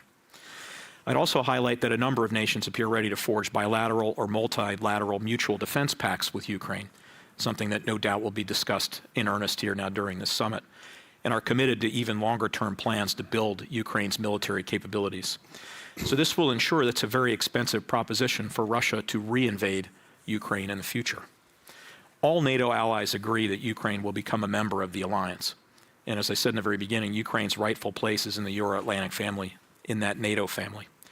And even just in December of last year, NATO foreign ministers reaffirmed the Bucharest commitment that was made during the summit in 2008 in that communique, essentially saying that it's not a question of if, it's just a matter of when Ukraine joins the NATO alliance. So you see that that commitment remains and NATO's door remains open. But today, the most important and urgent task still is to ensure that Ukraine prevails as a sovereign, independent, democratic nation in Europe. And that's exactly what the NATO alliance and all of its members, and even more nations outside the alliance through the Ramstein format, are committed to doing, mobilizing as much as nations can when it comes to military, economic, financial, and humanitarian support. And allies have made clear at the Defense Contact Group meetings this year that they need to and will sustain the support for the long haul. So hopefully I've given you an idea of how we see Ukraine as Ukraine and what we see now of the ongoing discussion about where we will take commitments during the summit. So thanks again. Thank you. Hanna, from your perspective, what does Ukraine need to unlock its potential? You've heard David's view and NATO's assessment. What is needed and what is that potential? Ukraine don't need its potential to be unlocked. Ukraine needs its potential not to be locked. And that is one of the most serious issues. And here the question is that to lock this potential, we have two reasons. One is Russian aggression, because de facto their actions are locking potential in terms of the development, from the simple things as blocking of the Black Sea ports, so blocking our economic activities and maritime security, to blocking developing of the countries, both military, civilian, in all spheres that is possible. But another thing, unfortunately, and I don't want definitely to put the equal between these, but not inviting Ukraine or not making statements that are very clear, not the open door policy, but something more clear, less obscure about Ukrainian membership, that's also locking. That's what locked us in Bucharest in 2008, de facto locked that potential. And we should be aware of this, because that's so nice to hear since the morning, but if to be honest, the whole year, all this, we are supporting you, but sometimes you feel like it is the whole stadium that is watching the football game. We are supporting you, but this stadium will never play in that football team. Or as watching the big blockbuster Hollywood movie, when you're finally starting your counter-offense, and everybody is asking the questions. I really would like this we that I heard so many times, even the previous session, to become a real we. We, in terms of understanding the responsibility of the potential and understanding that we are speaking about our joint potential, how the European security can be unlocked and guaranteed in case it is together, Ukraine and NATO, how Ukraine inside of NATO can help with the NATO capabilities and capacities, but definitely for what we are so many years talking is how NATO can help Ukraine. Because here we definitely understand that there have been a lot of reforms done from 2014, even not speaking about earlier reforms that help a lot, but from 2014 till 2022, we didn't spoke that much about this, but there were a lot of small things done that helped at the very first months of the war. That's why, for me, that was so pity to hear the communications from the NATO side in spring last year, each time what we cannot do. I mean, as a NATO, we cannot do this. And I was shocked, like, why do you diminish your role as you already did? You helped with command control, you had with logistics, you had with cyber. That's what allowed the Ukrainian armed forces to fight absolutely different compared to the Russian forces. The Western support now in terms of ammunition, of everything, that is what is helping. That's why when we speak about the potential, I would like to speak about the amplification, about the joint potential, about these joint perspectives. Otherwise, it is still will be you and us, but not some, and everybody is discussing Ukraine as something of the nice doll, how to make it better, but not speaking about the real actions that we can make. And then the potential can be huge. Everybody is speaking about the Ukrainian knowledge of the combat, how to fight Russia. Everybody is speaking about Ukrainian cyber. Everybody is speaking about Ukrainian development industries for now, aviation, SALIS program that we used to have together. We're speaking about the agriculture in Ukraine, but we are not speaking about other spheres that are in the priority of the NATO strategic concept. The Ukrainian experience in resilience from what you started, and we can speak about this, the joint things that we can do in climate change, for example, in maritime security, in many other spheres. So it seems to me that it's definitely the main problem from what I started, is not unlocking, but not to lock our minds, first of all, about what we can do if we speak really about we. And Hannah, quick follow-up, and you're talking a lot about the speaking and the words, but there are actions as well. There's so much civil society cooperation there. You're saying NATO has done, well, NATO allies have done so much on the ground in order to make the Ukrainian army as it is today. Do you see a difference between the way we speak about Ukraine and what we do with Ukraine, or is there a problem on both? You know, the question is that sometimes our fears limit our actions, and a lot of the fears are very, how to say it, they're irrational. We made in Ukrainian Prism a big research about the main fears in the NATO countries about inviting Ukraine, and some of them were about the real things, but some were really weird. Like, for example, if Ukraine joined NATO, Ukraine will be hating Russia that much that it will push NATO to the war with Russia, or some other stuff about this.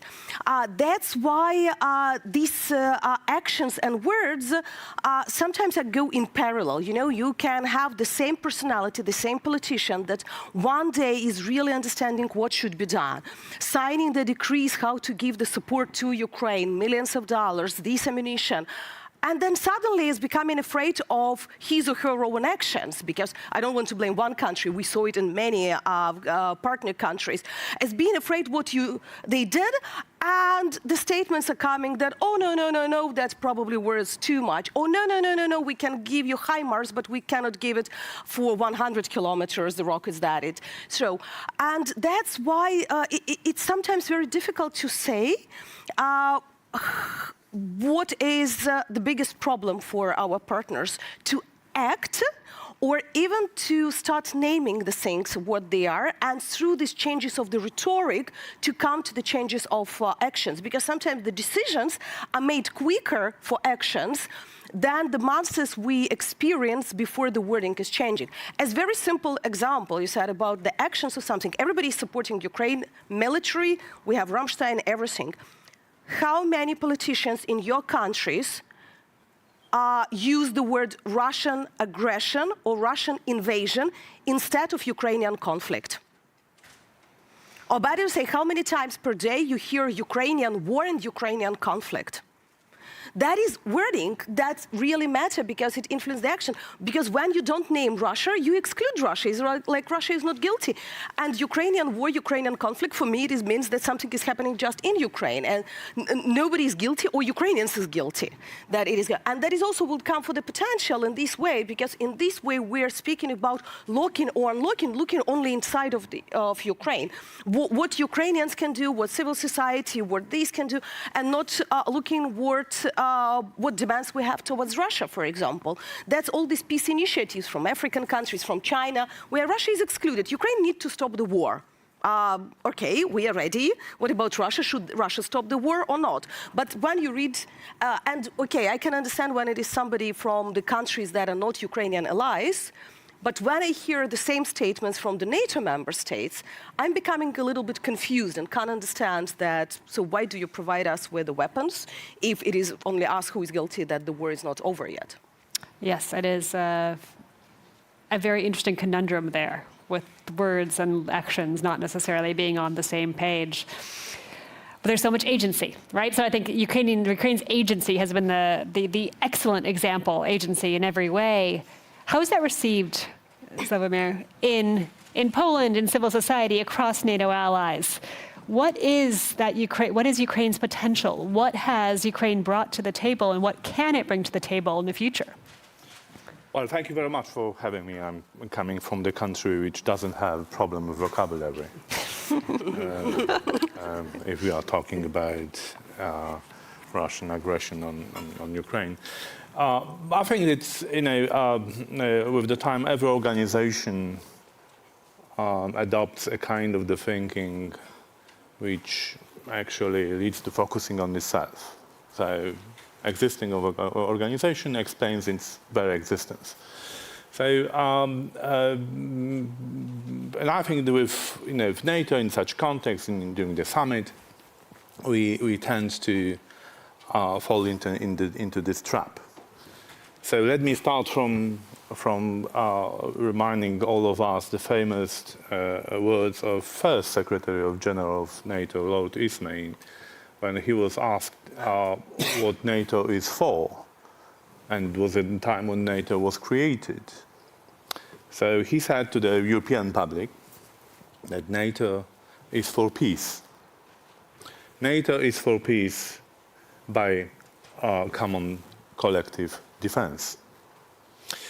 So now we can ask ourselves, what about Ukraine? And I think we all can easily agree that Ukraine is also for peace. Ukraine is fighting for peace. So NATO and Ukraine are already allies in defending peace in Europe. Peace which is challenged by Russian aggression, peace and international system which is challenged by Russian aggression. Ukraine defends what NATO is for.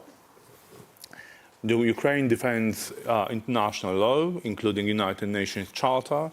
Ukraine proves that every nation has a right for self-defense, and Ukraine proves that every nation has the right to call the allies and call the other members of United Nations Charter for assistance if it's attacked. So here we are. I mean, we are creating a community interested in defending peace in Europe. Now we can go a step further.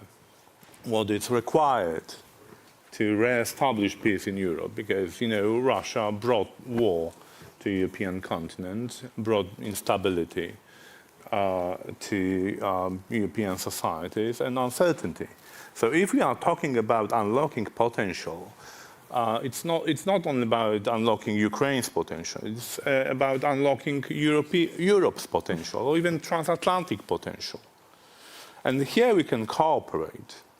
What I believe is absolutely required to unlock transatlantic potential, to re-establish peace in Europe, is defeating Russia. Russia defined its war aims against Ukraine as an existential identity thing.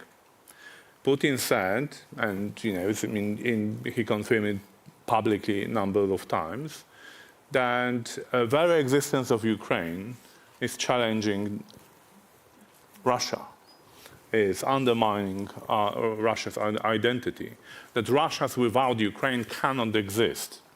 So, if Putin defined this war in such terms, the only solution, the only response we can give is to deny Russia this war aim. I mean, we have to do all we can to prove to Putin and his acolytes and his cronies that Ukraine can exist, can flourish, can develop, and can be part of every organization it wants to become a member.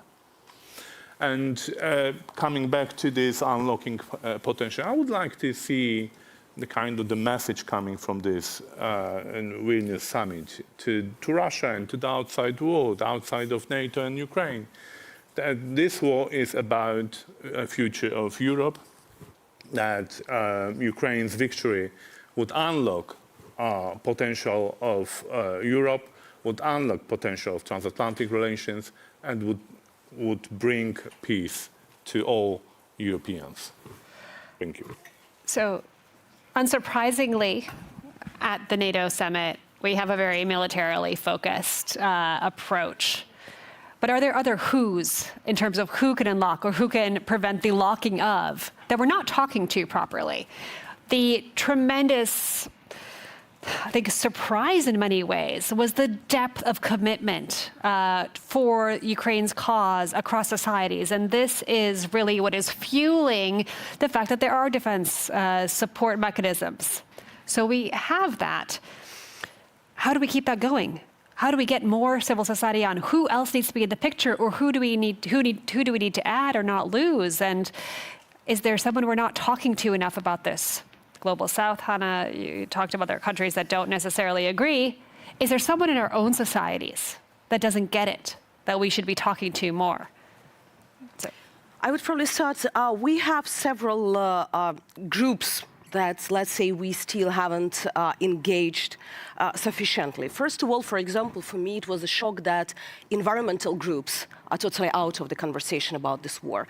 I haven't seen any strong statement from any of the big environment protection organizations. Even Greta Thunberg managed to tweet something several days after the Kakhovka Dam destruction. The Kakhovka Dam destruction made our tremendous, it's not just a tragedy for the people's lives of those, but that is just consequences that we will have for the food security, for the environment, for the Black Sea, for everything. That is, in terms of environment, a catastrophe close to the nuclear explosion by the years of consequences we will have. None of the organizations made statements. Then you have plenty of organizations that are in charge of children's rights around the globe. Few of them made statements about thousands and thousands of kidnapped Ukrainian kids that are currently in the Russian Federation, and none of them helping de facto of returning them back. Sometimes it is still the problem with the human rights organizations that are becoming aware of the not those issues that they really need to look on the ground what is happening. They're just like blind, they're ignoring. They would like to speak about cluster ammunition, but they don't want to speak that Russia has been using this cluster ammunition for 9 years against Ukrainian cities. But they suddenly woke up a week ago when the United States said that they will give this cluster ammunition to us. For me, that is the examples that we were not talking enough probably with these groups. We were speaking with the politicians, we were speaking with political science or military experts, but not with these groups. Then it is still the question for me sometimes for the feminist groups. And here, quite an interesting thing, because a lot in the those of the I would say radical feminist camp, because I cannot put it to all of them, that thinks that supplying of weapons should be prohibited for Ukraine. And we have these groups that are working because that is in general of these pacifistic, and in general the pacifistic movements, they just would like the war to be over. And they don't explain how this war should be over. The war should be over. And most of them decided in the logic of these statements that the war should be over only by not supplying weapons to Ukraine. Not by Russian forces getting out of the Ukrainian territories, but of not supplying weapons to Ukraine. So that's also give me a certain signals that we made something wrong, probably not reaching them with the proper arguments, or just not reaching them. Or they are so ignorant if they can't understand what is there. And then the big group, that is the so-called Global South. I don't like this wording. And even in the Global South, we have definitely a lot of countries that are supporting Ukraine. We have Japan changing their military doctrine to support Ukraine. But we still have problems of communications there. And for example, most of the African countries are blaming Ukraine in food security issues and food crisis, not Russia. They are thinking that it is us, because we are continuing fighting, we have this problem. I haven't heard any statements for Russians targeting the ports. This night, Odessa region was targeted, and one of the Shaheeds made a fire at the grain terminal in the port. The port that is included in the grain deal. So they openly violated the grain deal that they signed. Any statement from the African leaders who just traveled a few weeks ago to Ukraine, pushing us for the peace or appeasement with Moscow? So that is the question still of, is it just Ukraine that is not speaking? Or that is probably all of us inside of Europe that we spoke with ourselves. And there are other groups that maybe we need to find the wording that are good for them, as coming and speaking about the rule-based order. If they are not ready to speak about liberal order or something like this, but at least to speak in this way about the rules-based order that is currently totally violated. So some to-dos, both for ourselves, but across our societies and abroad. David, you wanted to come in on this. Yeah, look, I'll just pick up a couple points. Yep. I think it's important that we have dialogue with more groups that have, I mean, if you take the British term, that are pressure groups that have various interests that are relevant, to the situation. But we're kind of talking to ourselves when we have that discussion. And I feel it more here in this role. Certainly, I felt it in Washington. We talk about the Beltway effect, where we kind of talk to ourselves in this national security process with think tanks. You go to various events. And it's important, but it's not as important as it is for our leaders to speak with our societies and for our societies to understand what's happening and why it's important. So, I mean, Greta Thunberg's interesting to me, but not as much as my president speaking to the American people to explain why it is so important, why it is in the United States' national interest to support Ukraine directly through NATO, et cetera. That's what's most important.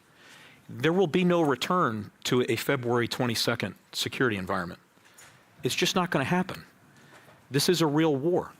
It's not a crisis that we can just turn our eyes away from and think it's going to disappear. Our societies are also paying a price.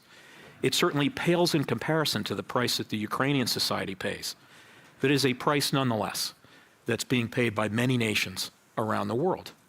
And I think fundamentally, the thing that I find most convincing when I speak to a public audience, a purely public audience, not an audience that's of the think tank world or fellow people involved in national security processes, they understand what matters here.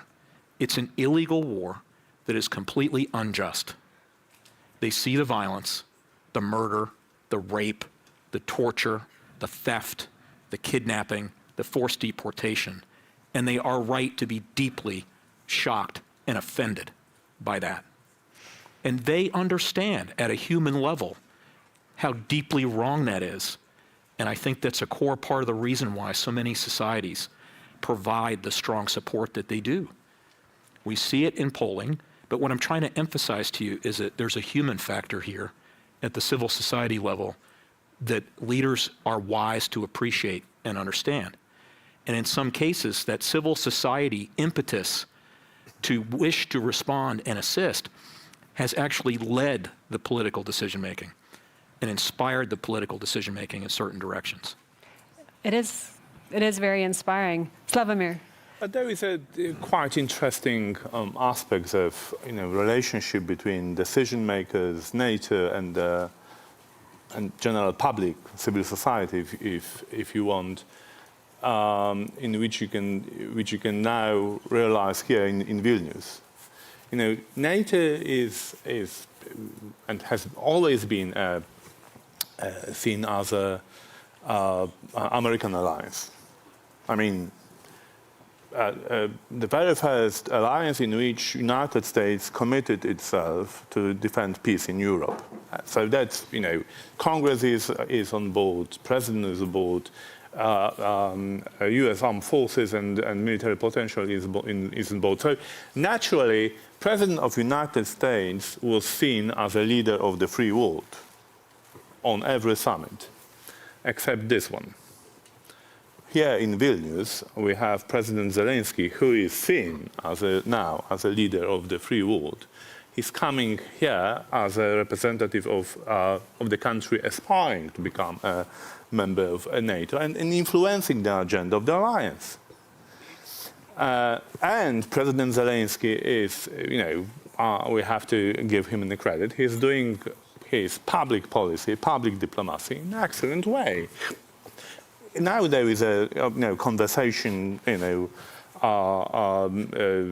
not far from here, about communique, about invitations, about the wording, how we can embrace Ukraine, how we can meet Ukrainians' expectations to become a member of NATO in future. And what President Zelensky is doing, he's unable to negotiate the text because it's up to the members to decide what kind of the message we'll send to Ukraine. But he tries to bring on board to address the public behind the leaders. Because public wants wants NATO to help Ukraine. So that's the way how, that's yet another proof that we are here for common cause. I mean, Ukraine and NATO. And we need to find the ways to collectively restore peace in Europe. That's our main goal. That should be our main goal for both the leaders of the alliance and Ukraine. And we will find a way. I'm 100% convinced that we will find a way to restore peace in Europe. Yes. We have questions on the hows and the whats, but if there's a question in the audience as well, if we have, it's a bit hard to see in the glare. Okay, so we have one question there. As you line up, I'll ask from here. Will there be timely security guarantees for Ukraine is coming through the Slido system? Sitting here, David, do you think that there will be meat for Ukraine? There is always meat at a summit. This is my fourth summit. If there's one thing I've learned, it's that I can't presuppose what any of the outcomes will be. But this certainly is in discussion. Yes, question from the floor. Thank you. Benjamin Tallis, German Council on Foreign Relations. David, you alluded to some of this in your talk, but I think the key here is to not understand that we're just unlocking Ukraine's potential, but that Ukraine has shown us how to unlock our own potential. This is about reviving and renewing the liberal democratic world as well as defending it and spreading it. And I'd be interested to hear from the panel, what do you think is our homework in democratic societies in the West to make good on that and to actually realize that potential, not only for Ukraine as the frontier state of our better future, but for all of us in actually creating a better future for our populations to ensure that democracies can deliver materially as well as morally on their promise to be a superior system. Thank you. I think each of that could be an essay in response, but if you could have 2 points on that answer, maybe starting with Slavomir, what are the 2 points that get to that? I think we need to do all possible to help Ukraine to win this war, repel Russian aggression. So that's absolutely fundamental, I think, and we can do that. We can do that. It's up to us to make the decision. And second, we have to send the message not only to Russia, but all adversaries, all those who are toying with the idea that aggression on neighbors can be a good way of doing business in contemporary world. We have to send this message together that no, you are not going to succeed, you are not going to prosper, and your attempts and your country will be defeated. I think we could borrow some of Ukraine's excellent digital media experts to figure out how to land those messages with memes, because that has been impressive. What is your homework for the others? And 2 quick points. You know, 2 things first. That is definitely to remember that values should be protected, and explanation to your societies that sometimes they needed to be not only protected but also defended. Because unfortunately in Europe we used to think that human rights, the values of democracy and everything, that's something that we already had, and they're inevitable. They can be reversed, both politically with the populists or some political parties, or military with the actions of adversaries. So a little bit refreshing ourselves, waking up and explaining, yeah, the threat still can be. And the second, to stop being afraid of their own potential. It seems to me that during this year we saw more self-restrictions inside of the European political circles, inside of the European societies, than the actual threats were from the Russian Federation. And that's something like, you know, that definitely only psychologically we can change. Finally, to understand that you have the deterrence potential, you have a stronger armed forces than the Russian Federation, you have the nuclear weapons. That's why I never could understand, for example, why French being afraid of the Putin statements about use of the nuclear. Come on, you had the nuclear for 60 years. You should have all the deterrence plans. Why you were not afraid 20 years ago, why you started to be now. So just stop to be afraid of their own potential. David, your 2 points. Okay, very briefly, I think first, Ukraine must prevail. Ukraine must win. It matters not just for Ukraine, but it matters for the security architecture in Europe and the security architecture that NATO cares the most about. So it's important, really important to see that all the way through. And I think the related point I would make is that while I don't think anyone knows when the war will end, I think everyone can easily understand that the way the war ends matters a great deal. That if there is an unjust peace that does not ensure that Ukraine is free and whole, I don't know how long that peace lasts. And that's why I think it's so important that we have to be very, very clear with ourselves and with our nations about what this means and why we do the things that we do to support Ukraine. There are any additional questions from the floor? Yes, right there. Hi, Susan Markham from the Halifax International Security Forum. I think we can all agree that no country can reach its full potential unless all citizens are involved. So I was just wondering how NATO and civil society in Ukraine is working to engage women leaders and integrating the issue of gender equality into the war and rebuilding efforts. We just had this morning first wonderful meeting with the NATO WPS, talking about how to incorporate as much as possible. There are several issues. First, Ukraine is definitely up to the 1325 and have the national plan just adopted. We see more women in the military and security services, and the last year increased the numbers dramatically. So the bigger numbers will lead to the changes to of some of the policies as well. That is a natural process because it is pushing already from the ground. You have, because men cannot travel, more and more women who became the advocates and the lobbyists of Ukraine abroad. So you also, those women who before probably were not sure can they be a good speaker or not, they started traveling because they understand that that is the only chance and that is a necessity. So a lot of these grassroots initiatives, they are leading also to the political levels. I cannot say that it is all rose and nice. No, unfortunately, we hear the statements from some of the top politicians about reconstruction. I have 2 deputies that are female. Why you think that we have problems with females? So that just demonstrates the misunderstanding of some of these.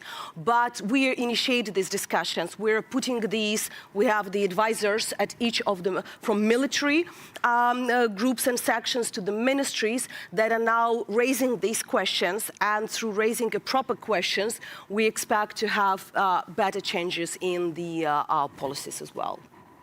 I think that's a wonderful note to end on. And I think what is clear is that we have so many tasks to either not lock or to unlock Ukraine's potential. Militarily, the need to ensure victory is paramount, and to have this future with NATO that there is so much commitment to. But that requires also the societies to be fully on board. And clearly there are parts of society that could use a lot more engagement on this as we move forward. So on hopeful notes and with our homework cut out for us, I'm happy to turn you over to the next session. Thank you so much.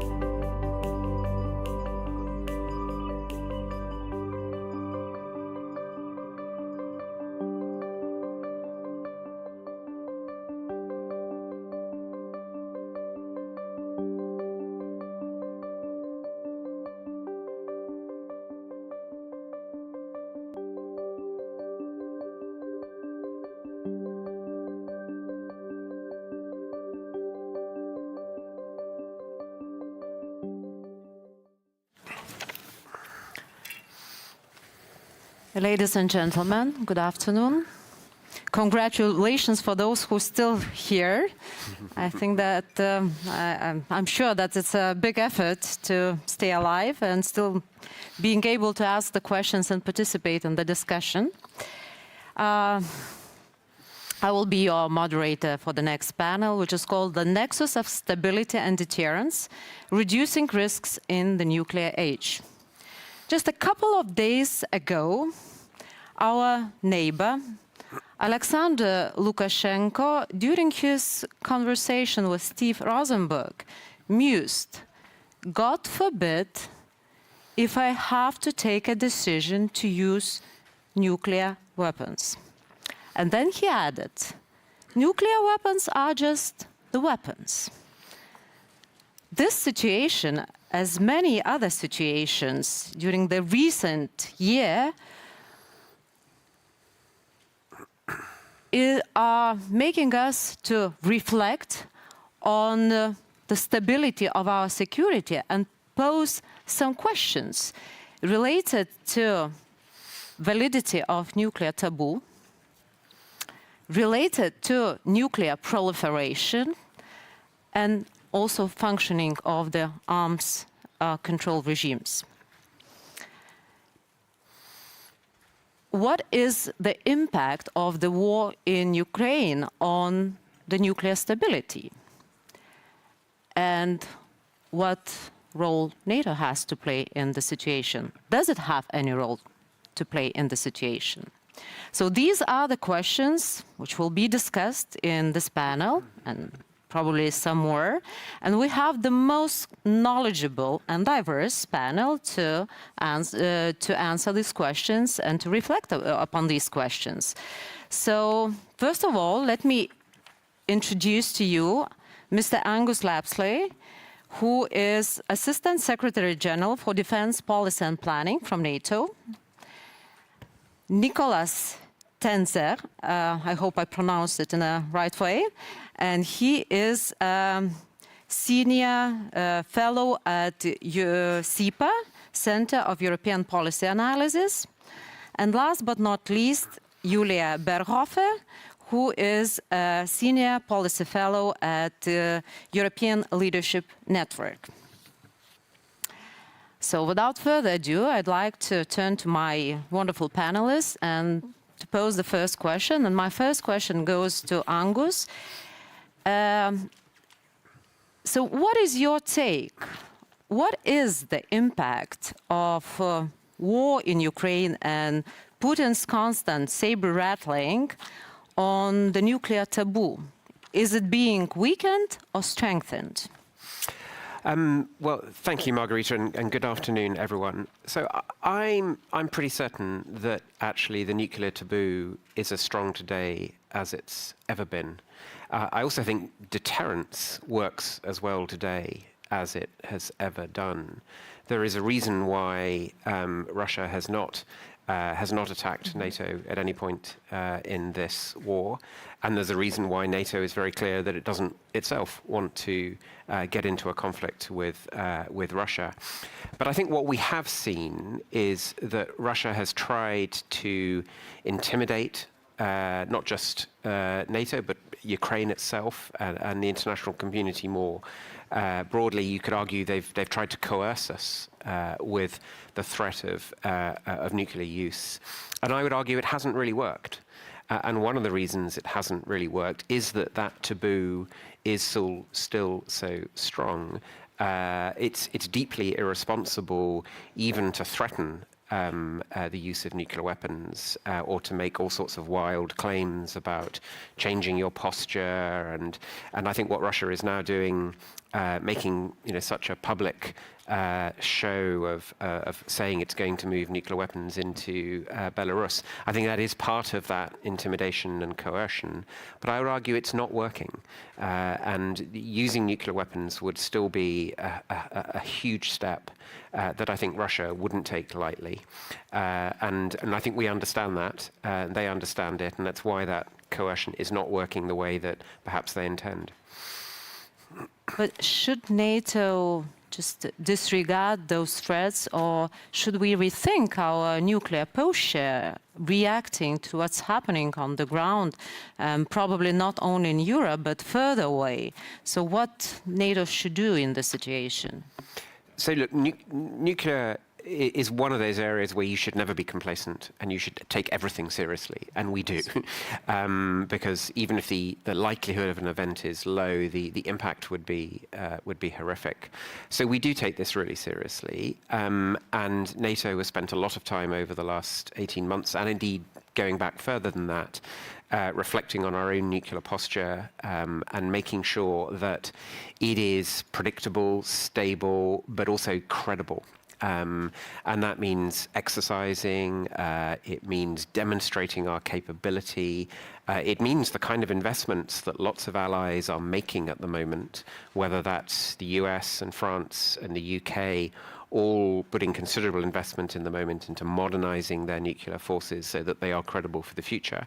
But also, allies who participate in the nuclear sharing arrangements in NATO, like Germany and others, who are investing heavily in the capabilities they need for that mission to be credible well into the 21st century. So I think being credible on our own deterrence, communicating that, so that any potential adversary knows that it's there, it's unchanging, and it's serious. I think that is ultimately the best way of reducing the risks. You've touched upon the issue of nuclear sharing. Do you think that it could be expanded, or NATO-Russia Founding Act is still limiting us? Well, look, our nuclear sharing arrangements go back to the 1960s, and they have been very stable throughout that period. Now, we keep posture under review all the time.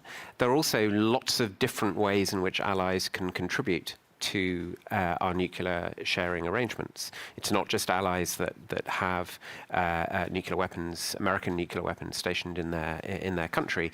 It's also the contribution you can make, for example, to the wider air mission, to suppression of enemy air defenses. There are all sorts of important roles, and that's exactly what we keep under review. And we will always be driven by the threat and what is the best, most credible military way to respond to that threat.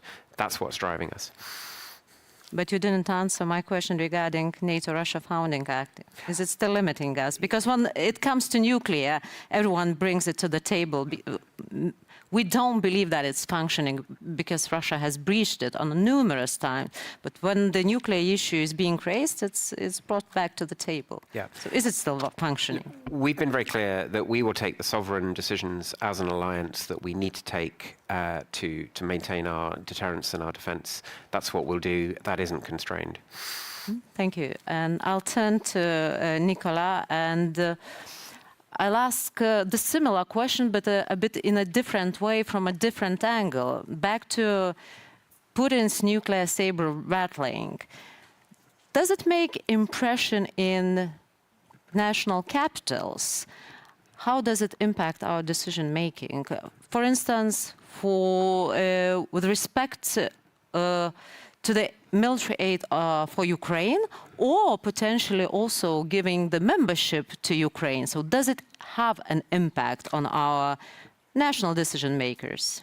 Absolutely. I think I fully agree with, I will say, the sense of your questions, because if we look back to the last 2 decades, or more precisely the last 22 years, in fact, I will say that the Russian blackmail worked. And it allows Putin, in fact, to win all its wars. In Georgia, before in Chechnya, of course, in Syria, in a way, of course, in Ukraine during the period at least 2014-2022. And in fact, you had always, I mean, this fear coming from the West that this threat was credible. And I think that as a response to the threat, the world leaders were not able to say, well, we are not afraid. And in fact, still now, in fact, we are not giving Ukraine all the weapons it needs. Basically, in my view, because of this threat. And I just welcome, I mean, my President Emmanuel Macron's decision today to provide Ukraine with Scalp long-range missiles. And I hope that it will have some effects also on Washington, D.C.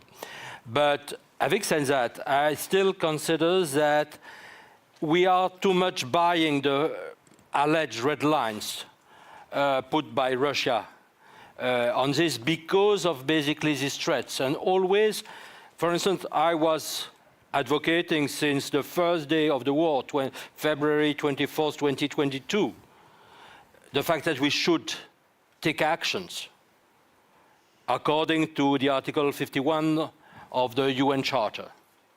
Because not only we know Ukraine could retaliate to the attack, but we in the West, we are legitimate to help Ukraine just to counter the threats and the attack.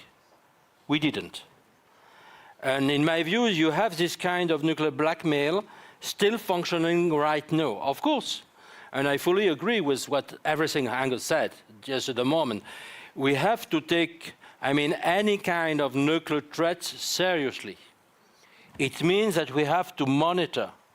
We must have very clear intelligence assessment on what Russia and other nuclear power are doing. Certainly we must absolutely do that.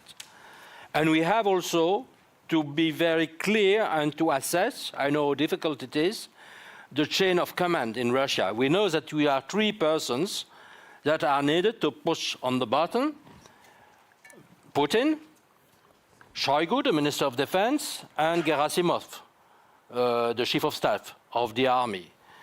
And there will be other people, certainly, who will be very needed to take concretely action. So we have to assess everything. But the idea is that there are still red lines, and there are some things that we cannot do, is completely, in my view, a blunder. Let me adjust a thing. If we had taken actions more decisively at the beginning of the war, not only we would have saved thousands, I would say dozens of thousands of lives, of Ukrainian lives, but certainly we could have basically prevented at the earliest possible stage any kind of risk of war. And the more, I mean, we are hesitating, I will say the more, even if, in my view, at very, very, very low level, the risk is increasing. Thank you. And I'm just wondering, okay, in academia, at the decision-making level, it is clear your recipe is to monitor but not to overreact. But how to calm down the societies? Because they see those terrible headlines and they react, and politicians have to react to their reaction. So that is the first question. And the second one, which is related, why nuclear saber rattling is more effective in the Western societies, in the countries which are further away from Russia than in the countries which can feel immediate threat from Russia. Why is this happening? I think that I will, if you allow me, just to answer your second points before. First of all, we must not underestimate the depths of the Russian propaganda in the Western societies. I remember, you know, in many TV shows, not only in my country, in France, but also, you know, in the UK, in Germany, you know, in some other country, in the US as well, you had, I mean, hidden Russian propagandists saying, well, we must not deliver weapons to Ukraine because otherwise Russia will nuke them and us. And I mean, you had those propagandists saying, okay, we want to save Ukrainian lives, but because of that, we don't have to send weapons to them, because of the nuclear threats. So, I mean, we must not underestimate this hidden propaganda.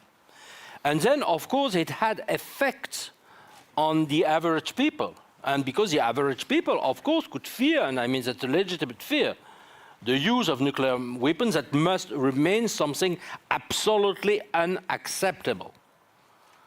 I think that we certainly, we were, I will say, we insufficiently dealt with this kind of issue, just to offer the counter-arguments to those propagandists coming not only, I would say, from the government and the senior officials, but also for the media who studied very clearly, I mean, this kind of issue.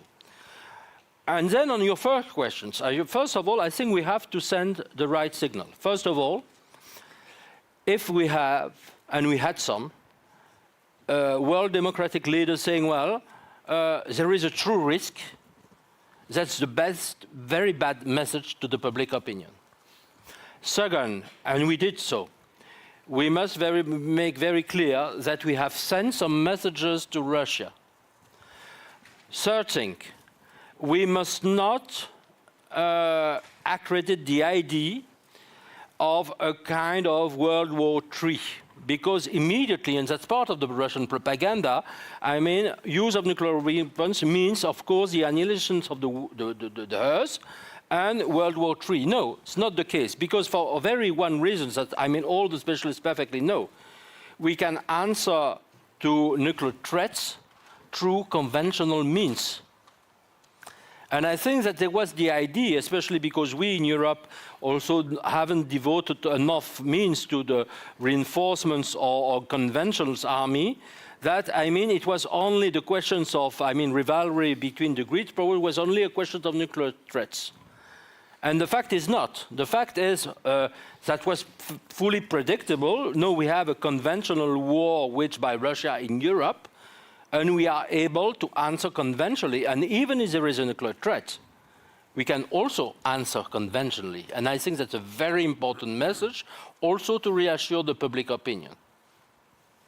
So, potential of answering nuclear threats with conventional weapons is key also in reassuring the society. Absolutely. And my last question takes me a bit further away from Ukraine, but what's happening in Ukraine is used as a test ground or as a simulation for countries which are a bit further away. And what we do there, how we as collective West react and what's happening in Ukraine is considered and taken as a certain, you know,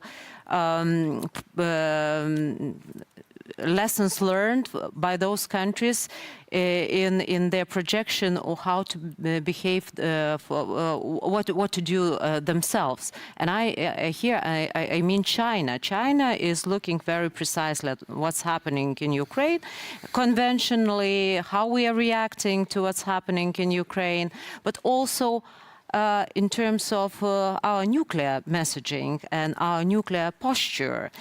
And my question is, Lithuania just 2 weeks ago has adopted Indo-Pacific strategy. Does NATO have to have something similar, to have in the Pacific strategy, also including a very clear stance, nuclear posture vis-à-vis China? Absolutely, and I think that first of all, I think what we are doing in Ukraine is certainly a message that we send to people of the Republic of China, obviously. And the fact is that if we let, a nuclear power, namely Russia, deter us and limit, and I will also self-deter ourselves and limit our willingness to take action in Ukraine, it will be certainly the wrong signal sent to Beijing. That's absolutely true. And I think that, of course, Beijing is watching that very carefully, because if you are a nuclear power and you say, oh, okay, you can dictate your conditions to the planet, to everyone, you can invade the neighboring country, they can shatter, the world order, then, there will be absolutely no peace. And that's true for China, but that could be also true for some minor nuclear powers. In regional conflicts especially, and we have many other examples. Then the second thing is the real issue. Some analysts are still talking about red lines. I said before that we don't have to buy, the red lines from China, and from Russia, for both countries, in fact. But I think we have also to be credible on all red lines. And then two issues. First of all, we have, the worst examples, during the last decade was the examples of Obama's so-called red lines, in Syria in 2013, that were never enforced after the chemical attack on the Ghouta. And I think that everything that comes after that, in Syria, where the war is still ongoing, and Russia is still shelling the civilians there, and of course in Ukraine, also is coming from, the lack of credibility. And I remember had that period of time of just 1 year after trips to Japan and South Korea and discussed with senior officials, and they said, well, what's about the credibility? And that was the questions. And the second point is that, well, we are talking about nuclear threats, but the nuclear threat coming from Russia is exactly the same towards NATO country that it is towards Ukraine. So that makes the difference. And I think that if we want to be credible, that's my argument in 1.5 years, if you want to be credible, in our deterrence for NATO country, we must be also credible in facing the war waged by Russia against Ukraine. Thank you. Julia, I'd like to ask a bit different question. Although nuclear disasters happening in nuclear power plants usually are put in the same basket as the nuclear warfare, and the risks are evaluated pretty much on the same level, but it's a sort of a different problem.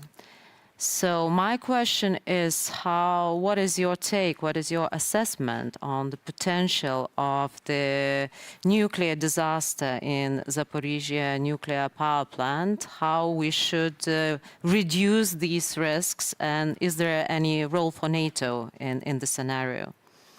Well, first of all, I think it's important to mention that I don't see a particular NATO responsibility for solving the issue, because the main responsibility lies with Russia, and Moscow has deliberately created that situation around the Zaporizhzhia nuclear power plant, and it's continuing to do so.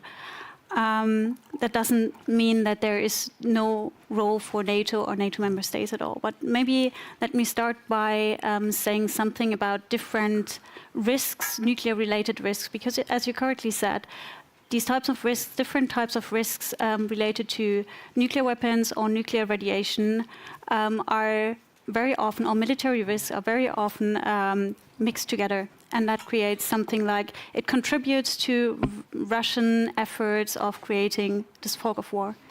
So first of all, we have military risks.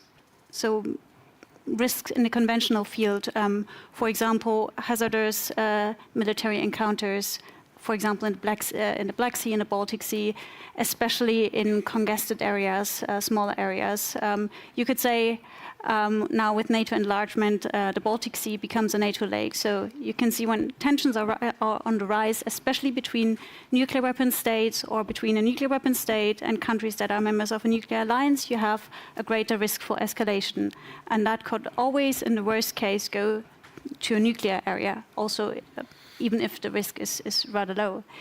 And then you have risks typically related to nuclear weapons that are risks related to doctrinal use, to escalatory use. And for both of these baskets, so you can put both of these risks into different baskets, and you have risk reduction measures that you can apply in both areas. So for example, managing dangerous encounters over the high seas or between military aircraft and military vessels, or even between civilian aircraft and military aircraft, something like this. And in the nuclear field, nuclear weapons field, you can apply risk reduction measures like talking about doctrines, trying to decrease ambiguity, creating more transparency. There are different types of approaches, and it's important to say that NATO itself is not doing any agreements. So NATO is a platform for discussing risk reduction and arms control. NATO is not signing any arms control agreements or risk reduction agreements.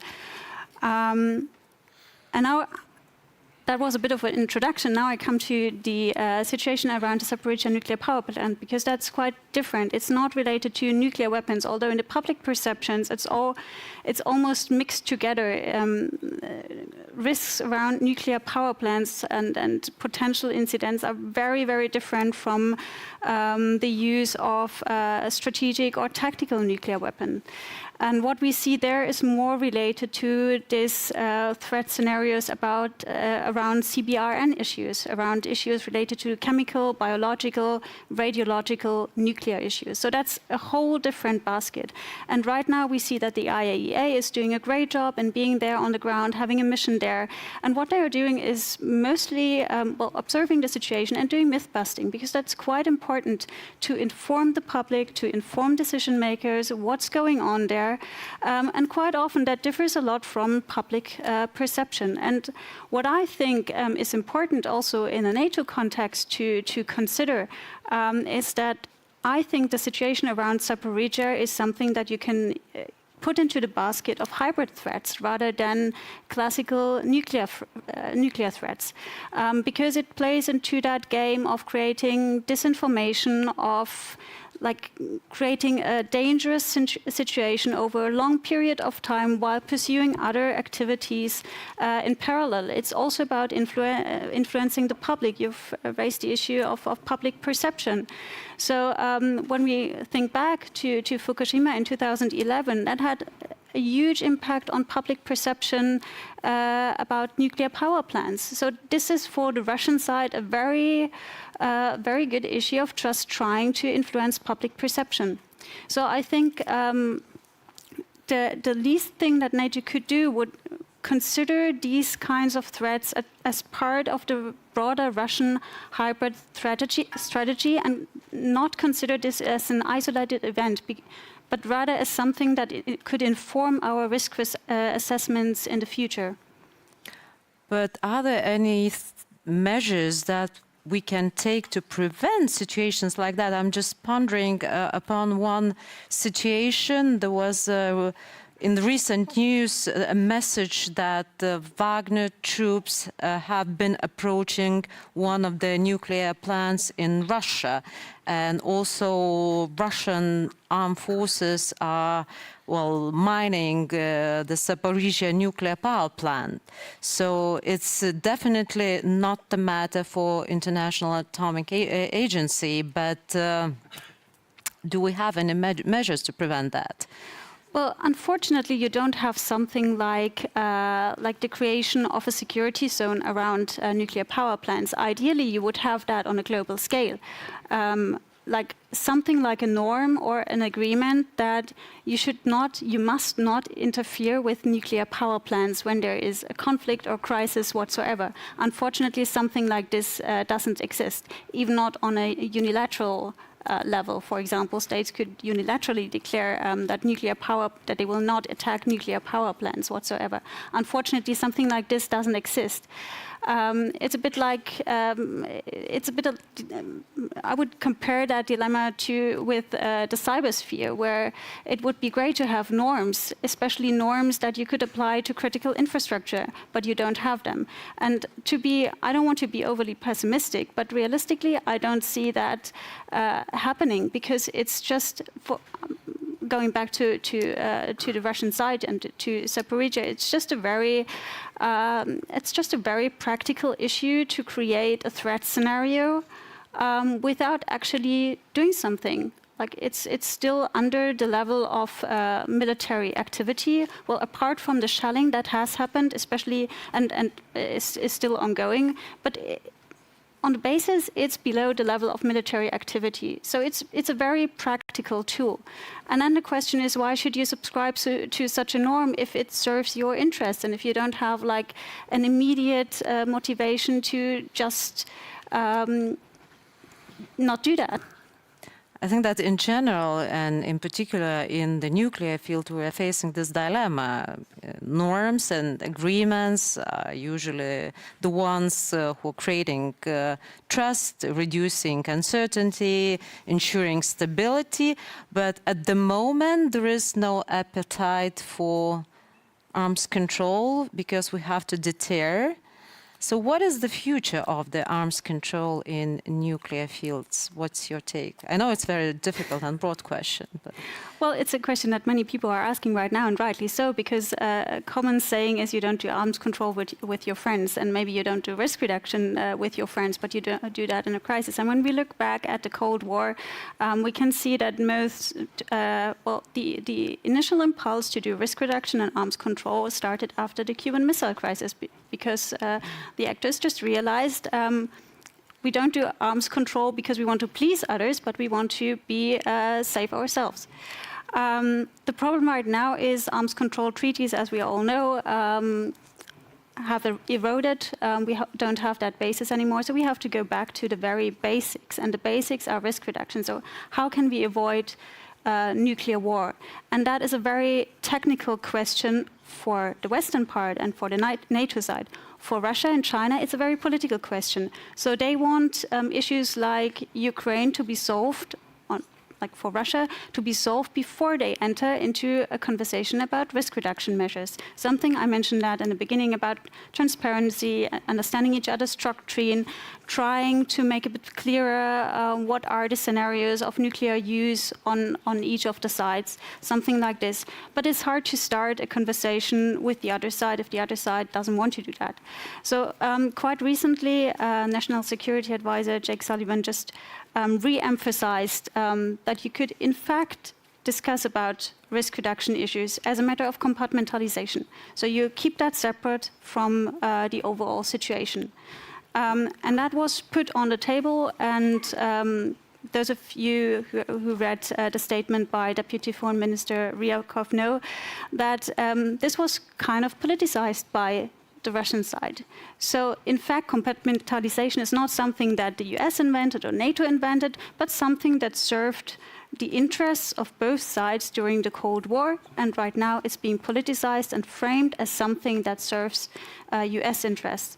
But maybe to give it a slightly, well, I wouldn't say optimistic turn, but something that NATO can do is looking at all the matters that might be applicable once the hot phase or the fighting in Ukraine is over, something that could be done in the future, especially on the very technical level of risk reduction. And also maybe one thing, if I may add that, it's also very important to consider how all the activities that the West is pursuing with regards to nuclear weapons, with regards to Russia, are informing or maybe even shaping Chinese behavior in the future. So, as you said, China is looking very carefully what's happening in Ukraine, and how we shape deterrence, how we act, will inform Chinese nuclear buildup or the way China is engaging in arms control and risk reduction in the future. Maybe this compartmentalization also the strategy to engage China to get it on board. So on this positive, optimistic note, I'm opening the floor for the questions from the audience. And I'll take the questions from your seats, but then I'll ask you to go to the fixed microphone in the middle. So start from there, and yeah. Okay. Hello, Tomasz Szmura, Kazimierz Płaski Foundation, Warsaw Security Forum. I've got a question to Assistant Secretary General Lapsley on the nuclear sharing, of course. Probably you might hear that advisor to the President of Poland today informed that Poland will be willing to contribute more to nuclear sharing as we in the process of the procurement of the F-35, still having a significant fleet of F-16. You are working, on the daily basis with the allies, nuclear sharing participants. So what are the moods in NATO HQ in this particular topic? Do you think that this approach is welcome or not really? And if such kind of contribution, it's welcome and expected. Thank you. We'll take another question and one from the Slido, and then I'll let you answer, and then we'll have a second round. So there was a gentleman who just went there. So could you please? Okay, no, not you. Yeah, the one who is closer to me. Yeah, right. Sorry. Absolutely. Erwan Lagadek from the Atlantic Council and George Washington University. A couple of quick things. Is it your view that the US and the UK especially have been true to the Budapest Memorandum in terms of its deterrence value vis-à-vis the Ukrainian decision to get rid of their post-Soviet nuclear weapons? And number two, we are seeing an increasing number of media pieces about the influence of the Orthodox establishment vis-à-vis the doctrine of nuclear weapons use. In fact, there's a new book about the way in which the far right in Russia is increasingly influenced by Orthodox millenarian thinking about using nukes. Do you think there's value to that, or should we in fact be on the lookout for Russia planting stories about the Orthodox Church pushing for a much more aggressive doctrine on nuclear weapons as a way to use the madman theory of nuclear doctrine? Thanks. And this question goes to whom? To all the panelists. Okay. And the last question comes from Slido regarding nuclear weapons in Belarus. Does NATO perceive this as imbalance in deterrence, which consequently requires the deployment of nuclear weapons to Eastern Europe? So we'll start probably with Angus and then Nicola. Well, on the question on Poland, actually, I thought your question had all the elements of the answer in it. Poland is part of the nuclear planning group, which is the body of NATO ministers minus France, which has a special status, which decides nuclear posture and nuclear policy, and it's a very active member of that group. Poland is deciding what the future should be. As you brought out, as Poland develops an F-35 force, along with many other countries in Northern Europe, it becomes a very potent contributor to how we maintain not just nuclear deterrence, but conventional deterrence. And I would strongly agree with what Nicola said earlier, that actually the best way to avoid ever getting into the situation where we need nuclear deterrence is to have strong conventional deterrence in the first place. And on Belarus, I would say we are very confident that our own nuclear deterrence vis-à-vis Russia is holding and is right for the threat that we face. and moving nuclear weapons into Belarus would be an irresponsible step.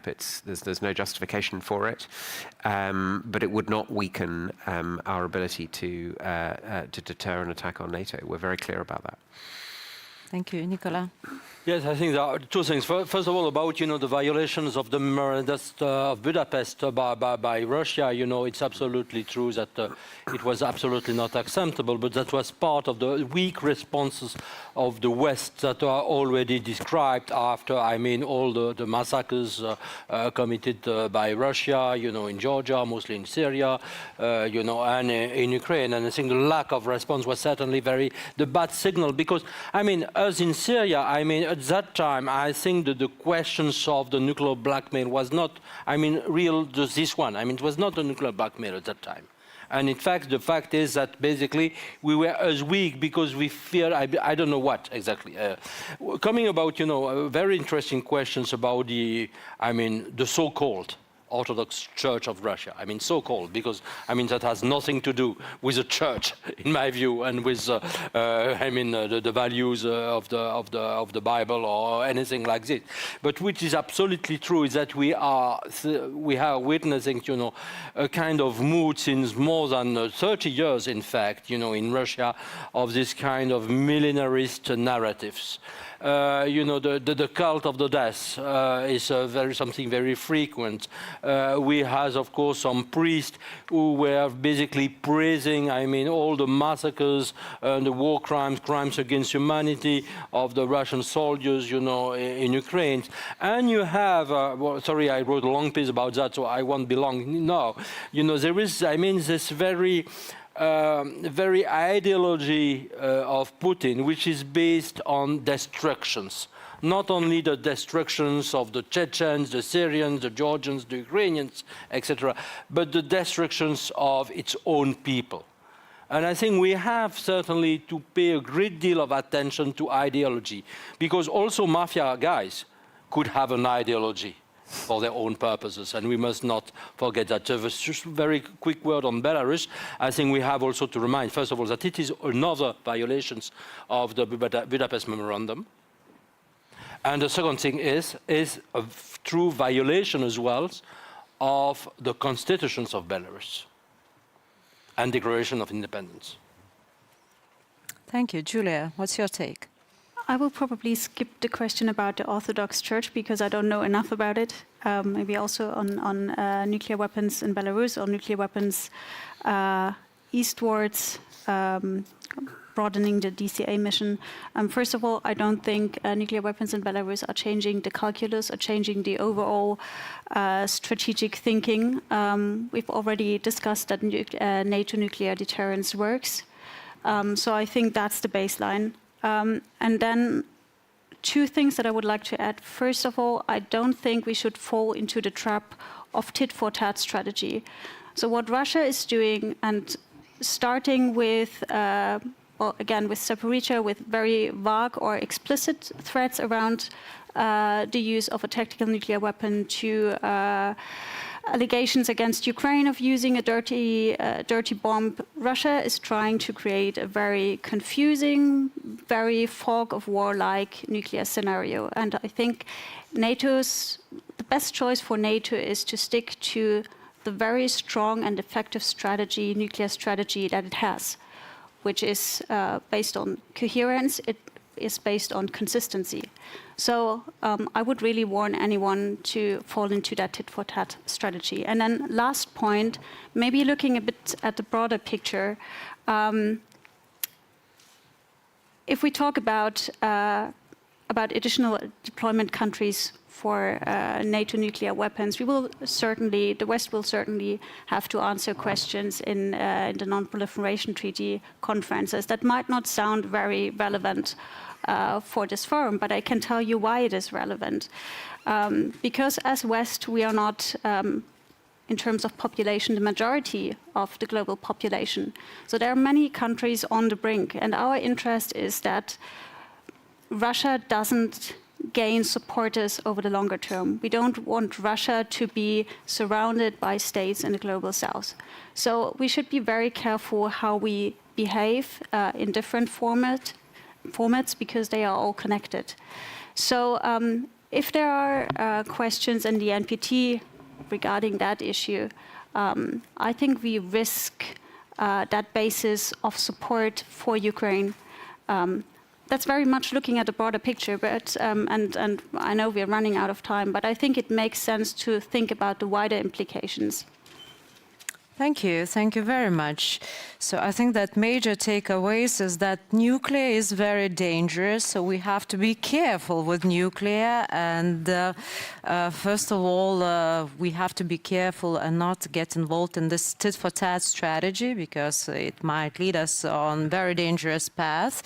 But it is important to be prepared and not to be too complacent, to adapt, to rethink our posture, but not also to succumb to nuclear saber rattling and be resilient vis-à-vis nuclear saber rattling, monitor but not overreact, and also reassure the societies, which also react in a very sometimes hysteric way, because nuclear is dangerous and very toxic. And although there is no probably room today for arms control negotiations, but we will have to come back to these negotiations when the war is over. And as Julia suggested, probably these conversations have to be compartmentalized, and it's not only taking Russia on board, but also China and potentially other players. So, ladies and gentlemen, let me close this panel and thank our wonderful panelists. Thank you very much.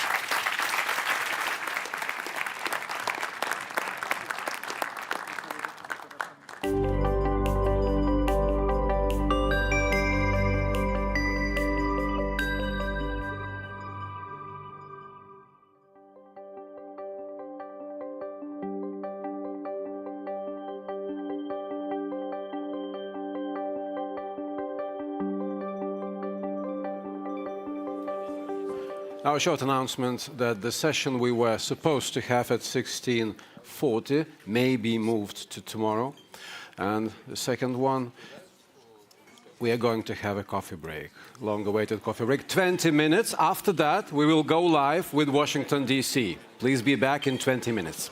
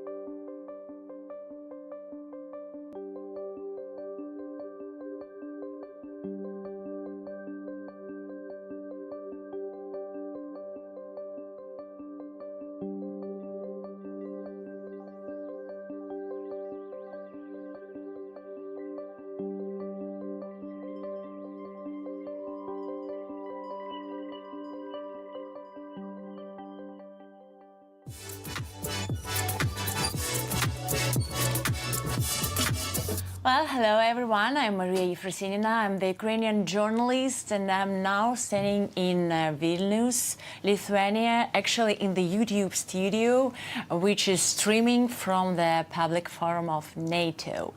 And I'm very, very happy and honored to welcome here in the studio the Prime Minister of Latvia, Mr. Krišjānis Kariņš.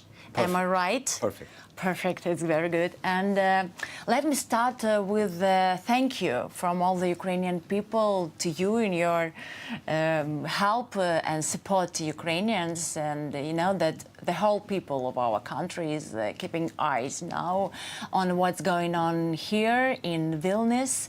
And could you please, I know that we have only a couple of minutes, could you please tell me all your personal expectations from this forum for Ukraine? Within NATO, it's no secret there are various approaches in thinking about Ukraine and NATO.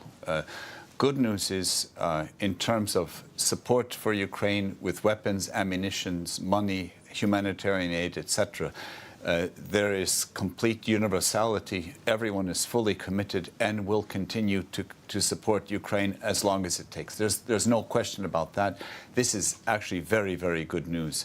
That is, the longer the war goes on, the more committed everyone is to helping Ukraine. So it does not become weaker, it actually becomes stronger. So the will among NATO members is very clear. Then is the question of when and how does Ukraine become a member of NATO? Mm-hmm. And there are countries such as mine that thinks it's very simple and obvious. Ukraine must become part of NATO in order for there to be peace, not only in Ukraine but in Europe, because fighting a war costs lives, it costs damage, it costs money, and supporting a peace is completely different. And NATO is the only credible guarantor of peace in Europe, and Russia knows this. So the only question is what kind of decision we will have, what the actual wording will be. The sentiment is actually quite universal. Of course, it was said many years ago that Ukraine must be or should be in NATO.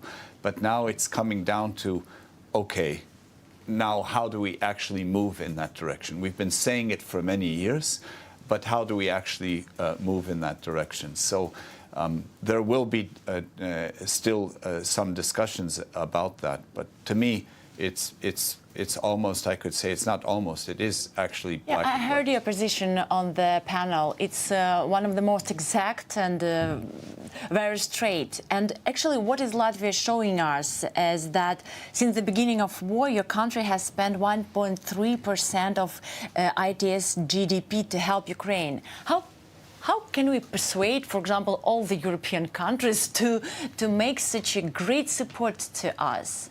You did it, you managed. We're still doing it. And what the interesting thing is in our country, when the government, and almost every week in government, we're making new decisions on what kind of aid is going to Ukraine. It comes from the military, it comes from the health ministry, it comes from the interior ministry. After the exploding of the dam, then there were generators, and our services are in contact with your services. What do you need? What do we have? What can we get? But civil society in Latvia is doing the same. And as the government is making decisions, I'm looking, we have all the time convoys of lorries going to Ukraine with everything under the sun. The civilians are not sending weapons. Yeah. That's what the government is doing. But the civilians are doing everything else. So our society is fully mobilized in this support, because in Latvia, we understand that Ukraine is fighting our war. It could have been us, but if it would have been us, the outcome would be very different. You're a large country. All the three Baltic countries were small geographically. We don't have as many people. And we understand this wholly. So our support for you it's coming from the inside. It's completely sincere.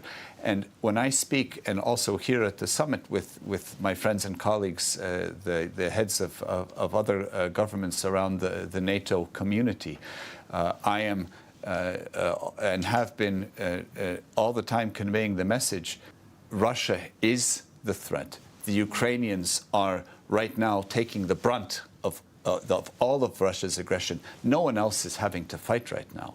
And that it is our responsibility not only to help you now win the war, but to ensure your stability and peace afterwards. And I'm saying that even if, I don't know any such government, but theoretically only thinking about yourself, well, then that kind of government would want Ukraine in NATO as well, because that will mean peace. And peace means growth and stability. For sure. And so I don't accept the argument that you have to be wealthy to aid Ukraine.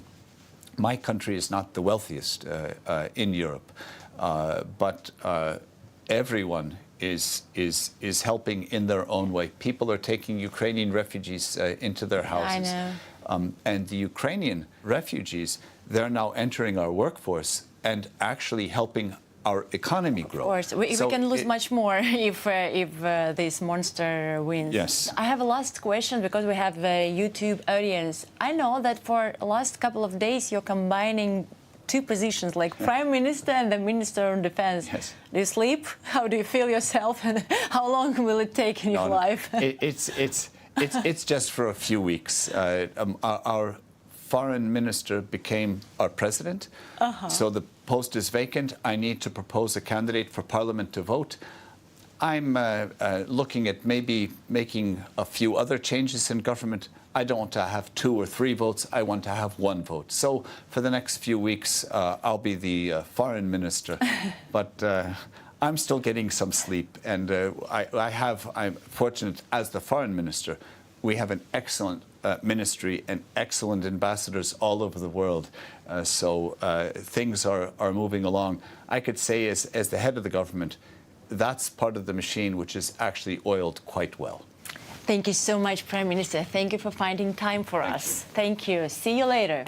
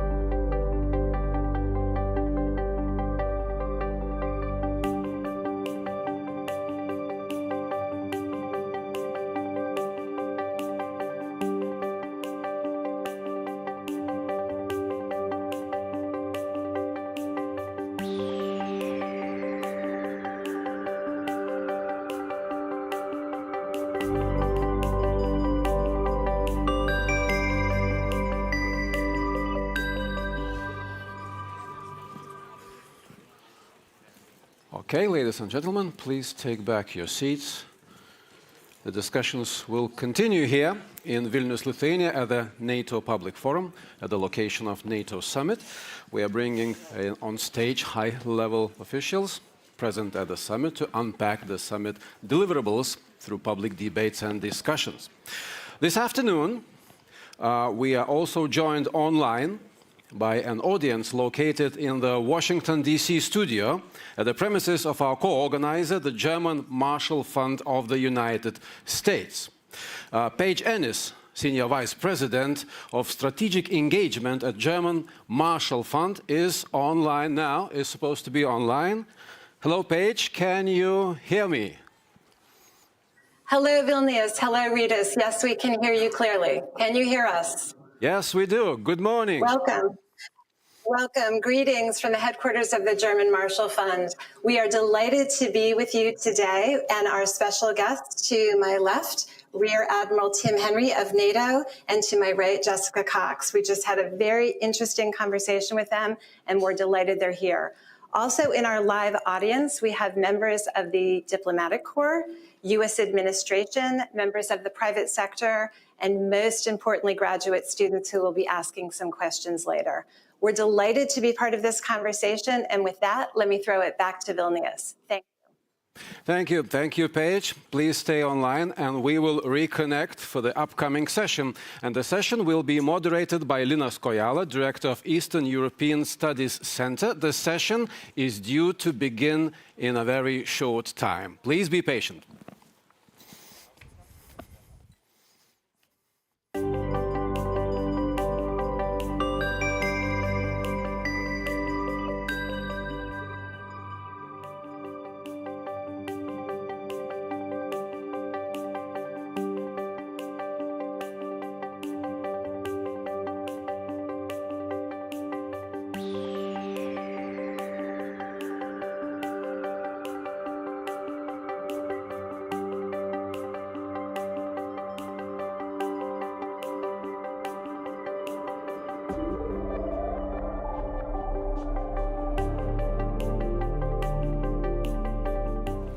Dear ladies and gentlemen, we'll start discussion. We have an honorable guest on our stage, Prime Minister of the Netherlands, Mark Rutte. Yes, good to be here. We're going to be very sharp. We have 15 minutes, so let's start off with a question. Prime Minister, it's been almost 1.5 years since the full-scale invasion of Russia in Ukraine. How would you evaluate the Western response to this, and are we on the right path in terms of supporting Ukraine further on? Unity. Word number one, since the start, and has always been there. And secondly, acceleration. So we have been able to accelerate our support for Ukraine against the Russian aggression in terms of weapon systems from different European countries. We were very much involved in all the decisions around the Panzer howitzers and the Leopards 2, obviously Germany in the lead, but also later on with the Patriot system, and now with the training for the F-16. So we have really accelerated, I would say, the weapons delivery. But from day one, unity, unity, unity, because this is about values and about our collective security. Do you sense this unity here in Vilnius when you meet other NATO leaders and you talk about the final declaration of the summit? Yes, absolutely. There is total... We are completely in agreement that what happened here, you do not recolonize another country in the world of 2022, 2023. This is something we did in the 19th century, not in the 21st century. And the full-scale onslaught of Russia against Ukraine is unacceptable, was unprovoked.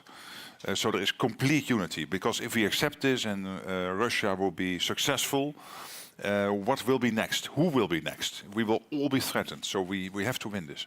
Do you already have a sense of what could be proposed to Ukraine, in a sense that NATO obviously goes another level up in terms of its relationship with Ukraine? This is all about words. I mean, everybody here agrees that there is a future path for Ukraine into NATO. But this is all about the intermediate steps. And I understand that this is extremely important for Ukraine, because it is a signal for them and for Ukrainian people that there is a future NATO orientation for Ukraine. But at the same time, it is also tedious work to find the right wording, because But I would say what is much more important is that there is an agreement on this Ukraine-NATO Council. There is an agreement on making sure that the Ukrainian military systems will be upgraded to NATO standards. And thirdly, to skip this MAP, this Membership Action Plan thing, skip it out of the procedure, which will speed up future accession of Ukraine into NATO. So these three things already have been achieved. Now it's all about language. And now NATO looks more and more like the European Union, where we can bigger endlessly about sentences which do not change reality. Here I understand that a sentence can be important for Ukraine because it is also a signal which has its own meaning. But at the end, you cannot fire a bullet from a sentence. You fire bullets from let's say Leopards 2, etc.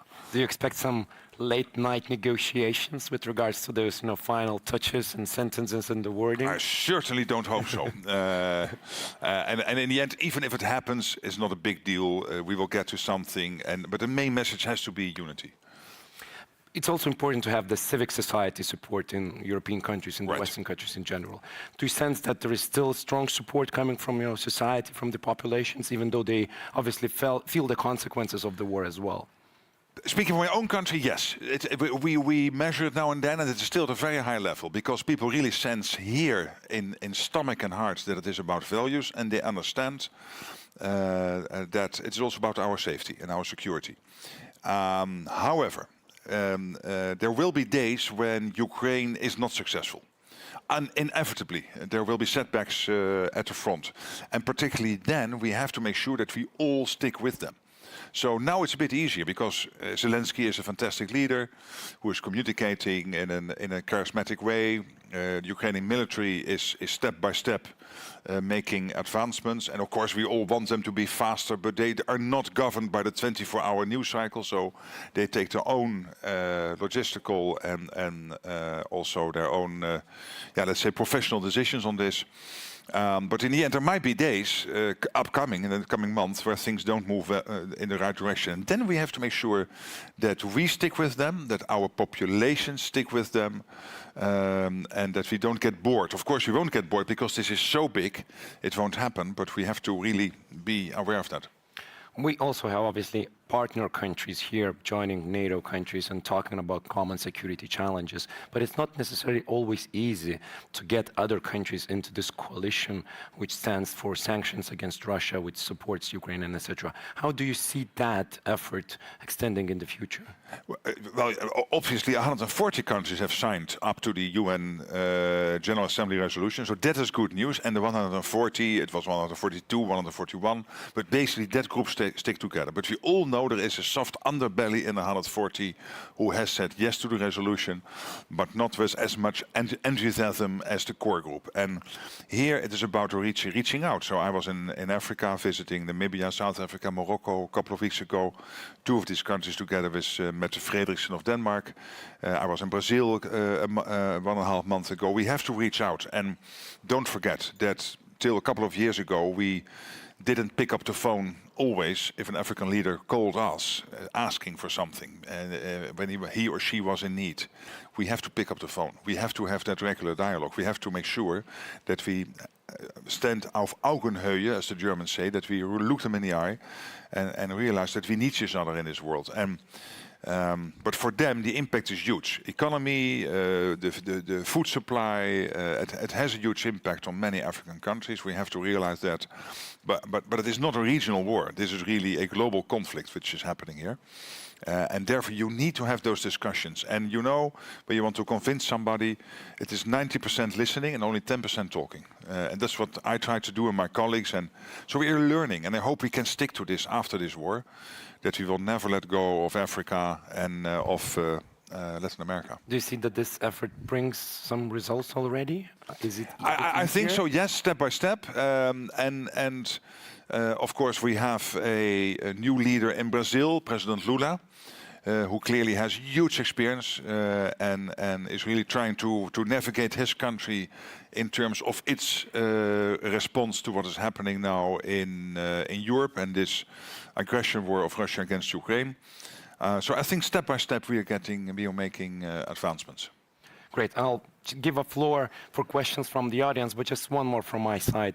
Mr. Prime Minister, it's also obviously very important that Russia is punished for what it did. And international law plays an enormous role in this. And the Netherlands take the lead in this. Could you explain us what kind of steps you anticipate in the nearest future in this regard? Yes, I was just discussing with the Prime Minister of Iceland because they're a staunch ally on this, and of course many others are. And The Hague is the international capital of peace and justice, and one of the 3 UN capitals next to Geneva and New York.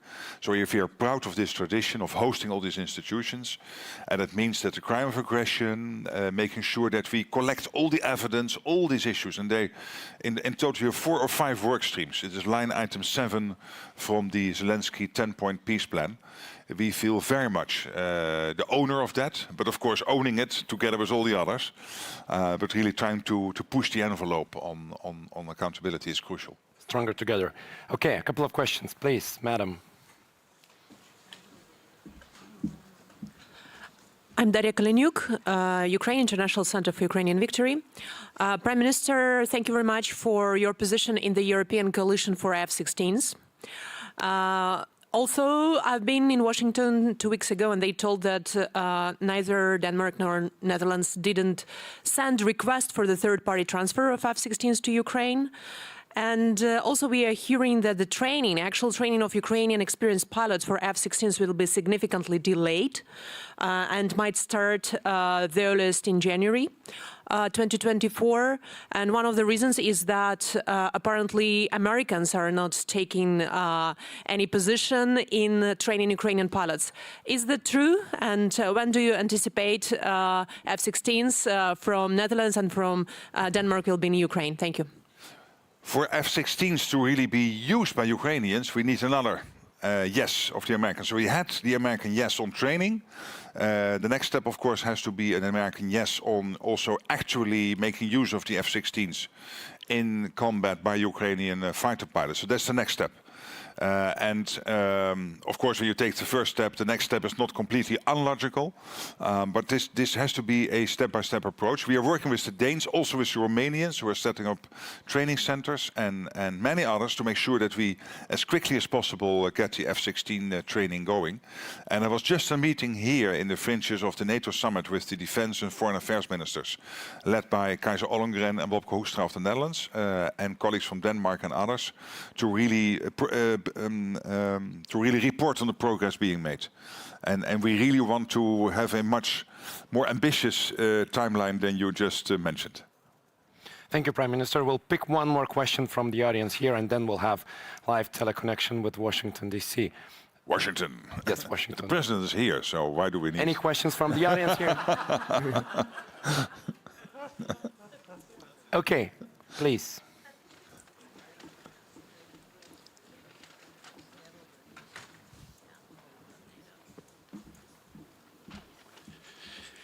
So, Mr. Prime Minister, maybe I'm the first Dutchman. Please introduce yourself. If you yeah. I am Alexander Moens from Simon Fraser University in Vancouver.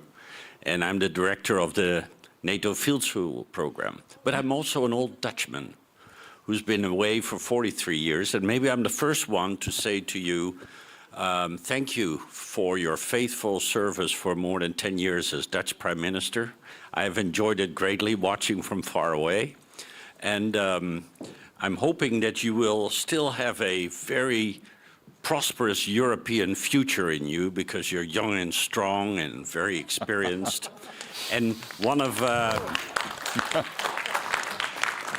I give you the 10 euros later. And this is a great audience, Prime Minister. Yeah, that's much appreciated. It's quite expensive all the way from Vancouver. But so one of those areas of great opportunity, of course, might come up next year when the current Secretary General may retire. And I wonder if you have any thoughts. No, I have news for you. He will not retire because he is now in Hotel California, which is of his own making. He is really now eating his own success. No, I think Jens will be here for the next 40 years. I have no doubt. And we'll have you on stage as an expert then maybe if you're out of politics. Okay, please, let's join our studio in Washington, D.C. Tajani, Senior Vice President of Strategic Engagement, GMF. Hello, guys. I know you have a question. Please, the floor is yours. Hello, thank you, Prime Minister. My name is Hotaka Nakamura. I recently graduated from Georgetown University's Security Studies program. I'm originally from Japan, which is sort of my impetus for my question, which is what can U.S. and NATO allies and partners in the Indo-Pacific learn from NATO countries and their response to the Russian invasion of Ukraine when or if they're confronted with Chinese aggression against Taiwan, and especially since you emphasize unity so much when it comes to fostering and maintaining unity. Thank you. Thank you. And I think I was in Georgetown in January at the university. It's a fantastic place, and what a great institution. Of course, we have here the leaders of, as you know, Japan, Korea, Australia, and New Zealand. They're all here, and we will have a meeting tomorrow. But I've had already a lunch with the Korean president, and I bumped into the Australian Prime Minister, whom I will meet tonight. So it's great that these leaders are here. And for the Netherlands, we are very active in the Indo-Pacific. With our Navy, with our Air Force. So we really try to help there and work closely with our partners in the Indo-Pacific. And the fact that NATO now has this structured dialogue with Japan, Korea, Australia, New Zealand is really a big step forward compared to, let's say, when I started in 2010 in this job. And we did not have, at least not at this level, that structured dialogue. It's difficult for me really to advise Asia how to organize itself in terms of its collective defense. I would say what is working in NATO, of course, at the end is the Article 5, that an attack on one is an attack on all. But this has its history, obviously, in post-war Europe and the post-war geopolitical situation where Canada, the US and European countries were confronted with a big Soviet, Russia and communist system. And so it is difficult to replicate those models. But if there would be one advice, and it is to have these regular meetings, to build the personal relationships, to make sure that these leaders meet regularly. The fact that on a first-name basis, in a very informal setting, okay, it's not so informal, but at least informal-ish. Here now in Vilnius, but and last time in Madrid, it really helps to make sure that that alliance is working and sticking together. And then from that basis you can strategize. But again, difficult for me to come up with a non-paid advice on how to organize yourselves. And just very quickly, in the end, is it going to be a very successful NATO summit in Vilnius, Lithuania, and also a very successful public forum as well? Yes, well, this public forum, of course, is a huge success. But it's not me telling that. So. No, but on this summit, yes. First of all, because there is now big progress on Sweden. There is now a clear pathway for Sweden to join the alliance, which is not only politically important, but also strategically and militarily. Because Sweden will really, because of its place on the map, but also because of its military tradition, will be a huge addition to NATO. So I'm happy for that. I think on Ukraine, the fact that we agreed on the three things I pointed out earlier, we will no doubt agree in the end also on the language in terms of the future NATO orientation of Ukraine. I'm very optimistic, and I think in Moscow they will think again we have not been able to divide them. They have so far been able to get Finland to join NATO, and Putin has been able to get Sweden now almost in NATO. So he is making progress, but it can be faster. Prime Minister, it was an honor to have you here. An honor to be here. Thank you. Thank you. Thank you.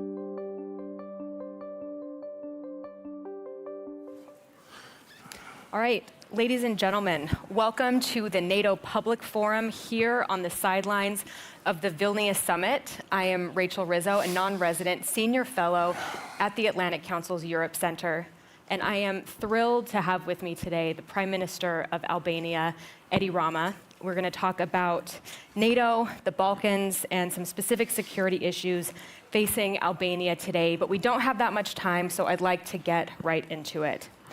You were expecting small people in these chairs, right? Exactly. We should have changed the chairs before you got on stage. Oh, it's okay. I'll let them know in the back for next time. Rishi Sunak, yeah. Yeah, exactly. Well, it's a good way to start, okay? So, Mr. Prime Minister, we can sit back like this. Make it a little comfortable. There you go. Like in the beach. Exactly. This is just like the beach. Yeah. You know, nice in Vilnius. Sir, you've been an outspoken champion of the transatlantic alliance and NATO in particular. You've also talked about tasking your Ministry of Defense to reach 2% GDP defense spending by next year.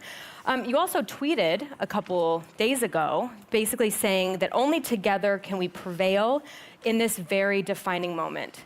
So we saw a moment of unity yesterday with Turkey finally dropping its opposition to Sweden's membership in the alliance. Are we going to see unity on display in terms of the language that comes out of this summit for Ukraine, or is the alliance going to look disunified? Your thoughts on that?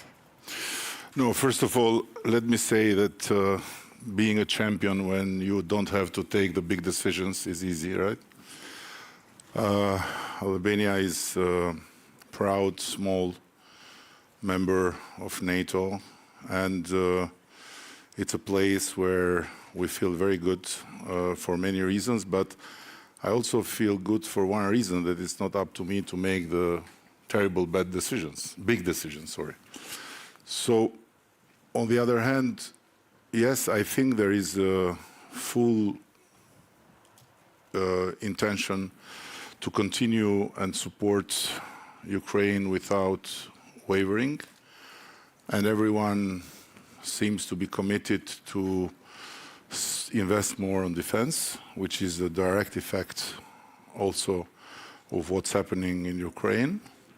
And for us, it comes very natural because we learned in the hardest way the value of freedom and democracy in the life of a country.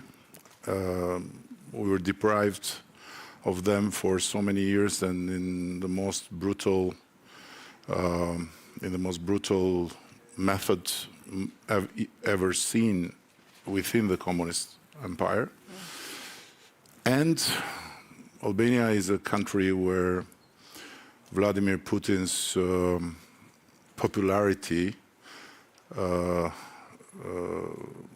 fluctuates from 0.7% to 1.2%.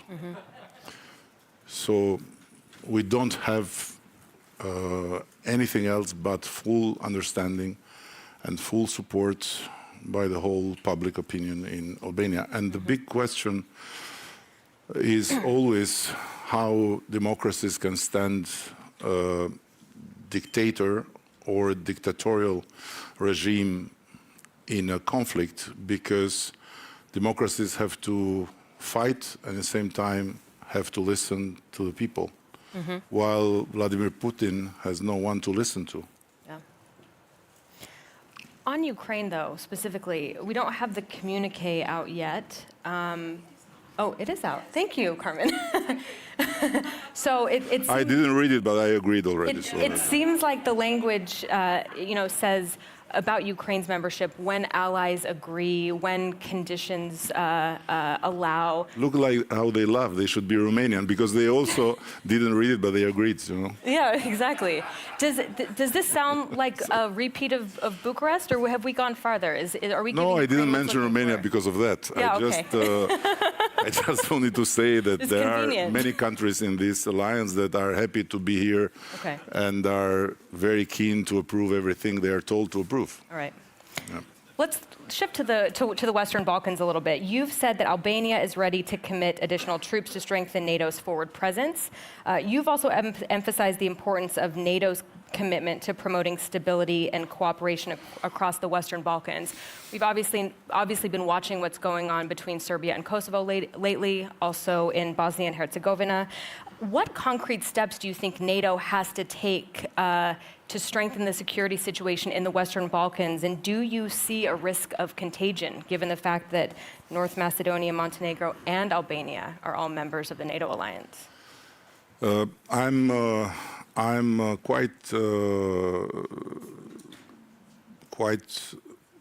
comforted by the fact that President Biden, in his address to the Council, touched upon this point, because the Western Balkan problem nowadays of security may be not in the same magnitude of the Ukraine huge problem, but is not as small as to be treated like it's irrelevant. And what's happening is really disturbing, especially lately, with northern Kosovo becoming really a hotspot, and with the threat of conflict becoming more and more obvious.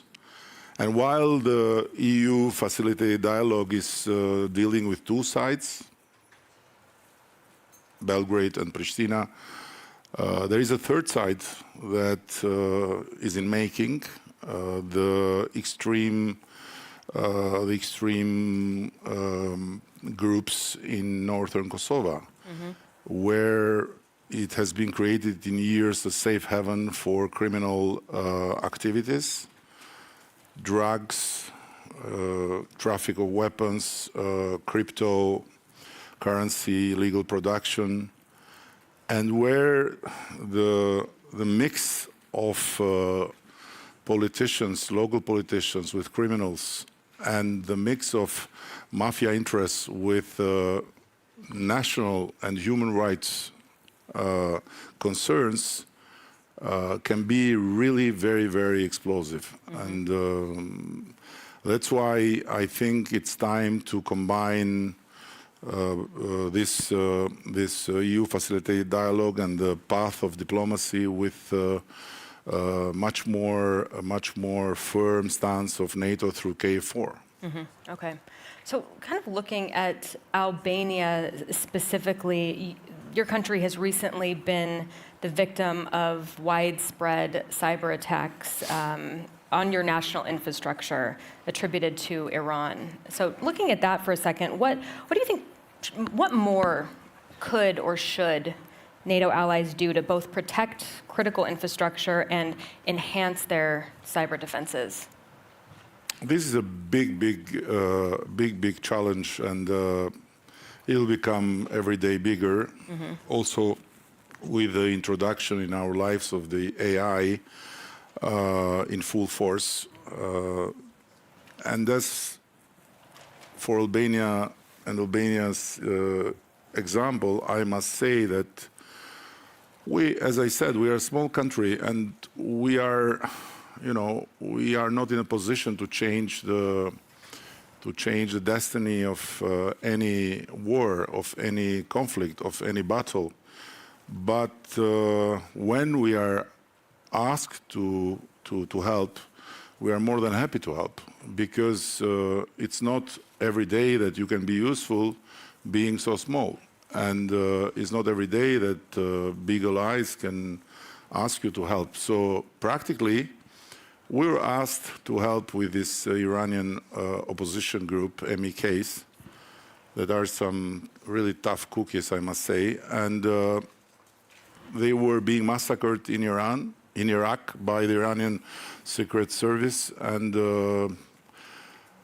so we were asked to get them in and to save their lives. And in saving lives, Albania has a history, as a DNA propensity, I must say. We were the only country in Europe with more Jews after the Second World War than before, because all Jews felt safe in Albania, and instead of leaving the country, they were coming in the country. And there is no one single Jew on record that has been delivered to the Nazis. We were very keen to welcome 500,000 refugees escaping Slobodan Milosevic ethnic cleansing in Kosovo. We opened immediately the doors to the Afghans after the mass in Kabul, and thousands of them came and were saved in Albania. So we did the same with these guys, and of course it's not the same in the sense of the risk, because they are opposition people, and although the agreement was very clear that they had to be in Albania to be safe and not to turn Albania in a political platform against the regime, things happened, and so we were under attack, big attack, cyber. Being very advanced in digital services, we practically rank among top countries in Europe for offering service online to citizens. We were vulnerable, and to strengthen our cyber defense, we need more money from the Congress and the Senate. But, you know, when it's not anymore in the news, it's not anymore a problem sometimes. So the problem remains with us. We are trying to do everything to strengthen our cyber defense, but it's not very easy. Do you see meaningful steps being made in that direction, though? From U.S. side, you mean? Yeah. You said you needed money from Congress, support from Congress. Is that happening? It depends what you call meaningful, but I would say we are on record, right? Yeah. We are being watched, right? Yes. No, they are not being fully supportive in that as much as we would wish. Let's say it, and then they can do whatever they want. Okay, that's a good answer for on the record. Yeah. I mean, they can do whatever they want to me. Okay, well, fair. Before, we have an audience in Washington, actually, that's tuning into this, and we're going to beam over to them in a couple of minutes, add a little razzle-dazzle to the question and answer session. But before we do that, we have a couple minutes, and I want to talk about something that is also on the docket here at the NATO Summit that has been a little bit overshadowed by the discussion on Ukraine and Turkey and Sweden. But there's also been a lot of discussion about the relationship with NATO and the Indo-Pacific and NATO's partners in the Indo-Pacific. You have Fumio Kishida here from Japan, other leaders from the Indo-Pacific region. At the same time, you have China, I think, who's spending about 7.2% of its GDP on defense as the world's largest standing army, the world's largest navy. Do you see NATO's relationship with the Indo-Pacific deepening? Do you see that as a distraction, or how do you think that those relationships should develop going forward?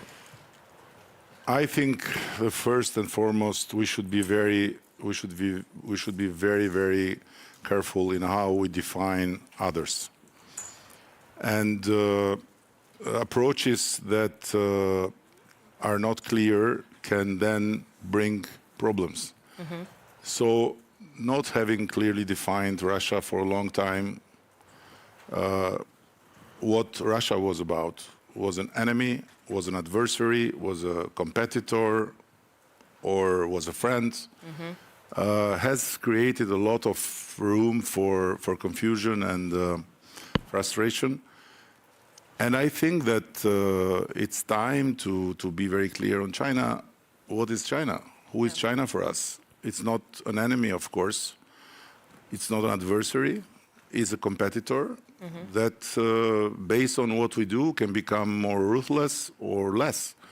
So, in the meantime, of course, we need to be well prepared, and we need to do whatever we have to do to get much more understanding and much more forces that join us to confront the future.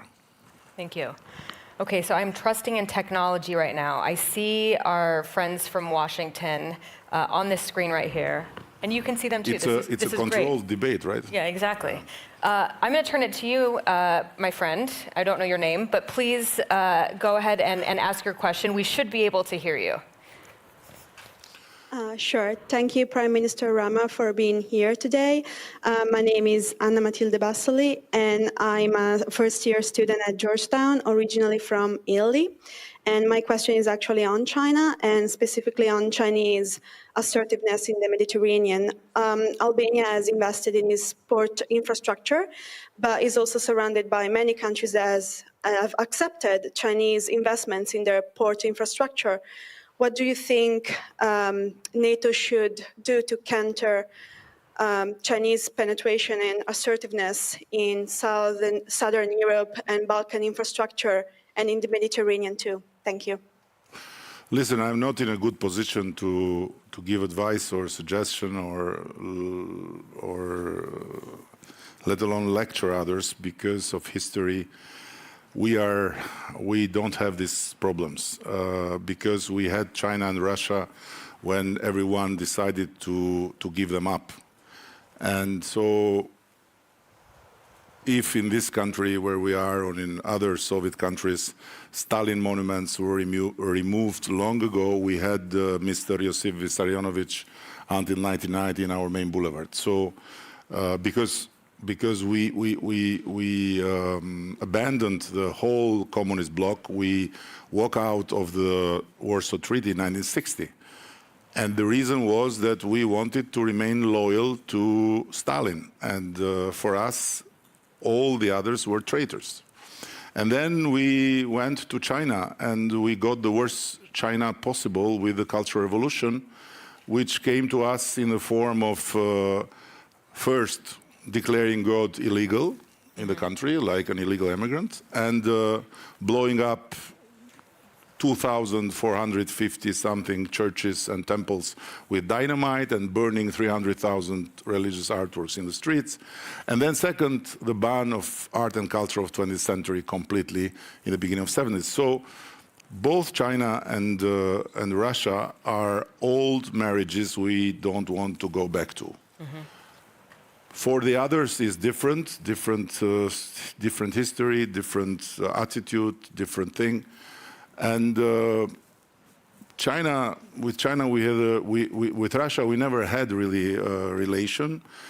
Just imagine that since 1990, when we got free, it never occurred an official visit of high level from Albania to Moscow or vice versa. Never.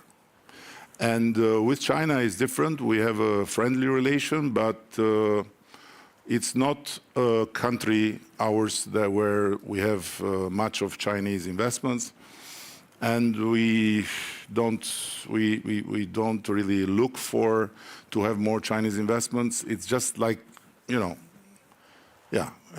I think I said it, old marriages you don't want to review, right? So. All right. Is there another question from Washington, or should I go to the audience? I don't see any hands up there, so I might.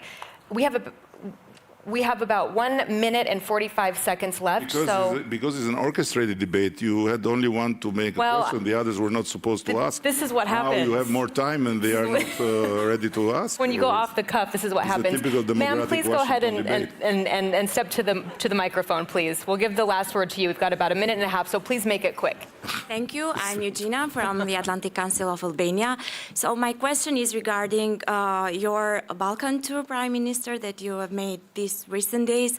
And it's about whether or not you are confident on the answer or the attitude of the European Union toward Western Balkan countries' membership in the EU. Thank you.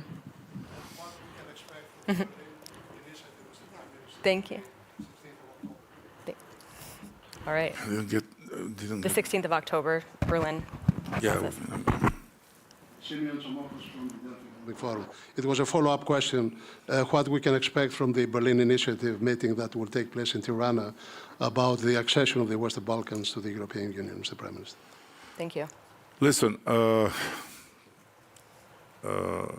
we suffered a lot, and we had a neurotic breakdown for some time because of not having the opening of accession talks.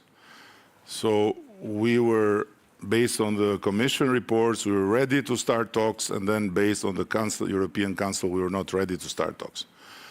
And we were like being told all the time that they wanted to marry us, but they didn't want to talk to us. And I don't know how this can happen. When the accession talks started, for us, that was it. Why? Because we wanted the accession talks very much as the unique know-how transfer of state building that you can find. If there is a difference between our country or our countries in Western Balkans that have a very poor tradition of institutions, that have been cursed by history in a very harsh way and have never had the possibility to build states, credible states, with countries that are, let's say, Iraq or let's say wherever. The difference is that we are blessed to be in the middle of Europe and to have the European Union, because European Union, as terrifying as it is in making you wanting to die from boredom, it helps you with a method of building institutions. And of course, this is not something that comes with excitement, right? You have to make homework. And this homework has to be done. So I always advocated that accession talks had to be open as soon as possible, and then membership has to come when it has to come. So no rush, no hurry. We need to learn to drive the car with all different speeds and not cry to have a driving license before we know how to drive, because then we crash, and then we crash others, and then there is frustration and so on. In the meantime, I think that the time we live in needs a different approach from the European Union in terms of doing more to get the Balkans integrated. First of all, doing more financially. What happened during this crisis, practically has widened the gap, the convergence gap between us, the Western Balkan countries, and the European Union. And guess what? Based on a very simple calculation of the money that have been distributed among the members, our neighboring countries that are part of the EU have got, with all these packages and all these contributions, to overcome pandemic, to overcome the energy crisis, to overcome this and that, something like 4,718 euros per capita. We have got 132 euros per capita. So this cannot go on anymore like this. So some pre-accession funds should be structured. Some more political participation should be structured. And then this has to be combined with the reform in the European Union, because the decision-making in the European Union is already a mess. So they are already not able to make all decisions with 27, right? Adding 6 from the Balkans, who are bringing a lot of enthusiasm and joy, but not a lot of patience, will not make the decision-making process more easy, I assume. So it should be a combined thing. But to conclude, we can say whatever we want about the European Union, but one thing is sure. Without the European Union, we would not be able to do 90% of the things we have done in the last 30 years. And without the United States, that also have their own problems, of course, and we can also say whatever we want, we would not be able to survive as Albanian nation. So if we are today so well placed that we have so much progress tangible, not only in Albania, but free, independent Kosovo, full participation of Albanians in the North Macedonia political and social life, Albanians in Montenegro being well represented, and by the way, 6 Balkan countries, 3 Albanian prime ministers. Of course, something might be wrong, but it's good. So I think that we should really never forget that we are blessed to be in the heart of Europe and to have these two big strategic allies, United States and European Union. And of course, after making the homework during the day, in the evening we can make fun of them. Because without the fun, Western Balkans would have been dead long ago. It's a good note to end on. Prime Minister Rama, thank you for being with us.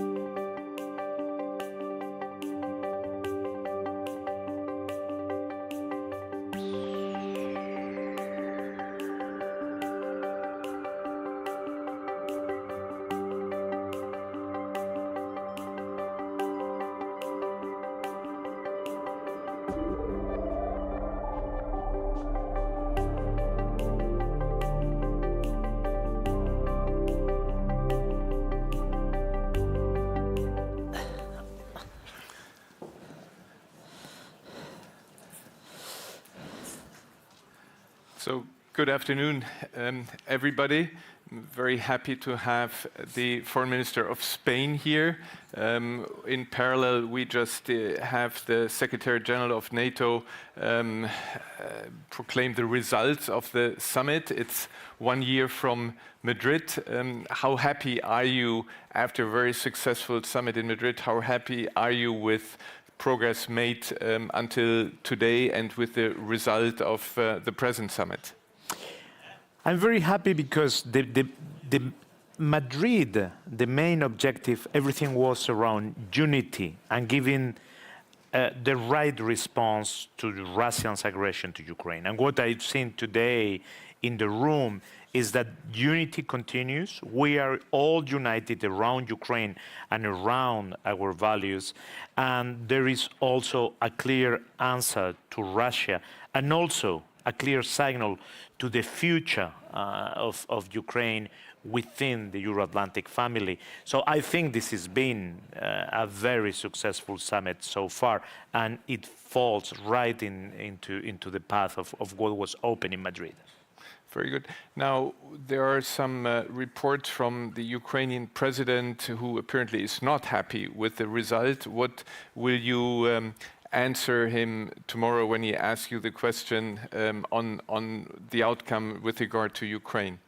First of all, we will be very happy to see President Zelensky and his team here in Vilna tomorrow. The President of Spain inaugurated the presidency of the EU precisely on July the 1st, going to Kiev to put that stronger signal. These are very complicated and complex times for Europe, and especially complicated for Ukraine. So I can understand the mood. But I think that so far from what is getting out of the summit, there are several steps forward that we are doing the homework to welcome one day into the Euro-Atlantic family Ukraine. There is going to be the help to make a transition from, if I can call it that way, a Soviet-type army to a NATO-type army. There is the avoidance of the action plans, which makes shorter, faster the integration of Ukraine in NATO.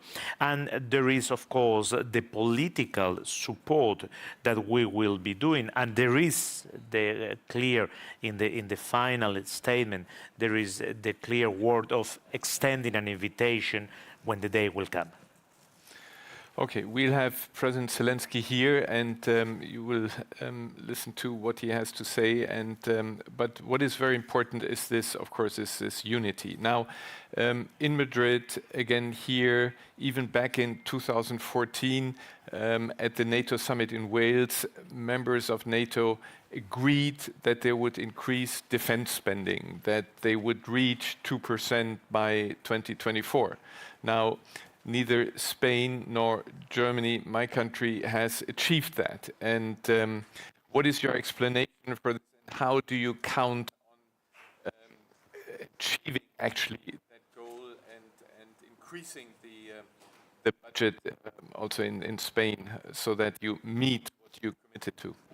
The commitment is clear, 2%, and the target of the timetable is clear as well. It will be in 2029.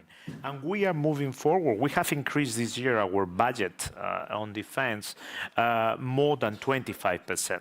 So what we are doing is we have put a timetable with a clear date at the end, and we are moving year after year. But we have also taken into consideration that what we do in NATO is not only cash, there is also the commitment. Spain is very committed to the security of the eastern flank. Here in the Baltic countries, they know it very well for the air patrolling that we are doing. We are increasing our presence in Romania. We are going to try to lead in Slovakia.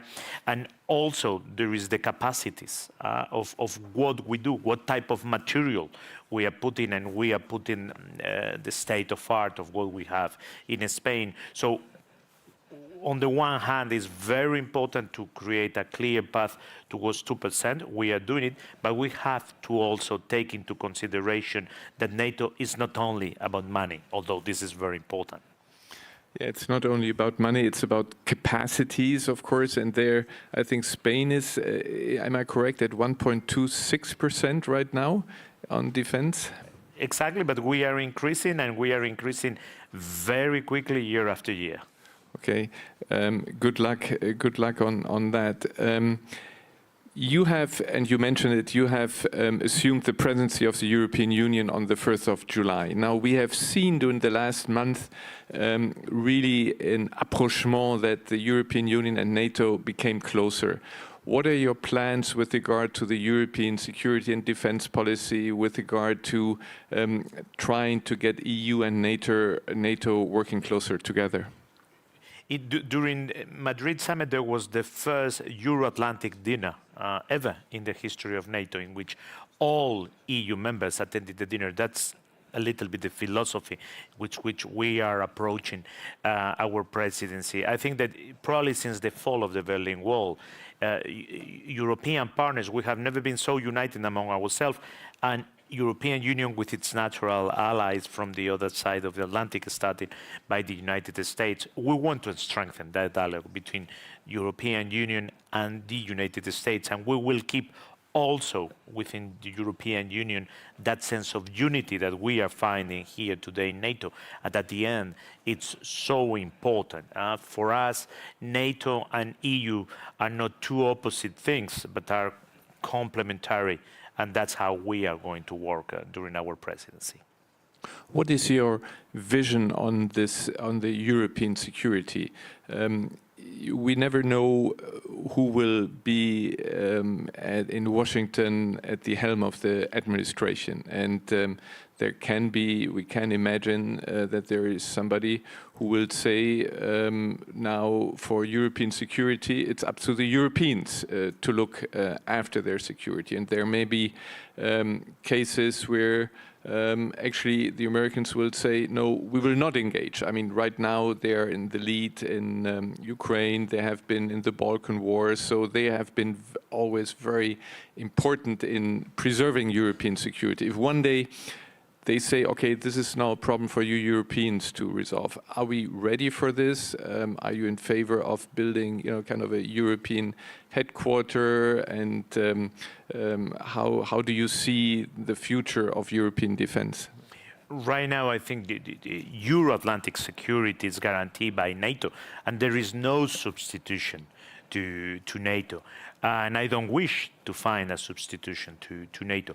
But at the same time, the Spanish government really believes in European defense, being a strong pillar of NATO, and at the same time being capable of acting autonomously if need be. Today, this goes, and during our presidency, this will be an important part of what we will do in our working program. We have to have a better integration of our defense industries. And I don't know what will happen in the United States elections, but definitely the Spanish government feels very comfortable with an administration such as the Biden administration. We have worked very well, bilateral at a European level. Well, this doesn't fully respond to my question, but I see your point, and one has to admit, I think with President Biden, we have somebody who is extremely close in cooperation with Europe, and we are very lucky that we have him as a president. Now, can I ask you something which is very dear to Spain, has always been dear also within NATO, and that is this 360-degree angle that you have, 360-degree approach that you have to foreign policy, to NATO, foreign policy as well. We have been concentrating on the eastern flank, but there's also a lot of fragility in the south. Is this something you're concerned about? Are you happy about what the alliance is doing in this respect? We are very concerned, of course, about that, because we are southern flank, part of the southern flank of NATO, and of course the security concerns of all the allies must be taken into consideration. We were very happy, and we were leading the efforts to introduce a strong southern flank paragraphs into the strategic concept of Madrid. We are very happy that they are there. We acknowledge that the main threat, the most important one, the first threat today, is coming from the eastern flank, and the Russian aggression to Ukraine puts a lot of pressure. But nothing indicates that tomorrow that couldn't happen in the southern flank, although today we don't have such a present threat. But things such as terrorism, or the hybrid use of irregular migration, or of gas, as we have seen in the eastern flank, could very well happen tomorrow in the southern flank. So for all those reasons, it's very important, first, to be ready for that within NATO, and second, to reach out and to find partners in the southern flank so we can have a political dialogue and also a better understanding. And how would you, seen from Spain, when you look at the southern flank, how do you describe the situation, and where are we with regard to identifying partners and working with partners on the south? We have to turn the Mediterranean into really a bridge. At the end, we must acknowledge that both sides of the Mediterranean, the northern side and the southern side, we must work together if we really want to tackle the main challenges. It's only working communally that we can do it. We have already good partners. We have Mauritania was invited to Madrid. Jordan on the other side of southern flank was also there. The Sahel. It's a real zone of concern. There is a lack of development. We have seen how democracy is rolling back in the last 10 years. We have crises. The last one is Sudan that are really worrying. And beyond, there is sub-Saharan Africa, and with a very young population, irregular migration, and many challenges. So that's how we should work, and so far we have, of course, Mauritania and Jordan. We must continue working with both of them, but try to find also new partners in the Sahel and try to make the Mediterranean really a common area and not an area of opposition. 20 years ago, I think you were still in kindergarten, we had the Barcelona process. Is anything left of that? Do you remember what that was? 20 years ago, I was already on business, but I look very young, I know. Of course, I remember how that was. And we are going to take advantage of our EU presidency to renew that process. We cannot just fold our arms and seeing every summer the Mediterranean being the grave of hundreds and hundreds of people that are just looking for a better future. We cannot tackle climate change or the pollution in the Mediterranean or economic development if we don't work together. So it makes more sense even today than 20 years ago. And 20 years ago, it was already something very important. We have to focus on really people-to-people and business-to-business program. That's what will work at the end. Yes, wish you good luck. It's very important. Now, since we are among friends here, nobody listens outside, can you tell us just a bit about all the ingredients that at the Council was of the deal you did with President Erdogan on allowing finally the ratification of Sweden's membership to NATO. So what are the ingredients there? We heard something about also accession talks with the EU. So what likely is going to happen on these different issues? There has been a bilateral dialogue between Sweden and Turkey for many, many months. So, of course, I don't know the details about that bilateral dialogue, but it looks to me that it has been very fruitful. And I think that at the end, there has never been a staunch opposition, a veto for Sweden to be part of the NATO family. It has never been the problem. And at the same time, all the security concerns of all the allies had to be met to allow a new member in. And I think that that balance has been found through this bilateral dialogue. And we are very, very happy to see soon Sweden in the family, as we have seen Finland. Yeah, no, I think this is really one of the big messages out of Vilnius, that this has been completed. This is extremely important. I look at the time, and we have 5 more minutes, and we see that our friends in Washington are still there. And if you want to ask a question, this is the moment. My name is Jan Gerber. I'm a student at Georgetown University, and I'm originally from Poland. And as you mentioned, Spain recently assumed the presidency of the Council of the European Union. And among the priorities are reindustrialization and climate change, and also strategic autonomy. So my question for you is, what is your vision for European strategic autonomy? And how can it be complementary to NATO and to Euro-Atlantic defense? Very easy question. All Europeans, after the crisis of COVID and also the social and economic consequences of the Russian aggression, we have rediscovered 2 things. One is the value of unity and solidarity, and the other one are our vulnerabilities. And we have to cover those vulnerabilities, because they are very close to things that are really important in the lives of our citizens: foodstuffs, energy, health. So the reindustrialization comes in order to do that. That doesn't mean that Europe is going to be a fortress. We don't want that. We don't wish that. Europe is an open society, and it must remain, above all, being an open society. But we must have a certain control on that.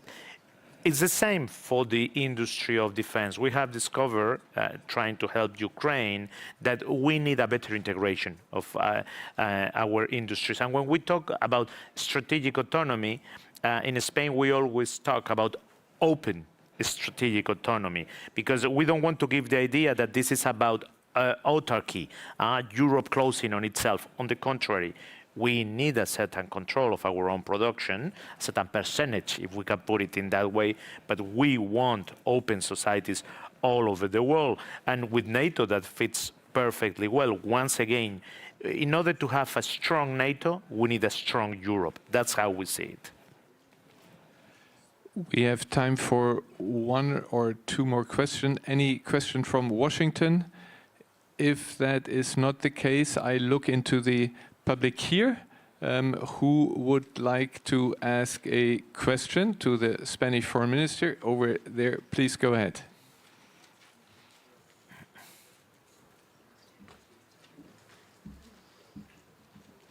Good afternoon. Buenas tardes. I'm Pau, also Spanish. My question would be about addressing basically the economic dimension of what we're talking about today, essentially, and about our complex interdependencies. And basically, in the fifth presidency of the Council in Spain, there are 2 pillars out of 3, which are green and digital, the twin transitions often called. But to make it possible, the strategic imports that we use to make them possible usually come from the big elephant in the room, or should I say the big panda, which is China. Lithium, hydrogen-enabled technologies, or the sexy word of the moment, semiconductors. So my question would be, now with the presidency, which perspective should the Council have on the risking from China, and which are the challenges that we may face? Thank you. We have to reach an agreement among Europeans how to relate to China. China, it's a big power. It's a military big power because of its population, because of the economic side. It's impossible to tackle global challenges that are absolutely existential, such as climate change, if we don't involve China. But at the same time, we ask China what we ask to all our partners, and it's a level playing field when it comes to trade. So that's how we want to relate to them, within a level playing field. Thank you, Mr. Minister. We have time for one more question. I think this has been the most efficient and effective conversation all day here. We outlast you. No more question here. So we'll stop here. We'll thank you very much. Maybe since we have some time, can you tell us who will win the next Spanish election? Pedro Sánchez for sure. Okay. Thank you very much for having us.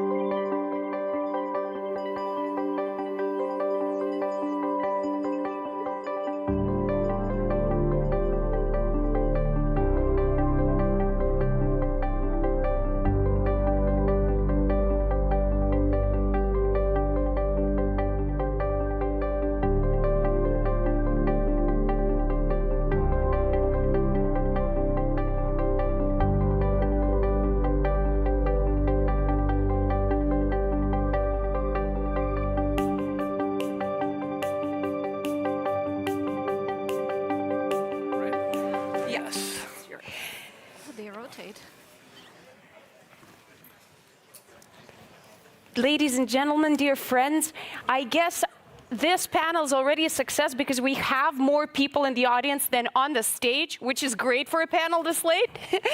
And on this note, welcome everyone.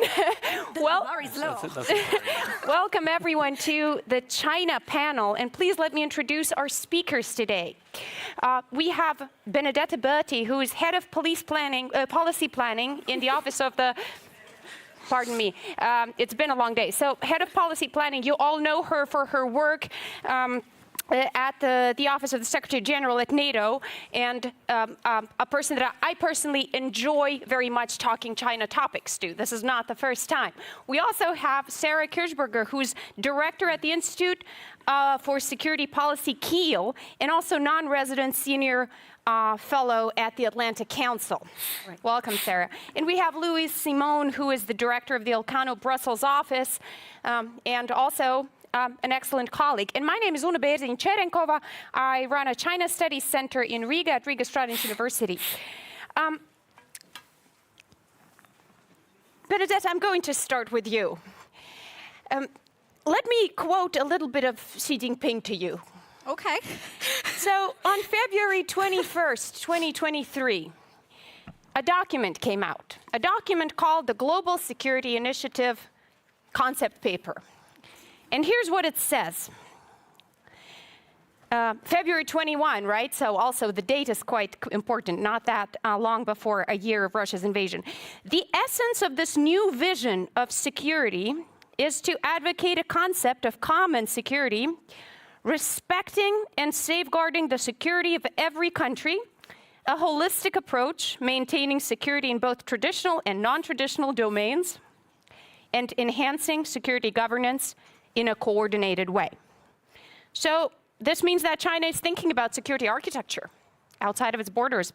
And this also means that China is responding to someone, right? And I think it's not a stretch to say that China is responding to the US, China is responding to the collective West, like-minded actors, and of course it is responding to us at NATO. So let me ask you, where are we on China? As an alliance and as individual allies? All right. Well, thank you very much for that question. And it's really great to be here at the end of what is, I'm sure, a very long and fruitful day of discussions. I think the question of China is really, really important because, well, for many years, NATO didn't deal with China, right? And the first time you have a transatlantic expression of where we are on the systemic challenge that China poses to Euro-Atlantic security is really a year ago with the adoption of the 2022 strategic concept. So maybe I'll start with that. I'll use that as a starting point in terms of articulating where are we in terms of both the diagnosis, so how the alliance sees the PRC, but also the prognosis, what we're thinking to do together as allies through NATO. So on part one, the diagnosis, I would say that I think we've come, there's been a step change in terms of how allies have come together in understanding what are the parameters of this, let's call it, systemic challenge posed by China, right? And if you look at the strategic concept, I think that the context is articulated very clearly. We talk about the most important trend shaping the world being the rise of strategic competition. And of course, that's really strongly related to China's rise in the world, its stated ambition, its coercive policies. And that challenge is articulated in very different forms. One is, of course, the fact that we see more and more assertive authoritarian actors, and this is a pushing back against the rules-based international order. And we see Russia and China very much at the forefront of that authoritarian pushback, whether it's about hollowing in existing institutions from within, creating parallel institutions from without. But I think the broader trend is one of proposing an alternative model to the liberal democratic rules-based order, and that is an authoritarian model of governance. As NATO in the strategic concept, we recognize that, and we also recognize that that matters to us because, well, NATO is a bulwark of the international rules-based order, and I think the transatlantic community as a whole, its security, its prosperity has been underpinned by that order. So threats to that order, challenges to that order, also a challenge to our security. So that's the mega trend, right? But the strategic concept also says it's not just about the PRC's and together with Russia pushing back against the rules-based international order, it's also about competition across domains and across multiple tactics. So from the kinetic to the non-kinetic, and we need to look more closely at cyber operations, other hybrid tools, economic coercion, disinformation. When you put it all together, it's also something that profoundly affects our security. And the strategic concept says security, values and our democracies. And then, of course, there's also this, I think, growing understanding that in a world of strategic competition, really threats are global and security is global. And that's one of the reasons why, and I'm sure we'll talk about this more in the panel, why we're looking more closely at security developments in the Indo-Pacific and saying, well, actually what matters in that theater really directly affects the Euro-Atlantic theater and vice versa. So that's a little bit about the prognosis. I'm sure we'll talk about more about what we're doing about it, but just in a nutshell, well, first of all, the role of NATO has been over the last few years since we started this work in 2019, has been to get to a closer point of transatlantic convergence, because to have shared policies, we need to have shared assessments. So NATO is a political platform to really discuss what the China challenge is in depth and understand its implications. Another really important area of work has been how do we build resilience in our physical infrastructure, in our digital infrastructure, but really more and more broadly thinking about the resilience of our societies, and more thinking through economic security and what does it mean to mitigate strategic vulnerability and lower one-sided dependencies. And finally, in terms of standing up and supporting the rules-based international order, we're also strengthening both political dialogue and practical cooperation with our Indo-Pacific partners. I know that you have a lot of questions, and I'm really looking forward to hear to the real China experts, so I'm going to stop here. No, certainly, this was very comprehensive, and let me take the liberty of picking out certain keywords from what you said in regard to Sarah's research. And I'm going to zoom in on the Russia-China relationship. Now, something that you mentioned as well as a worrisome trend. Right now, yesterday, basically, Russian top politician Valentina Matviyenko visited Xi Jinping in Beijing. He reiterated again I have a quote for you too, Sarah, of course. The development of China-Russia relations is a strategic choice made by the two countries. You have a book out that you edited that has been, I think, downloaded hundreds of thousands of times by now on Russia-China, I checked. Okay. What should NATO prepare for, regarding this relationship? And of course, where does, China's position on Russia's aggression come into our reckoning? Thank you, Una. It's a fantastic question, because what we're seeing is a very interesting case study, basically, how this proposed quasi-alliance of Russia and China has now been impacted by the war on Ukraine that Russia started in February 2022. And a lot of people have been wondering about China's behavior in that situation. Some have been arguing they are not really supporting Russia, so this so-called alliance is really nothing. Others have been pointing out how China has really been enabling the aggression in the first place by giving basically Russia the assurance right before, I think that was on 4th of February, when they gave this joint declaration of their limitless friendship, that basically China assured Russia that its market would be able to absorb all the exports, for instance, of energy, but also of grain and so on, that might come under sanctions. So Russia would not have been, you could say, economically viable anymore if Russia had not had this alternative to turn to China. So there are different perceptions on that. And I believe it's important in this particular question how to assess China's role in this war and its behavior towards Russia. One thing people tend to completely overlook is China's own relationship with Ukraine, which is a very decisive factor in this whole equation. It tends to be completely overlooked by many people. The fact is, China and Ukraine have also a very long-standing and also highly strategic relationship, particularly until the Maidan revolution. 2014 changed things a little bit, you could say, also the Crimea annexation. But before that time, Ukraine was a very, very decisive partner for China, delivering, for instance, highly sophisticated military technologies to China that Russia was not willing to give to China, including, for instance, an aircraft carrier, and helping China finish it. Just the tip of the iceberg. So there were a lot of things that came from Ukraine to China. So China actually owes Ukraine a huge debt of gratitude. It would, in fact, not actually have a blue water navy to field today if not for these systems. So let me just list gas turbines for large warships, license produced from Ukraine in China. Then they have phased array radar systems for large warships. You need them to defend against air threats. also that came from Ukraine.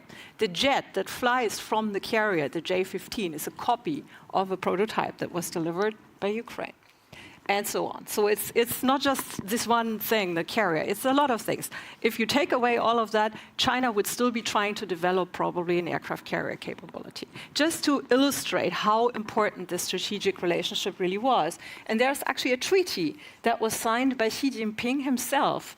On 5th of December 2013, Xi Jinping signed this treaty with Ukraine. It's a friendship and cooperation treaty. It contains actually something like a security guarantee. It's more strongly worded than the Budapest Memorandum. And it also has a clause that says that both governments have to immediately hold consultations in the event of a threat to either country's territorial integrity. So Xi Jinping not holding any talks with President Zelensky for over a year is already a clear breach of Article 7 of that treaty. So you have to take this part of the equation into consideration to say, okay, China has actually been supporting, in my view, Russia as much as it possibly could without damaging its own interests and its own position in the world too much. Because had it thrown Ukraine completely under the bus, what kind of example would China have basically been giving to other partners, for instance, in Africa and other countries in the world? So this is the one thing. Now we have the war developing in a quite unexpected way from the point of view of both, I think, Russia and China. So China has been looking at this and has probably been very confused by this Russian inability to score a quick win against Ukraine. And this has, of course, led to some reassessment. So we can only guess what exactly that means for China, but they are going to study the failures, the military problems that Russia has encountered, also deducing what China needs to change, to adapt. And also they've probably been studying the way the Western world reacted. And one thing that worries me in particular, and that will be my last point, our reaction in terms of self-deterrence, how we reacted to the nuclear threats by Russia. I think that is something we tend to forget, the signals that we send to China, how effective it can be to use a nuclear threat to deter outside intervention in such a conflict. This is one thing that we also need to consider. We will definitely return to the lessons learned on all sides, because that's a fascinating topic. But I just can't pass up on the opportunity. Now, Luis, you were behind, you were organizing the NATO Summit in Madrid. So, given that this new wording is rooted in the documents coming out of Madrid, how would you, as a think tanker, as a researcher, answer the question that I posed to Benedetta there? How can you react on where are we on China as an alliance and as allies? Thanks, Una. It's a pleasure to be here. And I think Benedetta did a fantastic job in terms of laying out the sort of locating China in the NATO conversations. Building on what she said, I would perhaps try and unpack some of the things that she said. I think I would distinguish between sort of three levels of analysis when you're looking at the NATO's conversation on China. The first would be the global one. You know, this whole notion of China as the only country, certainly in US national security language, but also in NATO language, that can pose a sustained, multidimensional, systemic, you pick your attribute, challenge to the international order. You call it rules-based, liberal order, but the bottom line is that it's an international order that still by and large reflects transatlantic interests and values. And the second element of the China conversation, I think, relates to the fact that China challenges also Euro-Atlantic security, which is, of course, NATO's core business, in a number of ways. Some of them are sort of more direct. I mean, think, for instance, of the fact that China has global reach, naval, ICBM, cyber, space capabilities that are not sort of geographically bounded. And also the fact that there's that we see Chinese vessels and military assets in the Med, in the Baltic, by way of exercises, visits, and so on. And then there's also a component that is also quite present in NATO language, which has to do with Chinese holdings of critical infrastructure in Europe.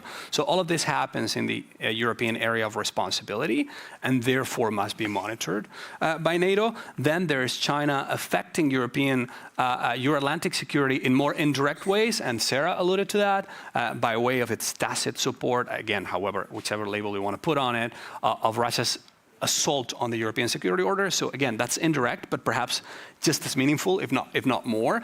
And then there's a third level of analysis, which is perhaps the less direct in terms of affecting NATO, but in my view, probably the most important one, and has to do with China's challenge to the Indo-Pacific security architecture, to go back to what Benedetta was saying, right?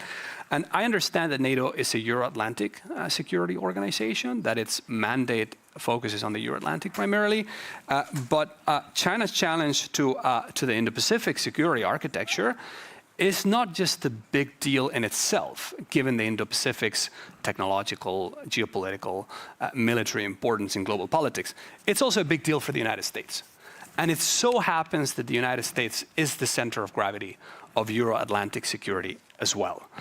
So if we consider that US military resources are limited and that Indo-Pacific developments can have a significant, even critical impact on US resource planning, military planning, and so on and so forth, then we should come to the realization that Indo-Pacific developments can have, yes, an indirect, but nonetheless a huge impact on Euro-Atlantic security, right? So in my view, this is far more consequential than the fact that Chinese ICBMs can reach Europe, or the fact that you have Chinese vessels popping up in the Baltic or in the Med every now and then.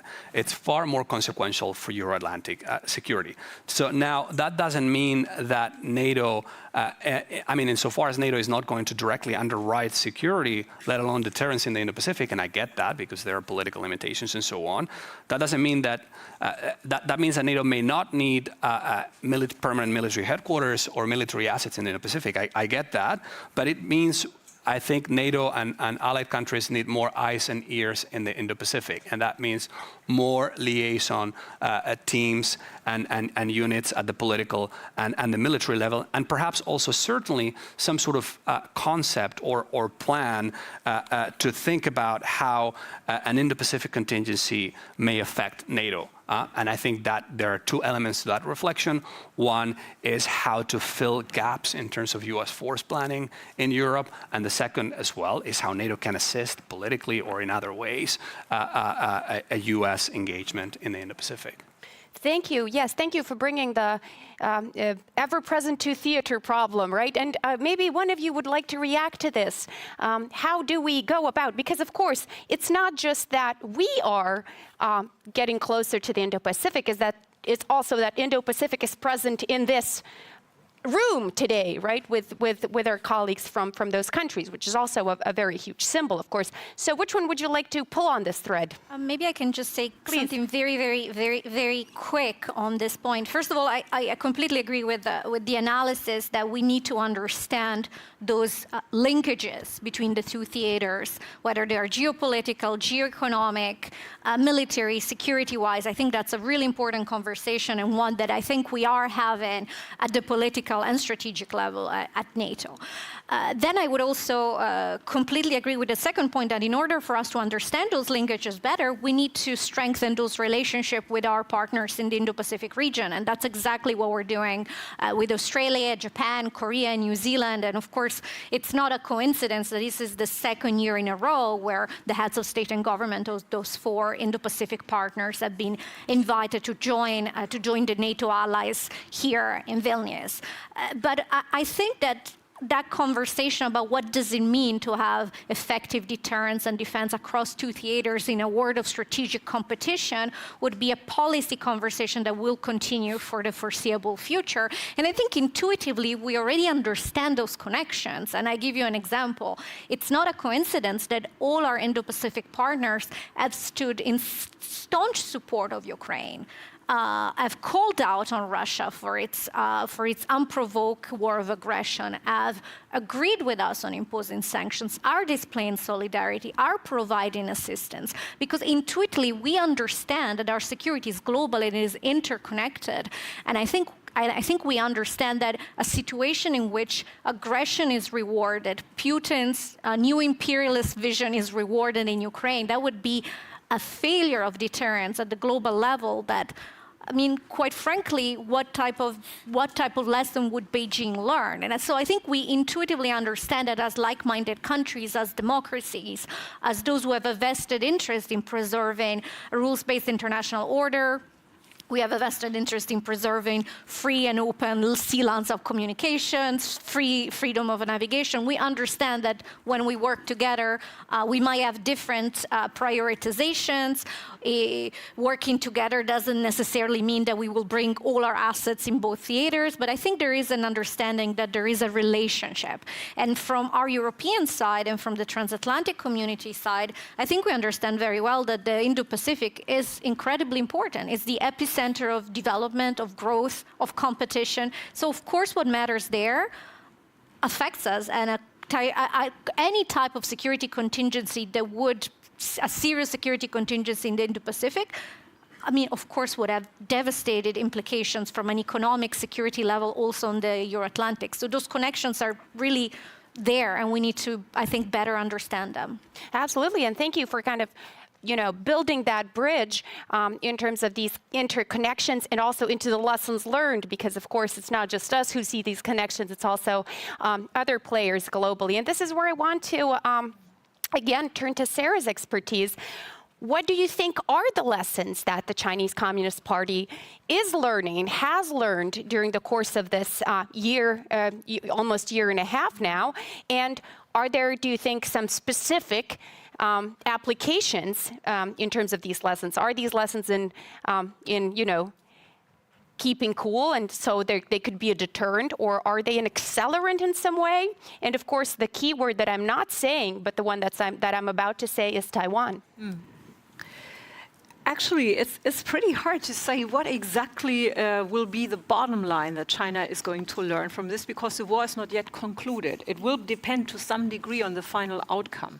Whether Putin gets some sort of reward after all, keeping some occupied territories, for instance, or whether there's an actual Russian defeat. So that would send a pretty strong signal of deterrence to any risky affair in terms of warfare. But we do not know what the PLA exactly is learning. I think my guess is, from looking at the signals coming from China, there is now more hesitancy probably for going rogue and trying something rash. So there were a couple of analysts in China arguing, even before the war, that a quick surprise action might be successful. I think this has maybe is now met with some skepticism. There were some signals that some hawkish thinkers in China have become a little bit more cautious in terms of maybe let's not overplay our hand and go down that road that we can't turn back from. But on the other hand, I think they are also learning about some vulnerabilities on our side. And looking at the different geographical setups that we're facing, with Taiwan as an island versus Ukraine as a huge country in the middle of Europe that has land borders, supplying Taiwan in the event of a blockade would be very, very difficult, if not impossible, actually. So what we're doing with Ukraine right now, bringing in supplies, arms, through, basically the railways, that's just not possible with Taiwan. So whatever weapons you want to bring to Taiwan, they had better be there and ammunition before anything starts.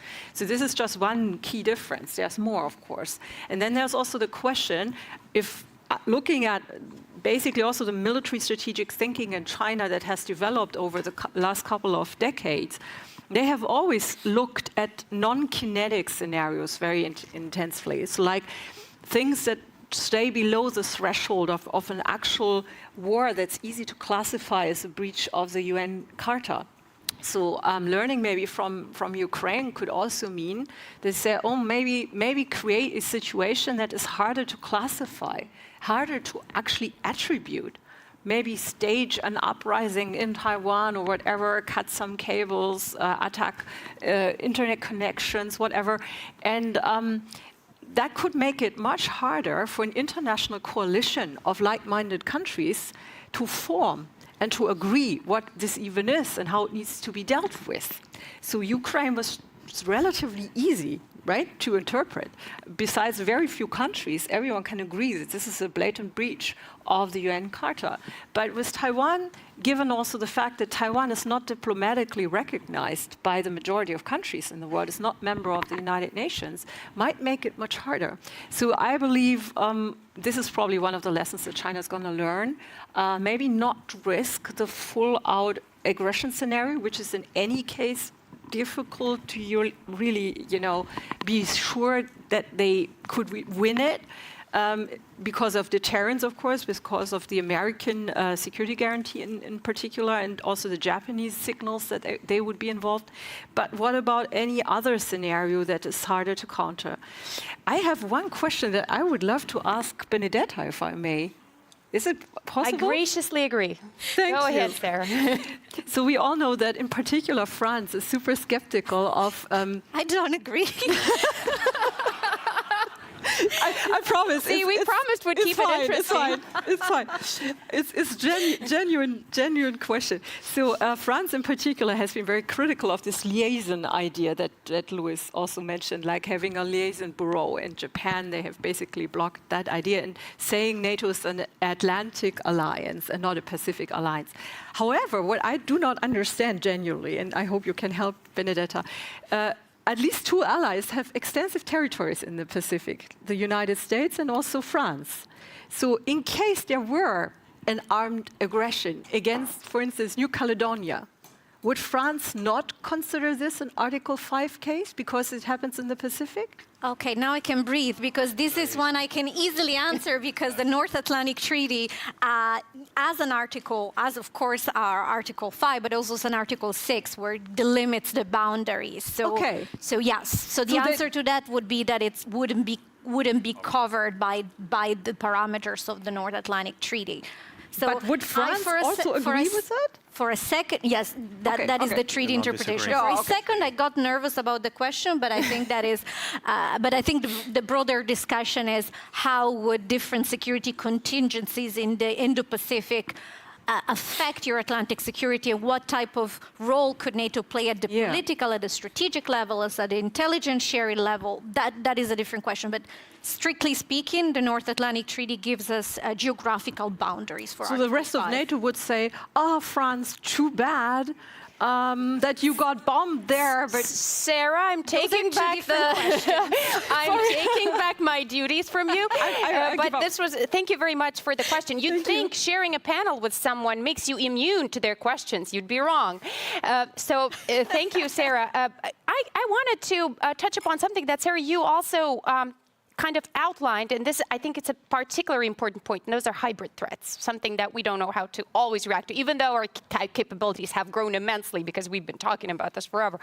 Louis, I'm going to, but since we have actually a lot of questions online, which is great, I guess it's an interesting topic, I'm going to pack it together and ask you about hybrid threats if you want to talk about them. In this context, and also a very interesting question here. With the growing presence of China and Russia in Africa, particularly in the sub-Saharan region, do you think that the energy security of Europe is at risk? Because that is also hybrid threaty, quote unquote. Yeah. No, I think that's a very good question, and I think just as it's important that we start looking at China and the Indo-Pacific in a NATO context as they relate to NATO's top priority right now, which is strategic competition. And I think it's important that we also think about the South, and in particular Africa, from a sort of strategic competition frame, right? And we've seen Russia active in the Sahel, in other parts of Africa, and some of them operationally, in others diplomatically, like Northern Africa. So I think it's important that we look at the South, and in previous panels we talked about this, right? We talked about the different plans and how they relate to two threats that sort of intersect in many different ways. No, so I think it's important that we talk about that we think about the South from a strategic competition viewpoint. Mm-hmm. Thank you. We have more questions here, and that is a rare earth question. Who would like to take a rare earth question? The dominance of on rare earth elements in Africa by China would deprive NATO members from important raw materials required for its defense industry. What is being done about this? Is this being thought of?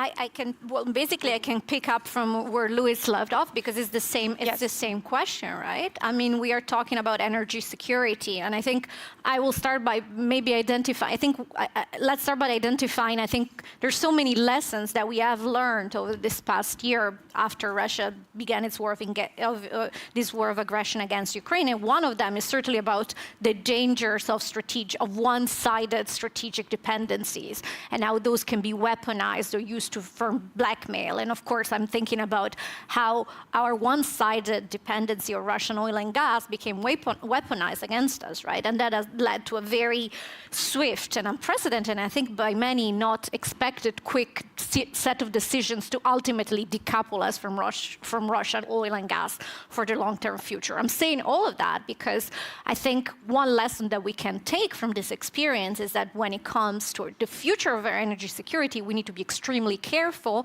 not to go from one set of strategic dependencies on Russia to another set of strategic dependencies, and this time on the PRC, and this times when it comes to rare earth minerals and all the other essential components for our energy transition. And we know we have very important climate goals to meet, and even as NATO, we have very much identified climate change as a defining challenge over time. So we know we have to meet our climate goals, but of course there is a important tension policy-wise in terms of how to meet our climate goals, wean ourselves off Russian oil and gas, do not import new dependencies, and that's really much a policy conversation that is occurring at the security level within the NATO platform for those allies who are also members of the European Union at the EU level, and you see multilateral, bilateral initiatives exactly to do that, to diversify, to invest in our own productions, to really think through our entire supply chain so that we can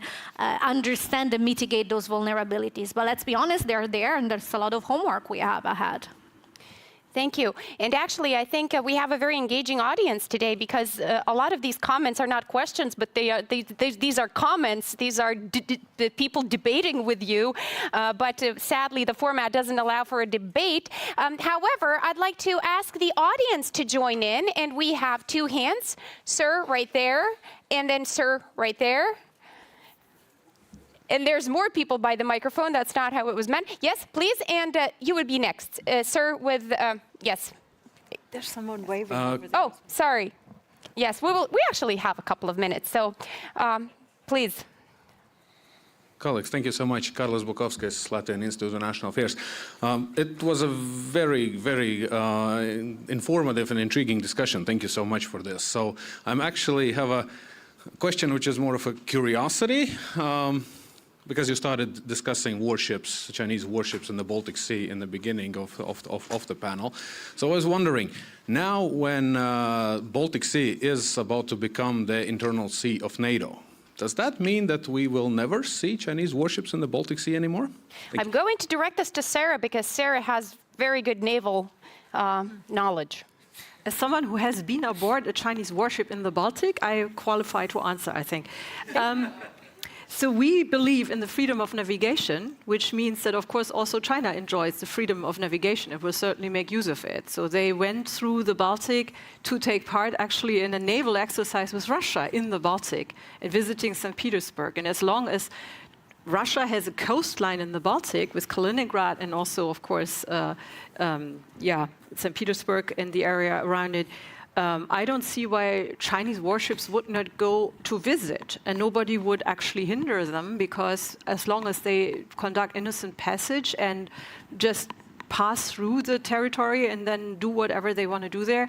It would be hypocritical, of course, to inhibit that and at the same time say we can go anywhere and, transit whatever territories we like. So I would say we will probably in the future also see it, but we have actually seen it only rarely. So there were not a lot of these Chinese visits to the Baltic Sea. I recall personally only 2, actually.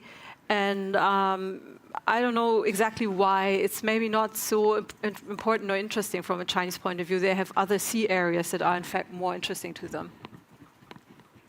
Well, the phrase NATO's lake has been popping up in the Chinese media lately. So, all right, please, sir. Next question. Thank you. Nico Segers from the Euro-Atlantic Association of Belgium. I'm also an alumnus of the Geneva Center for Security Policy. I'd like to pick your brain on subversive activities, 2 of them. I've had 3 in mind, I'll bog them down to 2. With relations to cognitive warfare. The first one, and also intellectual warfare in a way.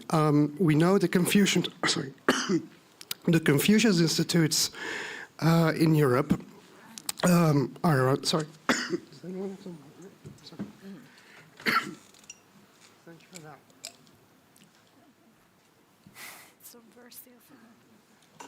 Thank you, must be the air conditioning. So with regards to the Confucius Institutes, we know they're around, but with regards to the effect on, let's say, the cognitive aspect of our citizens and how this might affect the viewpoints on China and China's global policy, what is the risk assessment there? Is it clear enough? Second aspect, a topic that is actually, I don't hear too much around it. It's also a very sensitive subject. It's the siphoning away of experts, let's say military knowledge through, maybe you've read in the cases of 4 of our allied nations, they're actually fighter jet pilots that have been lured away in a way and are actually providing lip service and training to the Chinese PLA Air Force. In the magnitude of, say, risks, I don't know how it's assessed, and if there is a collective allied response to it right now, and how that is viewed from the point of intelligence, lawmaking, but also policy. Is there a policy? I mean, is there thinking on the policy? Thank you. Thank you, sir. I hear policy, I look at Benedetta. You do. Well, very quickly, those are 2 separate but also incredibly interesting questions. Starting from point 1, I think that at NATO we've been doing quite extensive work exactly on mapping out what exactly does it mean when we talk about China as a strategic competitor or when we talk about Russia as a direct threat. What does it mean when we want to understand exactly how do they employ non-military instruments of power or they engage in activities below the threshold of armed conflict that either way we consider to be potentially harmful to our security. And that's a work that NATO has been doing for years, but especially this year there was, I think, a very substantial work on sharing intelligence and really looking at what is the array of tools that China uses in the hybrid sphere. And it's very, very broad. And of course, in terms of responses, depending on which tool, they're a different one, but it's from countering disinformation, and I'm sure this will be discussed throughout the forum, to really understanding and mapping what are our vulnerabilities in terms of our critical infrastructure. So there is a lot of work being done. Of course, a lot of the competencies in terms of the implementation of this work will have to be national responses or for those countries that are member of the EU at the EU level, but the NATO added value, I go back to that, is to have that platform where you can have the 31, soon to be 32 allies, share those assessments, understand those risks collectively, share those those intelligence assessments that put together, give us a comprehensive picture that allows us to really unpick what are the main trends when it comes to those actors. Of course, we're talking about the PRC today, but by no means it's just the PRC engaging in hybrid activities in our countries. So we're doing that work. I think that's as specific as I can get looking at the time. Thank you so much. And we had one more question very quickly. We have 1 minute, and I had another plan for the panel. Maybe, Luis, if you could take... A question to any of Marcin Terlikowski, Polish Institute of International Affairs. A question to anybody who would like to react.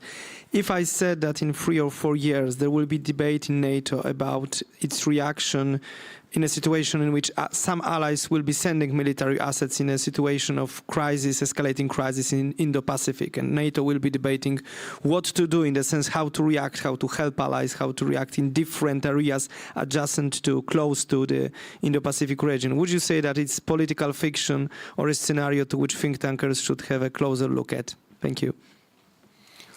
Well, yeah, I can take. No, I don't think it would be political fiction. It's very likely the United States, as I was saying, it's a treaty ally. So any contingency in the Indo-Pacific will have massive economic, political, and security implications for Europe. Not only because it impacts the international order and the rules and the norms that underpin international order, but also because it will affect massively the United States. And we've seen, I mean, the United States, if you look at U.S. strategic documents, I mean, there's been a debate, and we were talking about this earlier, and I see that we're running out of time, that it's some people saying that it's a bit of a false choice between the Euro-Atlantic and Indo-Pacific, and I think I would say that it's certainly not a zero-sum game for the United States, because upholding norms and rules, that's a global commodity, and it can affect, even if you uphold them in Europe, it can affect China's cost-benefit calculation vis-a-vis Taiwan, but there are also zero-sum dynamics. So it's not a zero-sum game, but there are zero-sum dynamics. That's why, and we were talking about this with Sarah earlier and other occasions, I think the concept of one theater, to me, is a bit problematic, because it sort of sidesteps a very important discussion about trade-offs and prioritizing. So I think we're talking about two distinct theaters, but that are connected.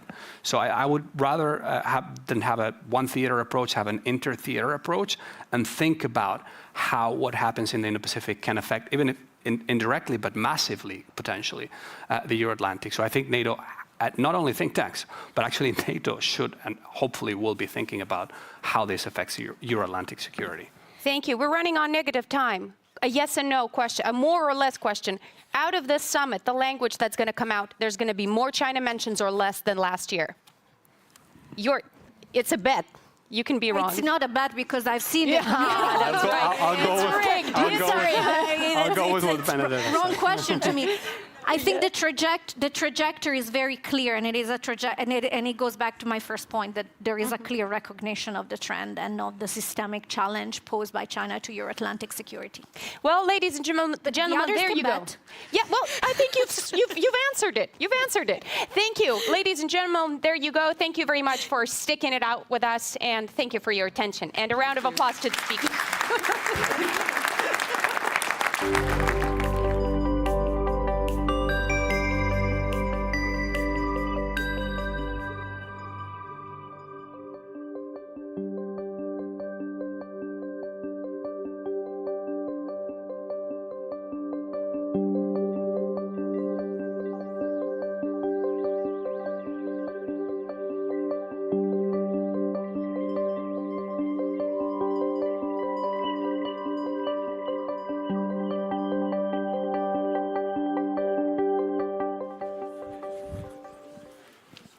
Yes, and to unpack our day one, and for essential takeaways, I would like to invite on this stage Robert Vaz. He is founder and president of GlobeSec, and Patricia Deinhardt. She is integrated researcher of Portuguese Institute of International Relations.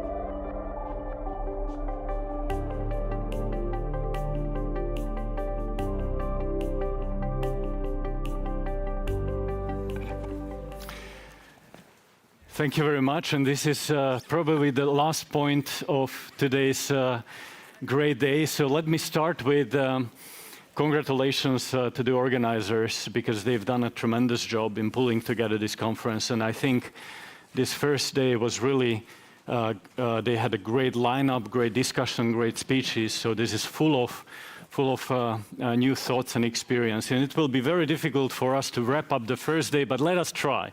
Let us try. I will have a few points of my key takeaways from this first day, although I cannot mention everything because we would stay here for another day.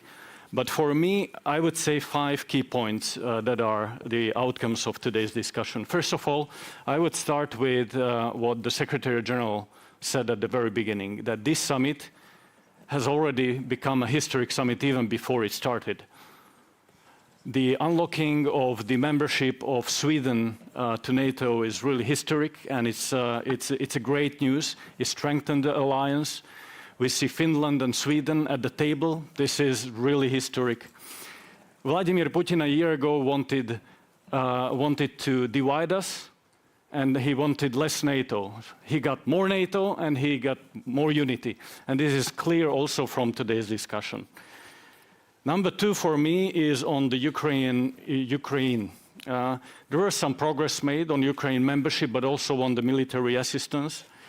And I think that Ukrainians deserve to become the members of NATO in the future, definitely, because they are paying by blood for something that we have taken for granted in Europe. And I think some progress has been made concerning dropping the membership action plan, concerning some practical military support. Germans have pledged tanks, French long-range missiles, but also on the political level, the NATO-Ukraine Council. So this sends a very strong signal for Ukraine, but also for the future membership. The number 3, I would say, is the deterrence. We see that what we see in Ukraine is the consequence of failed deterrence, because Vladimir Putin has miscalculated that we will not be strong enough to react on his actions. Well, he has miscalculated.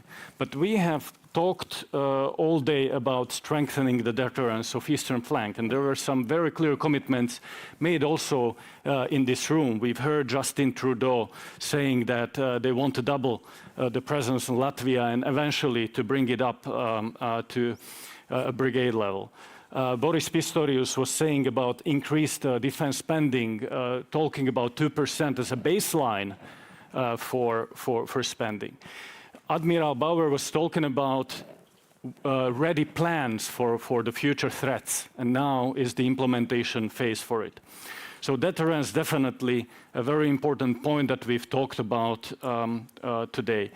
But the deterrence is not only in the physical space, but also in the digital space. And I think we need also more discussions on how do we increase the deterrence in the digital space. There were a lot of discussions, and this is number 4 for me, that this war that's going on in Ukraine is not limited to the physical space and is not limited to Ukraine only. Because what we have seen a year ago was not only an attack on Ukraine, but an attack on the very basic principles of European order. And Vladimir Putin has made a frontal attack on the very basic principles. And this war that he waged against Ukraine and Europe is going on physically in Ukraine, is going on in the disinformation and the information space, in energy space, in economy. And it is clear that we have to win at home in our countries in order to win in Ukraine. So this is very interconnected, and we are in front of a very complex challenge that we are facing. The 5th point for me, which is very important, is peace. There were talks about peace. And Garry Kasparov said that the peace has to have 3 elements: liberation, reparation, and justice. And I think there will not be a sustainable peace without justice, and if the war crimes will not be punished. This is a very strong message also from today. My final 2 points would be that this war that's going on our eastern borders is about the future of the West, because how we perform in the East will define the future of the international order. Either we send a signal to aggressors that they can get along with the aggression, or we send a clear signal that they need to play by rules. And so far, we have been very strong in sending the right signal, and we have to keep this unity for the future.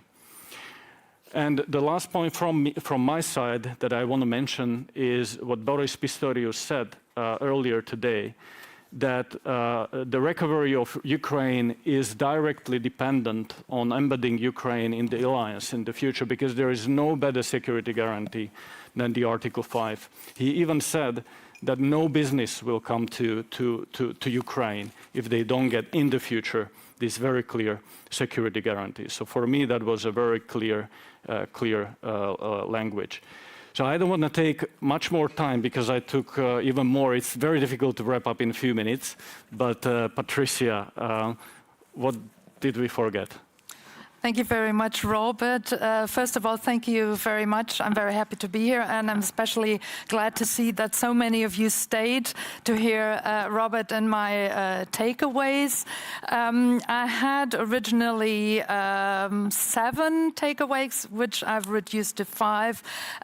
Inevitably, I'll pick on 1 or 2 of your points, because first of all, I would say it's been an historic alliance already since yesterday, with the welcoming, with the enabling and the green lighting by Turkey that Sweden would become a member. That's absolutely decisive to make NATO stronger, to make it, to enlarge it, and to change and enlarge the geography to the Baltic Sea and make NATO overall more secure. So that's the first important message which was discussed here today, and which is an acknowledgement of the strength and also of the unity of NATO. Secondly, and as you've mentioned it as well, that NATO adopted new regional defense plans. This is crucial, and it's been, in fact, the most comprehensive defense plan since the Cold War. So in that, the resoluteness of NATO to engage in strengthening NATO's defense and deterrence posture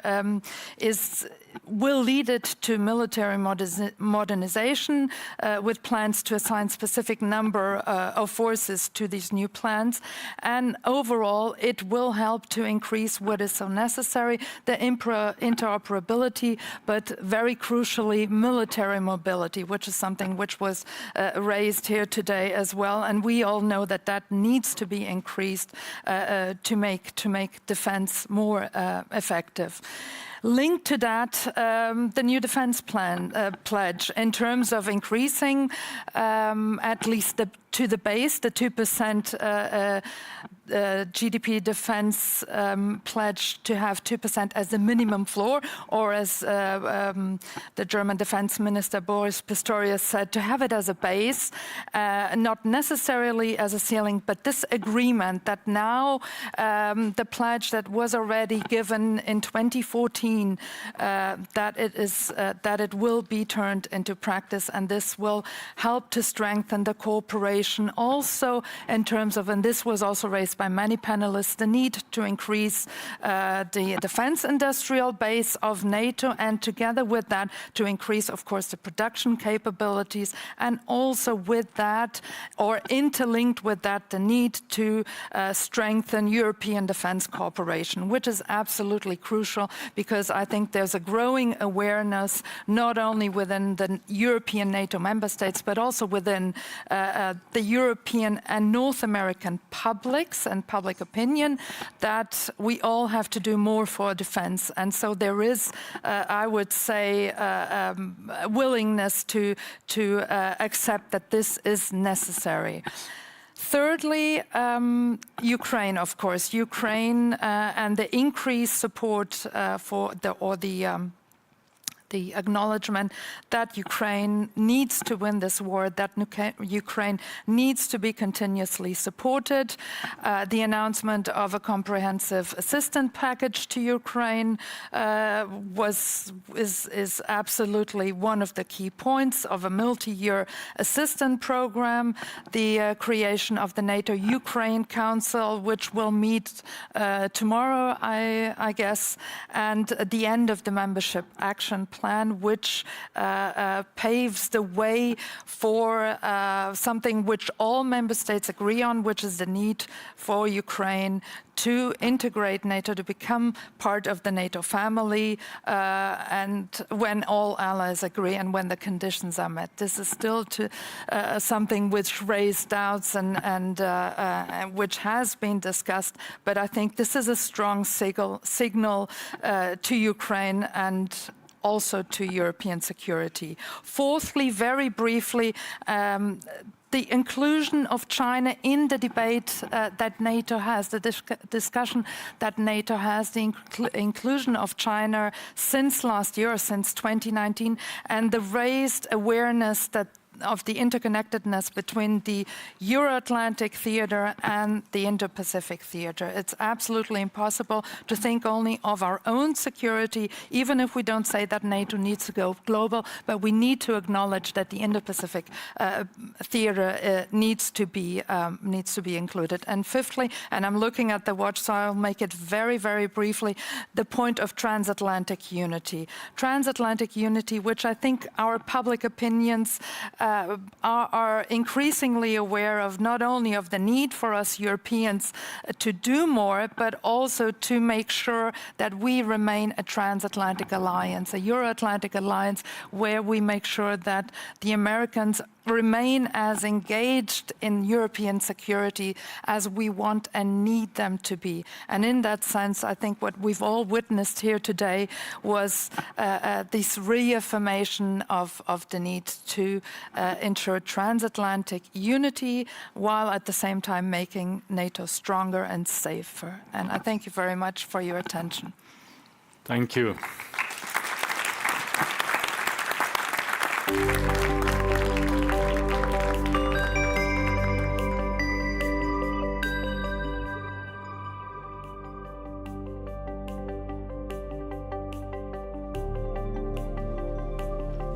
Thanks for the essential takeaways. And you'll be disappointed, but this is the end of our day one. So I have to do the credits. I would like to thank the NATO Public Diplomacy Division and our partner think tanks that put together this event: Eastern European Studies Center, German Marshall Fund, Munich Security Conference, and Atlantic Council. A special thanks to our institutional partners, 23 organizations that have amplified the event online across different NATO members and partner countries. Albania, People in Focus. Belgium, Egmont. Canada, Simon Fraser University, NATO Field School and Simulation Program. Czechia, Association for International Affairs. Estonia, International Center for Defense and Security. Finland, Finnish Institute of International Affairs. France, Fondation Méditerranée d'études stratégiques. Greek, Delphi Forum. Hungary, the Political Capital Institute. Italy, Formiche. Latvia, Latvian Institute of International Affairs. North Macedonia, Nexus Civil Concept. Poland, the Kazimir Pulaski Foundation. Romania, Aspen Institute, Romania. Slovakia, Adapt Institute. Spain, Elcano. Turkey, Adam. UK, Rusi. ATA International, YATA International. Youth, Young Professionals in Foreign Policy. Sweden, Free World Forum, and Ukraine, New Europe Center. See you tomorrow at 9:30 local time here in Vilnius, Lithuania, for the program and discussions around our NATO Summit. Until then, have a good rest.